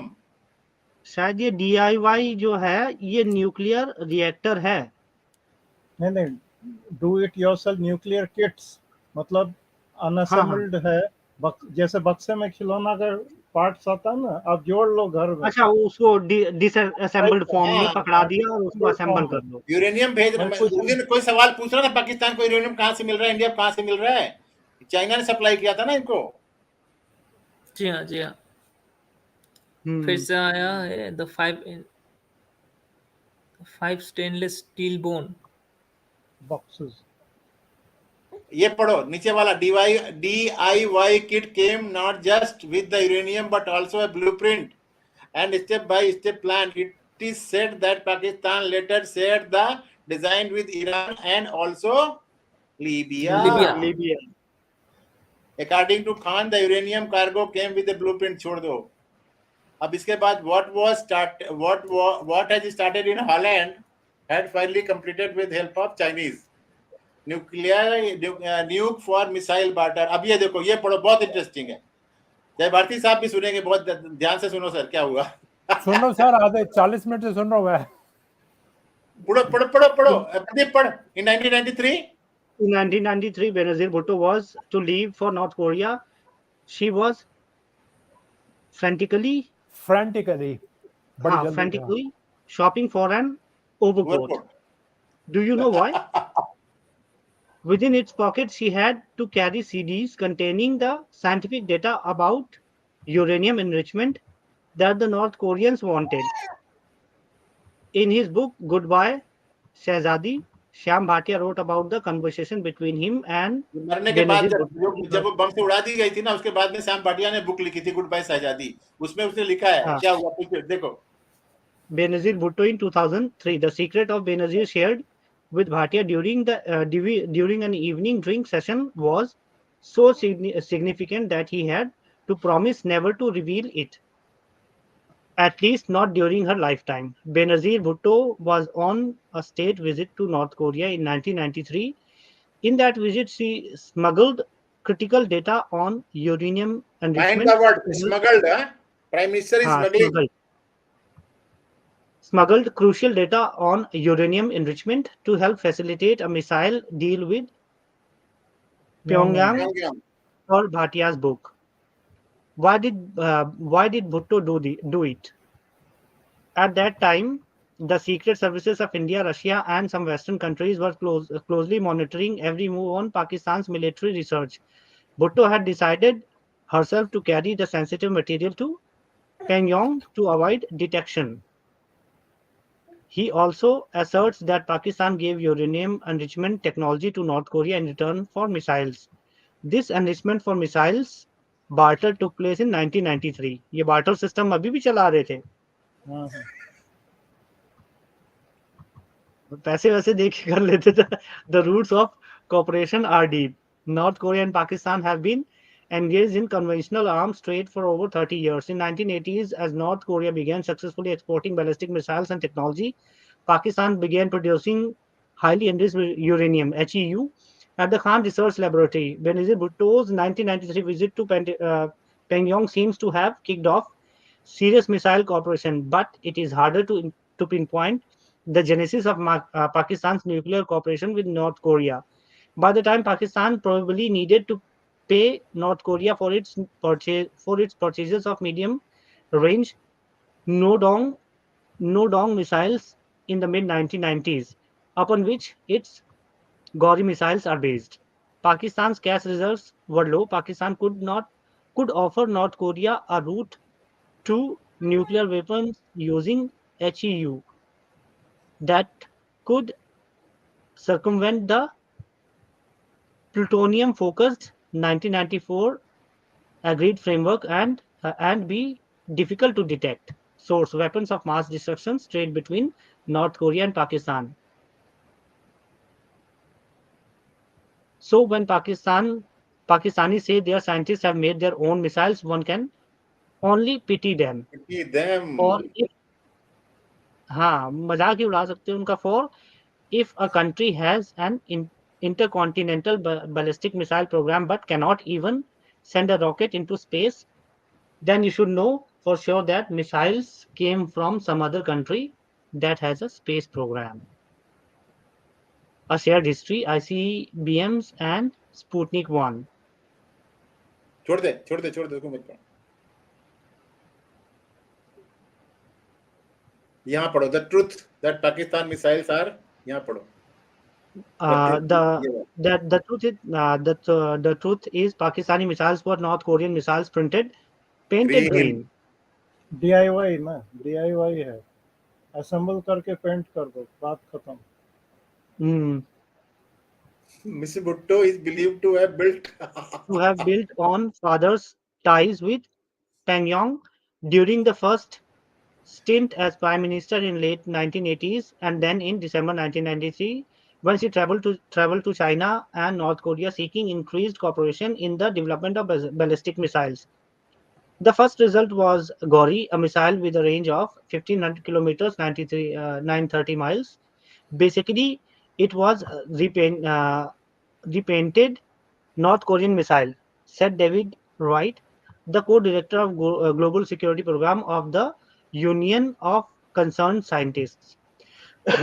Bob Inhorn, a former scientist secretary of State for Non-Proliferation in the U.S. State Department and a fellow of Center for Strategic and International Studies, said Washington had long been concerned about transfer of technology between Pakistan and North Korea, particularly in 1990s. It was a time when Pakistan was in a very bad economic shape. We wondered what might be the quid pro quo Pakistan quid pro quo that Pakistan would provide to North Korea in exchange for the missiles. He said, in particular, we have had concern about whether Pakistan exercise sufficient control over its nuclear scientists and control over technology that they might be prepared to make available either to state actors or to terrorist groups. So Pakistan did North Korea make bomb. Susan Goldenberg, The Guardian. Who gave missile to North Korea? ये तो पता चल गया फिर, है ना? किसने दिया मिसाइल? किसने दिया उसको? कहाँ पता चला? वो बता रहे हैं ना। अच्छा ये हाँ but wait, who gave the missile technology to North Korea? ये पूरा वो मैप बनाया है किसको नॉर्थ कोरिया मिसाइल बेचता है। येलो वाला पढ़िए ना, जो मिसाइल नॉर्थ और येलो वाले जो नॉर्थ कोरिया को मिसाइल बेचते हैं, चाइना दिया है। Countries that buy and sell missiles from North Korea. एक मिनट, इसको जरा सा वो करो, जूम इन, एक वर्ड पे ध्यान रखो जरा दादा, इसको जूम करना, वो जो ग्रीन में। एक मिनट मेरे पास में कैसे जूम करूं इसको? एक मिनट। हाँ हो गया, हाँ हो गया।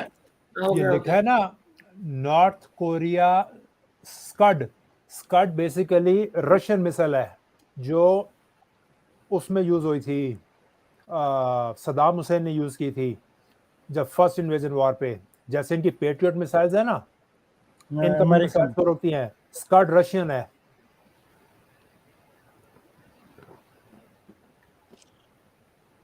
China has provided North Korea with dual-use missile-related items, raw material, and other assistance. It is believed that Chinese technology has been incorporated into North Korean Scud, Nodong, and क्या ये Taipodong.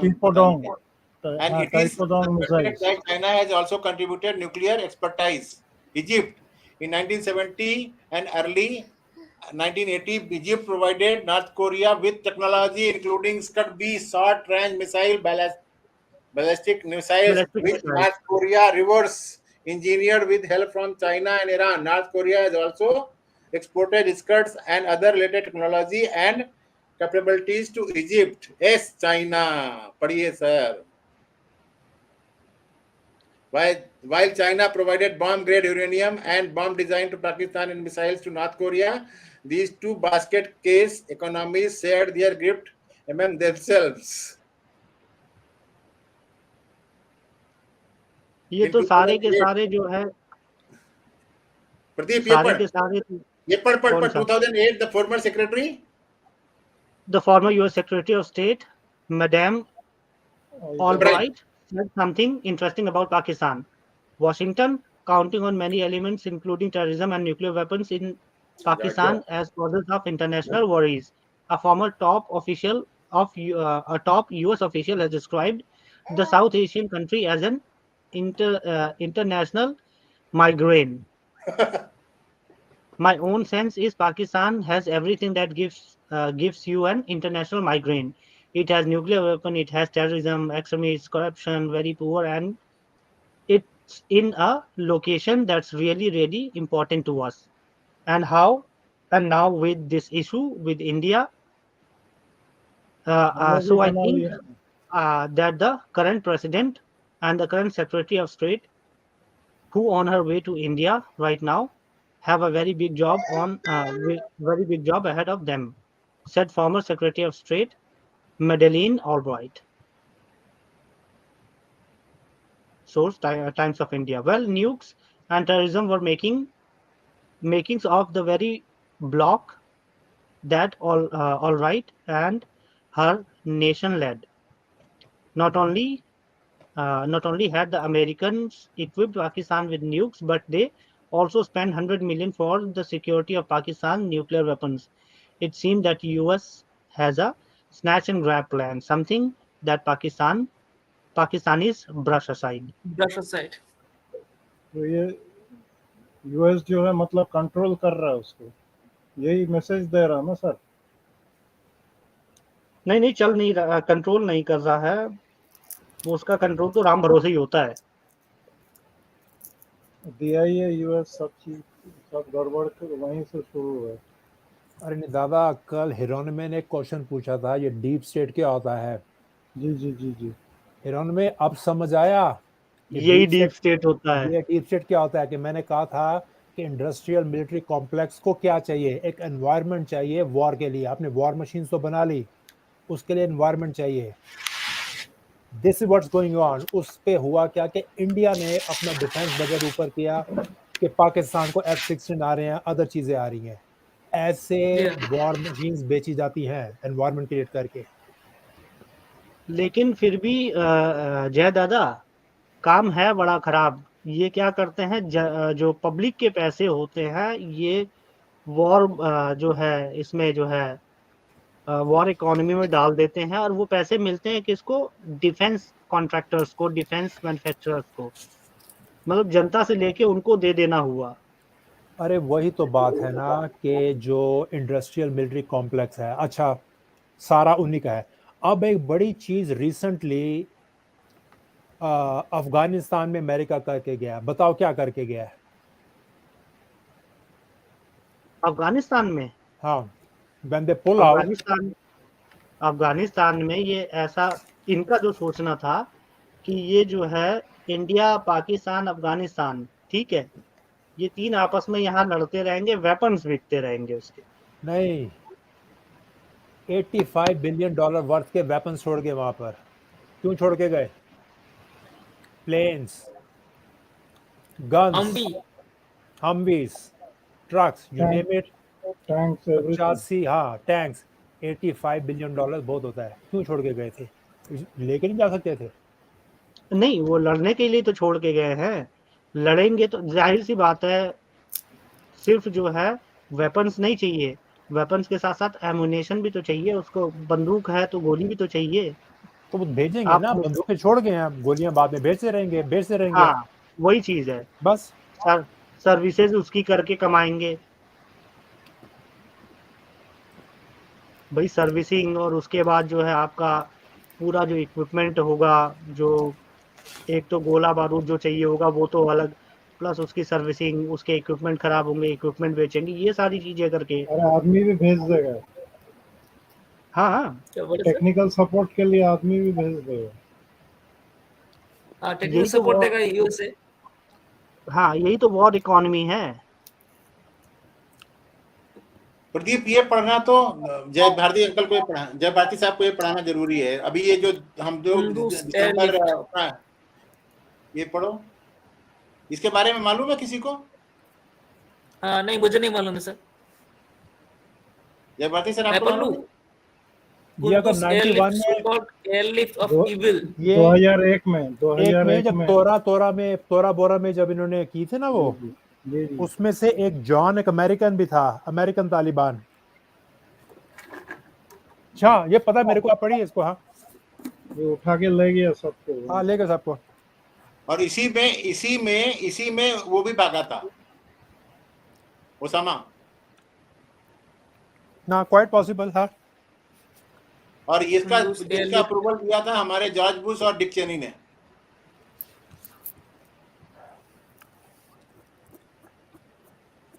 ये Bush and vice president approved it, but most of the cabinet members were not informed.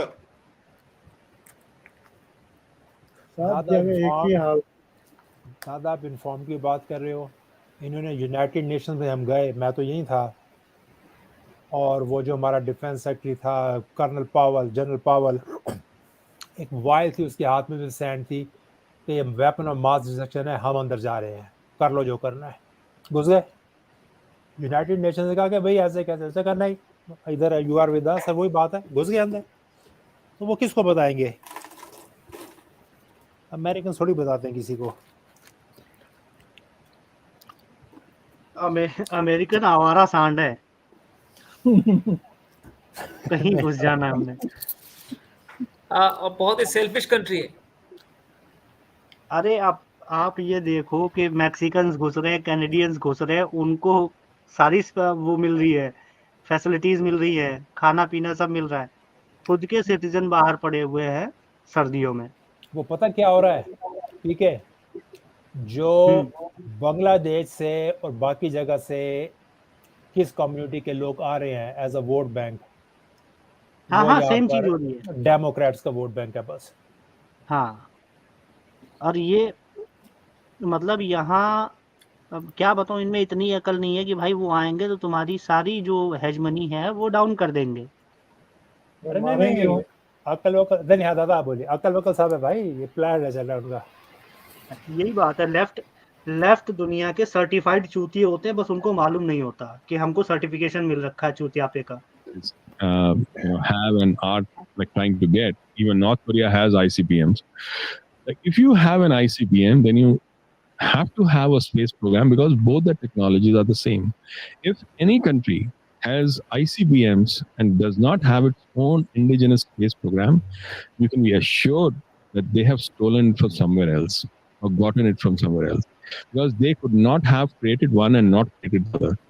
How is it possible that Pakistan is working on and getting all the MIRVs but does not have a space program, cannot send even a rock into the space? So how can it be possible? Because somebody who has a space program has created those missiles and given it to them. And that is obviously, the answer is very clear which country that is. It's China. So China sends it through North Korea to Pakistan. Well, now Pakistan has all the things. Now things get a little bit more interesting, and they by this time US must have been unwinding its investment in Pakistan because 9/11 happened. They knew that Pakistan was the one who had grown Taliban to what it had become by that time. Right. And was there any attempt by the Americans to try and limit the nuclear capabilities of Pakistan? Yeah, I mean, some people have said that like they know they have some control over the detonators and things like that, and even control over like how like they can actually like make it armed. So it seems that they do have that capability of going in and taking it out, the nukes.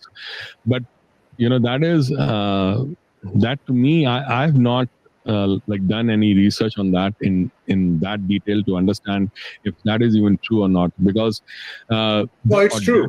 It's true. I'll tell you why it is true. Right. 2012, Obama was rerunning for president, and he had messed up the first presidential debate. There were only 3 debates planned, 2 presidential and 1 vice presidential. So the vice presidential debate was sandwiched between 2 presidential debates. So Biden was going up against the vice president nominee of the Republican Party. And one of the things that person had said was that there is a dangerous nuclear neighbor, because this is post 9/11. Pakistan had become radioactive by that time. So he said that the Democrats don't really have a clue on what kind of security implications there are.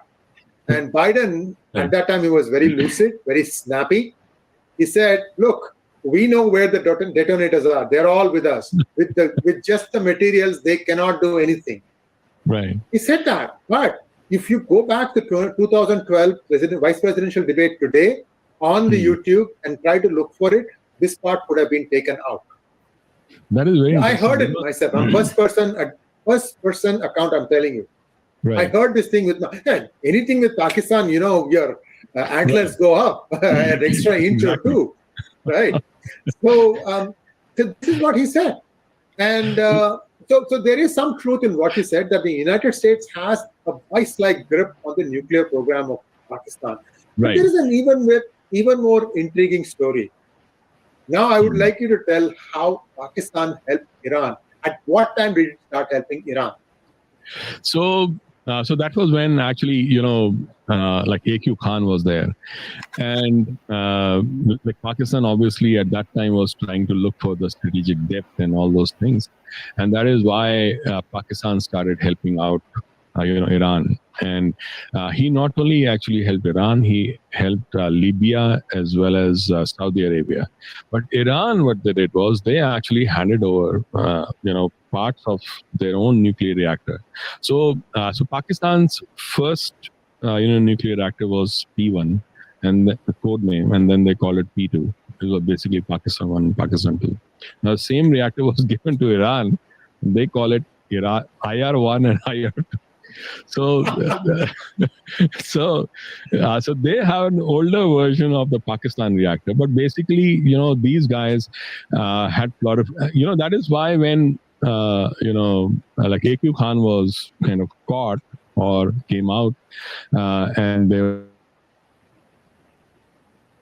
was a huge thing about, the A.Q. Khan Bazaar was going on, and we have shattered that and found it and discovered it and all those, stuff. I was like, you could have asked us. I mean, like, we in India knew about this thing long back. Like, you could have, gone to, like, Holland and found it out. Like what this guy was, doing all the while. You could have asked Ronald Reagan. Like, he could have told you. The thing is, because I've, one of the things I have seen is, I've like read is that they spent, US actually has spent almost $100 million for the security, to create the security of the Pakistan's nuclear weapons. And they say that is why they have this confidence of, their snatch and grab plan, that they call it. So that is why they say if Pakistan was to become, go bankrupt and go down, then they'll activate that snatch and grab. Now, I can understand what they are saying, but given the whole experience of how they have hoodwinked like US and done whatever they did in Afghanistan, they're not that big, that stupid of people, right? They're smart, and they are like I wouldn't say bad, but I'll say wicked, in that sense, and very very intelligent people, like on how to actually do what they really need to do. So if we think that it'll be a very, very simple snatch and grab operation, I'm not so confident about that. Well, the last question before we wind up this program is absolutely fascinating. Viewers, this is a recorded program, so you will not be able to have your questions answered. I'm hoping to get Desh on a Twitter Spaces hangout, and at that point, if you happen to join, then you will be able to ask Desh all these questions. So just hang on to that moment to come. It will come soon. Last question. What did the Israelis take out when they attacked the nuclear installations of Iran? I think they actually were I think trying to deactivate those people who left, all the Taliban, Al-Qaeda who left. They came back and killed the US people. Yeah, I think it was the whole Afghanistan thing, and I've done a lot of research on that, is so mired in absolute betrayal of the US itself, the US military, the US. I'll give you a small espionage.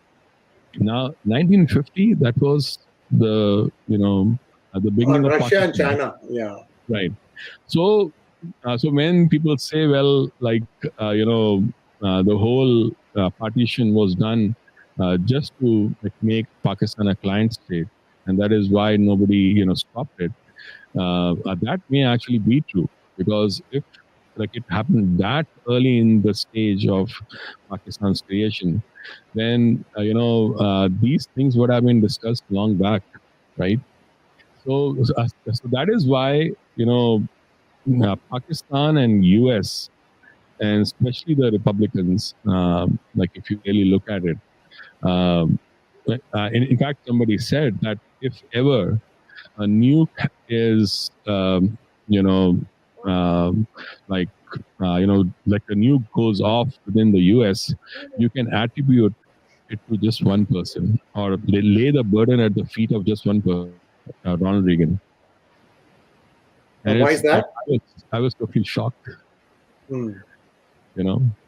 mean, Reagan is looked up to like the one level below God in some of the circles in the United States. Perhaps you can shed the mystery here and tell us what you think really happened.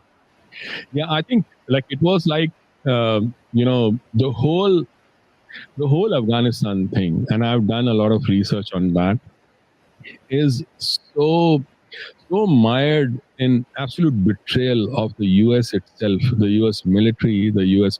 Like I'll give you a small example, right? And you can go and check. It's called Kunduz airlift. Now, oh yeah, 2001, 5,000 Pakistani spies were allowed to. ये सुनना sir ध्यान से है, मैं इसके लिए लगाया था इसको, please bear with me. Got it, दादा. यही इसके लिए ढूंढ रहा था मैं. Escape.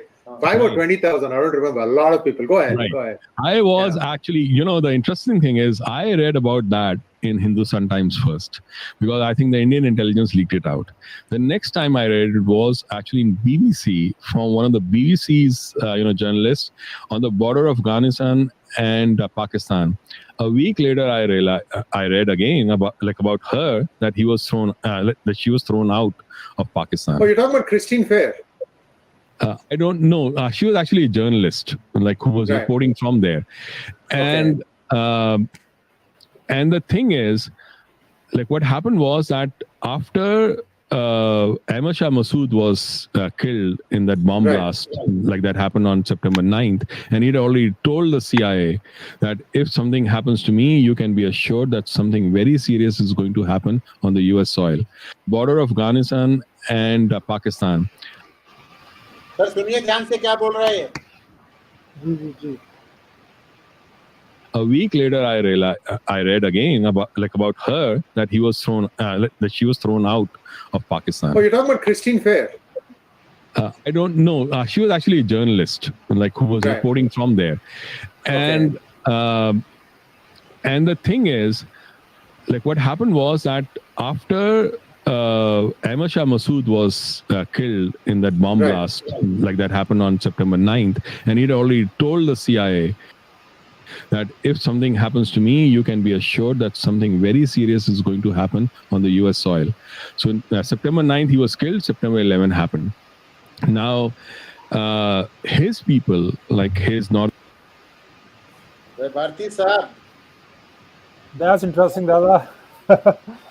Okay. Abdul Shah Massoud was killed on 9 September, and on 11 September, what Trade Center New York were attacked. उसने बोला था अगर मेरे कुछ हुआ तो पक्की बात है तुम लोग मरोगे. तो उसको पता था कि ये प्लान है. हाँ, इसीलिए मैं इस वीडियो को इसलिए दिखाना चाह रहा था, because this part is very important. अभी सुनो क्या बोल रहे हैं देश कपूर, क्या बोल रहे हैं, आगे कौन भागा उस. Northern Alliance was so mad, like at Taliban, they actually had cornered Taliban and the Al-Qaeda folks near Kunduz, near that area. And when they got the air passage, when Pakistan got the air passage, 4,000 to 5,000, like you were saying, probably much more than that, had left. Now, the question I always keep asking myself is, how can I be sure, or how can we be absolutely sure that Osama bin Laden was not one of the passengers? right? Because he was not very Very far, possible. Very possible. right? Yeah. Because Bharti sir, comment. Sorry दादा, मैं थोड़ा last का miss कर गया। ये क्या बोला इसने?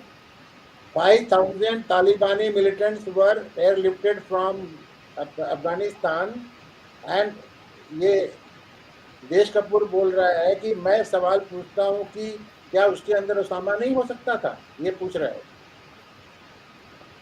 अरे हम जब यूएस में, मतलब जब आवाज आ रही थी कि इंफॉर्मेशन आ रही थी दादा, इतनी ज़्यादा तोड़ा बोरा कि उसमें हिल्स में इतनी ज़्यादा उन्होंने वो बॉम्बिंग की है। How can he escape? Because like if you really look at it, all the Al-Qaeda people were found in Pakistan. Khalid Mohammed, the number 2, was found in Rawalpindi. For God's sake, Rawalpindi is like Baltimore, as Baltimore is to Washington DC, Rawalpindi is to Islamabad. Within spitting distance, yeah. Right. So, and then Sama was found where he was found. So we know like what was going on. So there was a very strong relationship that was going on, even at the cost of betrayal of the US itself, because all those people who left, all the Taliban, Al-Qaeda who left, they came back and killed the US people, US military people. 2,500, military personnel were killed. By whom? By the very same people who had been allowed to leave that place. So which bright guy allowed? जय भारती साहब, comment. दादा, मैं एक से पहले जो उसामा की बात कर रहे हैं, उसामा पहले निकल गया था वहाँ से, जहाँ से वो मिला था। वो हो सकता है वो पहले निकल गया होगा। बाकी अब वो जो ये 25,000 उसकी बात कर रहे हैं, तो उसका दादा मैं बोलूँ, पता नहीं यहाँ कोई भी सुन रहा है, डीप स्टेट होगी ताकि और ट्रूप मोबिलाइजेशन अफगानिस्तान में हो सके। चलो ठीक है। हाउ वाज द वीडियो, क्या बोलते हैं, पूरा स्कीम टुडे बताओ। बहुत वेरी गुड सर, वेरी। अरे बड़ा अच्छा। हाँ, कुछ चीज़ें मुझे भी नहीं पता थी दादा, ये तो इट वाज आई ओपनर।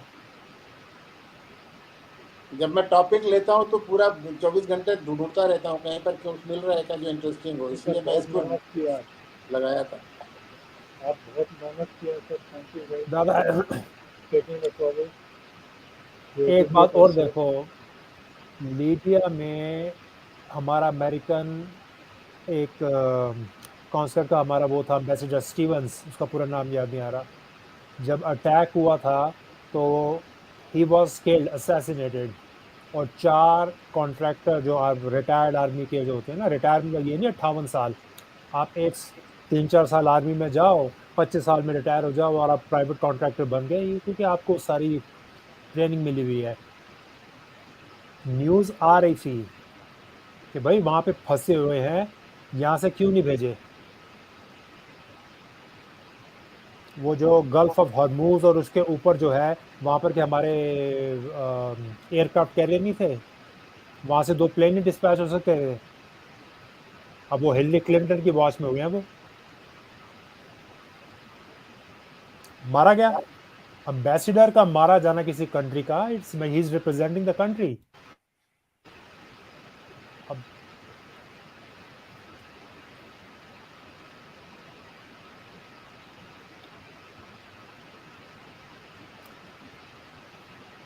लेकिन दैट वाज दादा, आज की स्ट्रीम जो है ना, जो आपने दूसरा पार्ट जो है इसका, मज़ा आ गया देख के।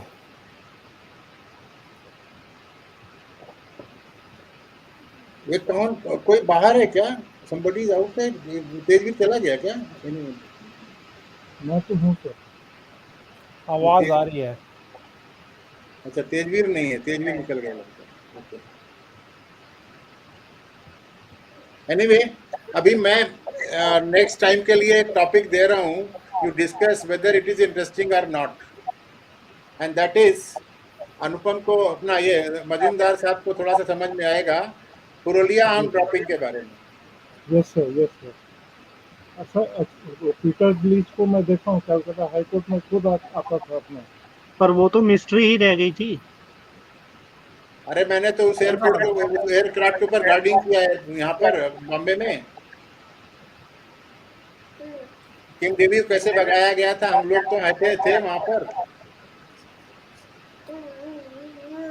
वो पब्लिक के सामने अभी तक नहीं आया कि वो ड्रॉप क्यों करे गए थे, क्या कहानी थी उसकी।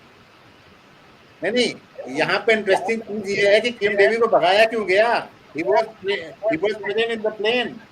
He was escorted out of the airport up to Nepal border. By whom? ये दादा 90s की बात है ना? 96 ना? हाँ, मिड 90, 93, 94 ऐसा कुछ। हाँ, 93, 94 की बात है। नरसिम्हा राव गवर्नमेंट थी। हाँ, ये तो मैंने पढ़ी थी, ये पुरुलिया इसके आर्म ड्रॉप का। पता नहीं कौन था, डच था, इटालियन था? किम डेवी ब्रिटिश था। अच्छा, ब्रिटिश था और वो पायलट्स लाटवियन थे। सारे शायद कजाकिस्तान, उज्बेकिस्तान के थे लोग। लाटवियन सब थे पायलट। हाँ। ये पायलट और बाकी क्रू मेंबर्स, और फिर ये मतलब पीटर ब्लीच भी ब्रिटिश था। तो वो He was Danish था। डेनिश था ना? हाँ, डेनिश। वो था शायद डच था या ओके। भूल गए काफी चीजें अब। हाँ, मुझे भी इतना मतलब इसको देखा हूँ मैं कोर्ट में। वो तो कोर्ट में आता था खुद अपना ये विदाउट एनी लॉयर अपना ही मतलब बहस करता था वो। तो हम लोग जाते थे देखने, इतनी भीड़ लगी हुई रहती थी उस समय। ये अभी बाजा साहब लिख रहे हैं क्रिस्टीन फेयर का, बिल्कुल ठीक कह रहे हैं बाजा साहब। हमारी तो प्रॉब्लम इंडिया में है कि कुछ सफेद आदमी आके भारत के ये बीन बजाना शुरू हो जाए तो हम सांप की तरह लौटने लगते हैं पैरों में।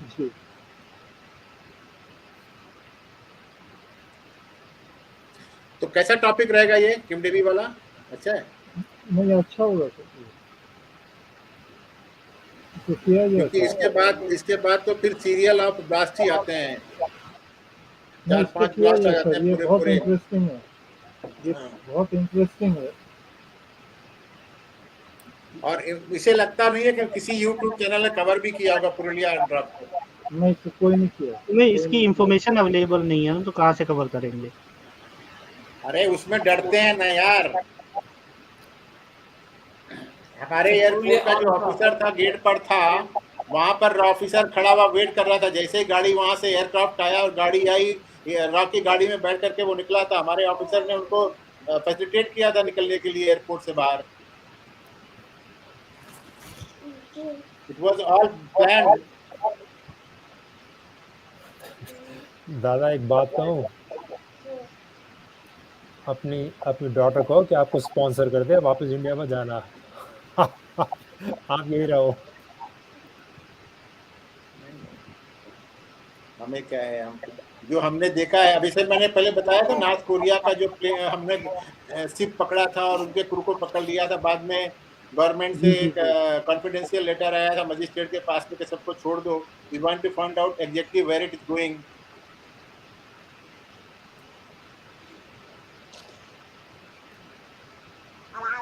हम दुल्हन जैसे नहीं है कि हम। हाँ पीके जी।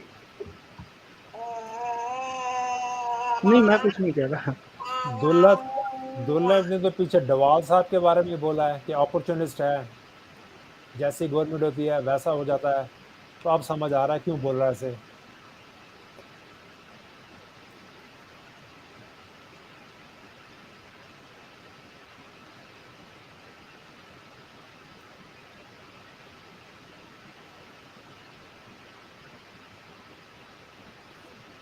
ये कब रखेंगे सर इसको? हिरन में बोलो। Next topic Purulia arm drops पर मैं कुछ भी नहीं पता हमें, ये नया टॉपिक होगा। ठीक है PK ji, comment about the scream today. नहीं, आज की स्ट्रीम तो बहुत ज्यादा इंफॉर्मेटिव रही, और अभी वो लास्ट वाला पोर्शन जो दिखाया वो तो अलग ही था। नहीं, it was all related to that parliament attack and this ना, वहाँ के आसपास में घूम रहा था, इसलिए मैंने दिखाया। नहीं बिल्कुल, क्योंकि ये अमेरिकन चीजें forces were busy in Afghanistan, वहां से वो एयरलिफ्ट हो रहे थे और इधर की तरफ पार्लियामेंट में अटैक हो रहा था। बिल्कुल। जय भारती सर, बोलो। ठीक है, बंद करें विद योर परमिशन। अरे नहीं साहब, दादा मारिएगा, आपका चैनल है, आप लीडर हो, आप अगले। अच्छा, वो वाली बुक जो है मैंने वो भेज दिया है, ठीक है। हाँ, 4 घंटे हो गए सर, अभी तो आप लोगों को सोना भी है जो इंडिया में हैं, हम लोग तो फिर भी अभी बहुत देर तक जागते रहेंगे, बट इनको तो सोना भी है ना। और मजूमदार को तो कोर्ट भी जाना होगा मॉर्निंग में। 4 घंटे नहीं, 3 घंटे हुए। हाँ, 3 घंटे 4 मिनट 30 सेकंड हुए। नहीं 4 घंटे 5 मिनट। 4 घंटा 5 मिनट 31 सेकंड। नहीं, I am bothered about Majumdar दादा, मजूमदार को कोर्ट जाना होगा ना। वो तो ठीक है सर, वो तो मैं उड़ जाऊंगा, कोई दिक्कत नहीं। वैसे पीके है रिसोर्सफुल, पीके मैंने किताब डाउनलोड कर ली यार, थैंक्स फॉर दैट। यदि सर इसको कब रखा जाए सर? ये भाई हल्ला कर रहा है यार, इसलिए मेरे को तकलीफ हो रही है। देखो नहीं दादा, बच्चों को खिलाओ अब आप। ये लोग गए हुए हैं वहाँ पर, पटेल गए हुए हैं खान कुछ अपना ग्रोसरी के लिए, तो ये मेरे पास छोड़ के चले गए। अच्छा दादा, हाँ, इस बार के जो इलेक्शन 2024 में होने वाले हैं, ठीक है, हाँ, इसको सैबोटाज कौन कौन कर सकता है? Rahul Gandhi, Sonia Gandhi, Italy, Britain, US George Soros. कर सोरस सकते, कर रहे हैं ना वो लोग। हाँ, नहीं अभी तो जब तक 2024 आएगा नहीं तब तक तो यही कहेंगे ना, कर सकता है।